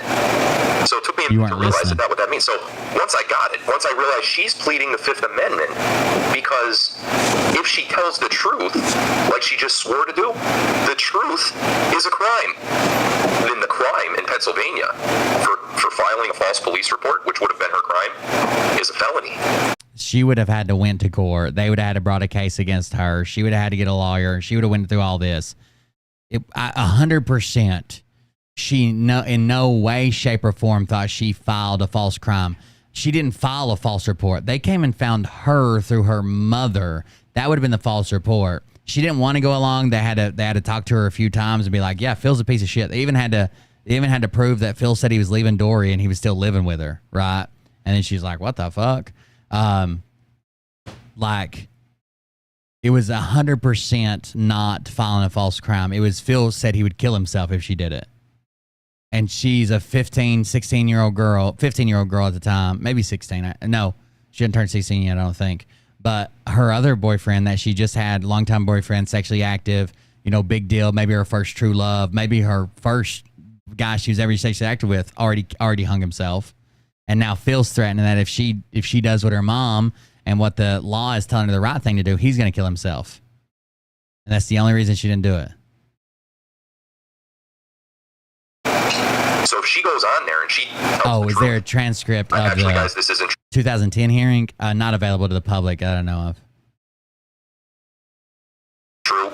That would fix all this. I don't think accuse so. No, I've Phil of never these seen it. things, but it's not true. The prosecution then in turn has to file charges against her. And those are felony charges. Technically, because Phil ended up taking a deal, that he waived his preliminary hearing, which means he waived the ruling. So the preliminary hearing is the event, but the part that you have a right to is the ruling by the judge. Judge hears everything and rules. So because he took a plea deal before this preliminary hearing ended and the judge ruled, technically this preliminary hearing was all waived. None of it mattered. If he would have waited for the judge to make a ruling, then he would have done the preliminary hearing, and there may have been a public transcript, or there probably was a transcript, but maybe the public didn't ever get it. Because he took the plea deal before this process was completed, and the judge ruled, I don't even think they would have kept a transcript. They would have just fucking X'd it all out and been like, he waived his right to preliminary hearing. There you go. He took the deal. I don't think there would have been any of this. So they probably didn't even make a transcript of this. They just would have deleted it once he said he'd take the plea deal. That's the same as waiving it a month before it's supposed to happen. If you wait right up to where the judge is going to rule and take a plea deal, all your lawyer has to do is say, "Hey, Judge, I would like to speak to the DA private about what options we have available," and then you just leave the courtroom and come in. If you've taken a deal, it's like none of this ever happened. But it's a free way for you to see all the evidence against you if you want to take it that far. So, there's silence in the courtroom. So I actually look over at my attorney, who's sitting right next to me, immediately in the chair to my right, and he's staring at the victim in silence, in complete silence and no movement. He's staring at the victim, and it actually caused me to bump him with my elbow a little bit to wake him up out of whatever trance I thought he was in, and he snaps out of it when I do that, and he stands up and vehemently says, "Your Honor, I move for all charges against my client to be dropped right now. The prosecution just admitted That's not a motion. You don't move for all clients. You would have just finished this procedure. You wouldn't have waived your rights. You'd have finished this procedure. The judge would have seen like, okay, well, the only thing they had was the witness, and allegedly they didn't present these text messages because Phil's private investigator stood out in the courthouse parking lot and screamed, "These are disproven." Because he didn't prove them in a court of law. I know that much. We would have seen evidence of that. But so the judge would have finished this preliminary hearing and said, "There's not enough evidence to move forward." Boom, it's gone, dismissed. You can't be charged again. That they have no other evidence today other than the victim's testimony, and the victim just recused herself from testifying. They have no case against my client. And then the judge will go, all right, everybody settle down. And then the prosecution asks for recess and a continuance, and my attorney blows up. Continuance, recess, you have no case. This has been a year and a half of a witch hunt, blah, blah, blah. So he does grant the recess. Now, that might have happened. If it, like, they may have asked, like, Judge, we want a continuance. We're just not ready. Now, your lawyer could probably stand up and say, continuance, come on. We've already been through this, blah, blah, blah. We have a right to a speedy trial. We want this ruled on today, Judge. And the judge could decide that, sure. That could have technically happened. But there is no motion to dismiss everything. All their evidence is lacking. Well, that's what the judge was going to do anyways. Why are you making a motion? Into this adjacent courtroom. It was a little bit down the hall. It was a vacant courtroom. Nobody else was in there. And we just went in there to gather for the recess because, like I said before, I had a lot of family there. I had a lot of friends there and all that.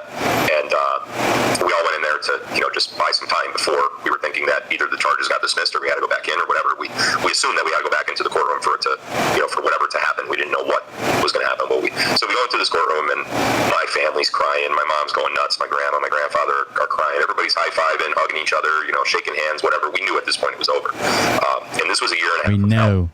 In my life, because when you're the top story on the news and they say that you slept with a 15-year-old girl, with everything else that was going. To be fair, this isn't like the metropolis of like New York, LA, but like this would have been a news story for like maybe a day or two. Then they got other news going on. Even when he went to this preliminary hearing, it might have been a footnote in the news, like preliminary trials start or preliminary hearings start in the case of, Godlewski versus the state versus Godlewski, blah, blah, blah. He was the such and such that we told you back in April was accused of blah, blah, blah. It might have been but he's not, it's not like he's running the number one news story for a year and a half. They have other news. Come on. In society at that point, and not only, nationally, but even locally, like I said before, I had people were putting up from Harvard, legend. My cars were getting my house was getting I've seen Harvard has programs for convicted felons.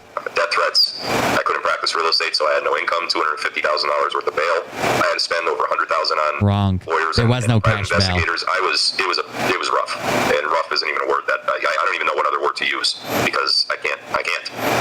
So anyway, this was kind of in this side courtroom now as we're waiting. This was kind of a celebration party. I do feel like Phil does well when he's lying. Like, he doesn't do the research, he doesn't do this, but one thing he does well when he's lying is he starts with a lie and then he's able to build momentum. And it almost sounds like he's confident enough. If you don't know anything about courts, you don't know anything about the process, you don't know anything about the documents, you don't know anything about what actually happened. If this is the first time you're hearing this and the only other thing you've heard is, oh, Phil Godlewski, he's a pedo.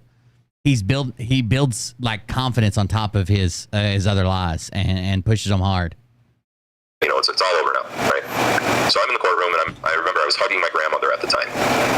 It just so happened the way that I was facing was, as I was hugging her, was facing the entrance door to the courtroom. There was only one door in and out other than the judge's door. And I see my attorney walk in, and immediately, I knew that his demeanor, because he wears his demeanor like in his face and his body language. He's a really good attorney, but like you could tell if he's not a poker player, you know what I mean? So I see it, I'm like, oh.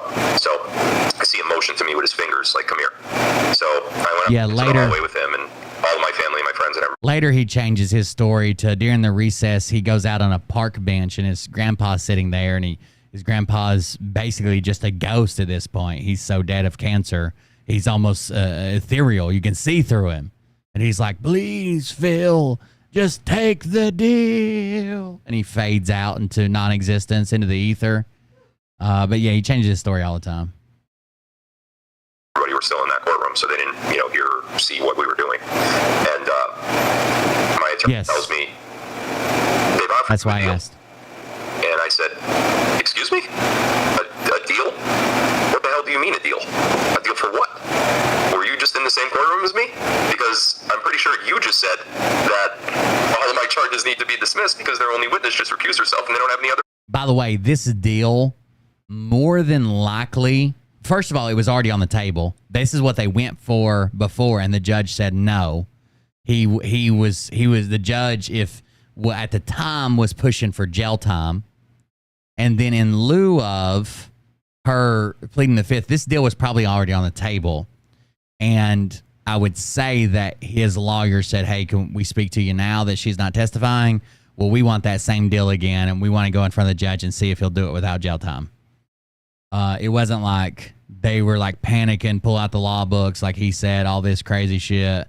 And they probably even had suspicions that she wasn't going to testify. It's usually not that big a surprise. They know when somebody's about to flip. They already had her 3 or 4 times. They had to talk her into it, and then she would backtrack, and then they had to talk her back into it. They had to basically be like, Phil is not good for you. He told you he was leaving Dory, right? They're still living together. Here's proof. They had to prove that to her. They probably had suspicions that this might be happening either way. Go down, damn you. Stupid monitor. Okay. I hate when the top of my monitors isn't even. So and it's too hard to just adjust. You have to tap it. There we go. That's right, baby. I tap you just right. I tap that monitor. Yeah, baby. Maybe too many mushrooms? I don't know. Here we go. Finishing this. We'll list a little bit more, then I got to go. Evidence for 8 felonies and 13 misdemeanors. He said, yeah. He said, that's true. He said, but if they drop your charges, you could sue them for a lot. Tens of millions of dollars because of what they did here without doing actually. No, that's actually not true. You could. Is anybody going to take that? Probably not. You would have to prove that they manufactured evidence, that they knew that you hadn't committed these crimes, they pursued it anyways. That's probably extremely rare. But you could sue them even if you signed a deal, right? You could sue them at any point in time, even if you take this plea deal. What they could have just took this to its final extent if they didn't want to be, if the prosecutor didn't want to be held accountable, they could have just took this all the way to the final extent, and the judge could have said, okay, well, I don't think there's enough, if any of this was true, it's not. I don't think there's enough evidence to go to the grand jury or to return a true bill. We're not going to, this is only preliminary. We're not going to do the criminal proceedings or the grand jury proceedings. We're done. Right? That would have took the heat off the DA. They could have tried their best, but there just wasn't enough evidence there. That happens sometimes. Probable cause is a pretty low legal standard. So usually, unless something crazy happens, they go into the preliminary hearing with 99% certainty that they're going to get probable cause and to a grand jury, to a bound grand jury. But still, that would have took the heat off of them. Without actually doing any investigative work. I said, well, what's the deal? He said that they would drop all the charges except a low-level misdemeanor for corruptions, meaning that you were admitting that you intended to corrupt the morals of someone under the age of 18. I said, fuck you. I said, let's go. So I said, fuck you. I said, let's go. He doesn't even include his grandpa's passionate deathbed speech in this one. But the only thing I heard her say about Hawaii was Phil paid for everything except we did buy some souvenirs. And then she was just talking about how Phil paid for everything and how happy he was now. He's so happy, so happy, so happy, so happy, so happy. That's all he kept. That kind of fucks with Phil's case a little bit because he's basically claiming they ruined his life. He's on antidepressive medications. He had to buy guns because all the pedo chaser and killers are out lurking around his hat. Let's it's go to crazy trial. shit. Is that what we got to do? Tell him to get us, let's go to trial. He said, yeah. He said, I knew you were going to say that. He said, but here's Phil what probably trial did means. talk her into the Trial fifth. means that your trial will be set sometime next year. Saying, look, I'm going to kill myself if you do this. The only option you have right now is just go in there. She probably said, well, I can't back out now. Like, I've told them the truth. They have all this evidence. They got me on, what am I supposed to do? I can't. What am I supposed to back out now? I'm sorry. I don't want you to kill yourself, but what am I supposed to do? And he's like, oh, well, all you got to do is say, I plead the fifth. That's it. Now, at this point, at this day when we're at the courthouse, this was July. He said sometime next year, probably towards the end of the year. So that means that I would have. Well, he doesn't technically own it, and she did testify that he bought a house in Hawaii, and Tim Hinton did kind of. So his house in Hawaii is this weird, like cash based, underwritten mortgage by private individuals instead of a bank. It's very weird, and I don't know if the bank just said like, hey, you're buying too many houses too quick. He's definitely not over leveraged. He's got the money. Or if I don't know, they wouldn't approve something, or maybe it's in an area where, like you either have to keep it in a certain family, or it goes back to the state, or goes back to the tribal leader. I don't fucking know what's going on with it. I really have no idea, but it's some type of basically almost like a rent to own agreement. Somebody privately funded, some couple privately underwritten, funded this mortgage for Phil. I don't think Tim thinks it's shady too, because he asks weird questions about it when he's talking about Tim Hinton.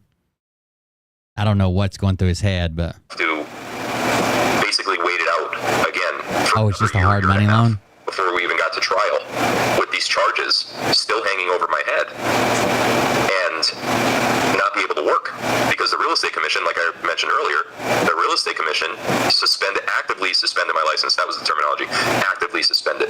So I still had a license, but I couldn't work. And what was I doing for income? I had no income. I was selling off baseball memorabilia. I was selling off my baseball. He had a collection of baseball cards. I think his grandpa gave him that he did sell during this period. So hard money loans are kind of like, a lot of people call them like last resort loans because you can't get any other loans, and they're usually like short term loans. They're used a lot of times when the lenders are regular people or companies and not banks. So like there was a program at a time like, oh, you make enough money to, there was this commercial. It's like, you make enough money to make this much of a payment, blah, blah, blah, but you don't have the credit for it. Well, we'll secure your hard money loans for such and such. As long as you're making improvements, we'll give you a loan up to this plus this percentage. And I think it had like a fucking crazy balloon payment at the end. So a lot of people were using them for like flipping stuff and shit. But yeah, they're usually from like a non-mortgage company or an individual. But you can raise money very quickly. It's a lot higher cost, a lot higher interest and shit, a lot higher origination fees, all that shit. But they basically rely on collateral of the home only, rather than a lot on your interest or on your finances, how much you have in the bank, what's your debt to income ratio. They rely more on the property because they're thinking if you default, we're going to get the property. Yeah, but there's a lot of negotiation in those because you're doing it with like an individual or a company, a hard money loan company. It'd almost be like the difference between going to the bank for a traditional loan, like let's say like $1,000 fucking loan that you're going to get, right? Or going to a payday loan place, or even more so, a title loan place. So you can go and get like a personal loan for $1,000 at the bank, or you can go to a title loan place with the collateral of your truck with shitty credit, shitty debt to income, shitty whatever. You're going to pay a lot more, but they know if you don't pay, they're going to get your truck. I had Mickey Mantle, Willie Mays, and Babe Ruth, and all this stuff. And I was just buying groceries with the money that I got for that. It was bad. If it wasn't for my family, I said this to people throughout the years. Many people that are in jail. There's money to be made for sure. Now, higher than a bank and does. Probably for the rest of eternity. Many of them that are in jail because they couldn't afford to wait it out. They couldn't afford representation. They couldn't afford bail. And I believe a lot of people that are in jail are innocent because I was innocent. I was 100% innocent. And if I didn't have the means and the support and the family to get me through it, I probably would have went to jail for about 15 or 20 years for something I did not do. So anyway. I have a question, Phil. Sure. I've heard that. The null process.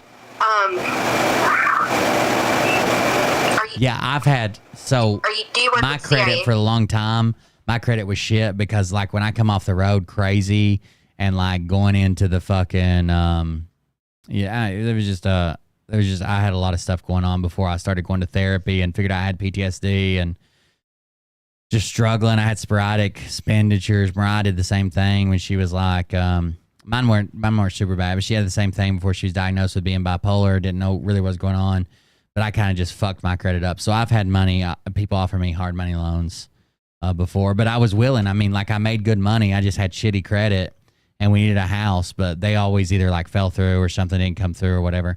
I even had somebody who was just going to get the mortgage in their name and just list me underneath it, almost like I was like a co-signer or some shit, and then let me take it over within, I think it was a 20-year deal, and within 10 years I need to take it over my own loan, but my own name, but then, which I could have easily done with a VA home loan. The minimum for a VA home loan is just $620. But even when we tried to buy our house, the guy was such a piece of shit by then.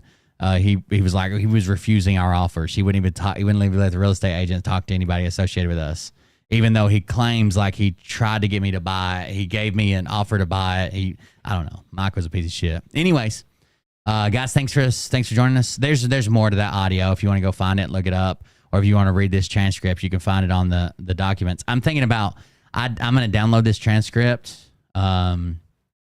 And then I'm going to download the other one, the one that includes, I'm going to upload it to my Patreon, but you can easily find it for free. I'm going to download the other one and just put it up, ease of access for my patrons, because I haven't been able to make a Patreon video in a while. But thank you guys for joining us. We'll be back here tomorrow on Kick Only. We started a little bit late, but we went a little longer than usual.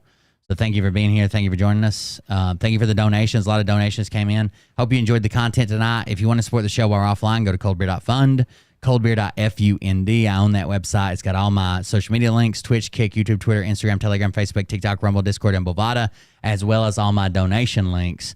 So if you want to support the show, if that's something that you feel that you can do, or that you feel like you can contribute for the content that you get, do that at coldbeer.fund, one of those links, and we greatly appreciate it. And don't do anything that Phil's private investigator would do in the parking lot of a local courthouse. Have a good night.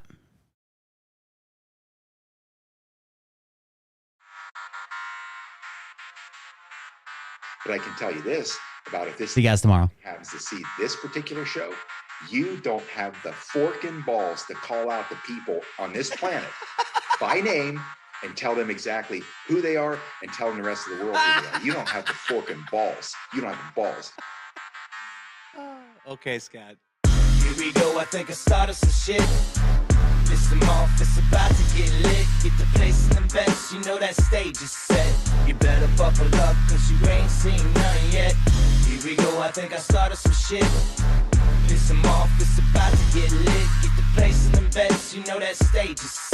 You better buckle up, cause you ain't seen none yet. And they say that I'm a lunatic. See you tomorrow. Kick Only. Make sure. And if you don't have a Kick account, sign up. If you're watching without an account, you still are counting my numbers. I'm not going to pull a Phil, but sign up for an account so you can chat with us tomorrow. Thank you. Profit to profit off of gossip.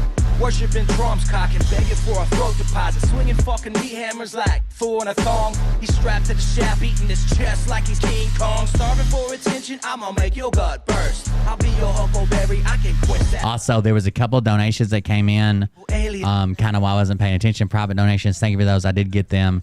I did see those donations come in without the alert or whatever. I appreciate it.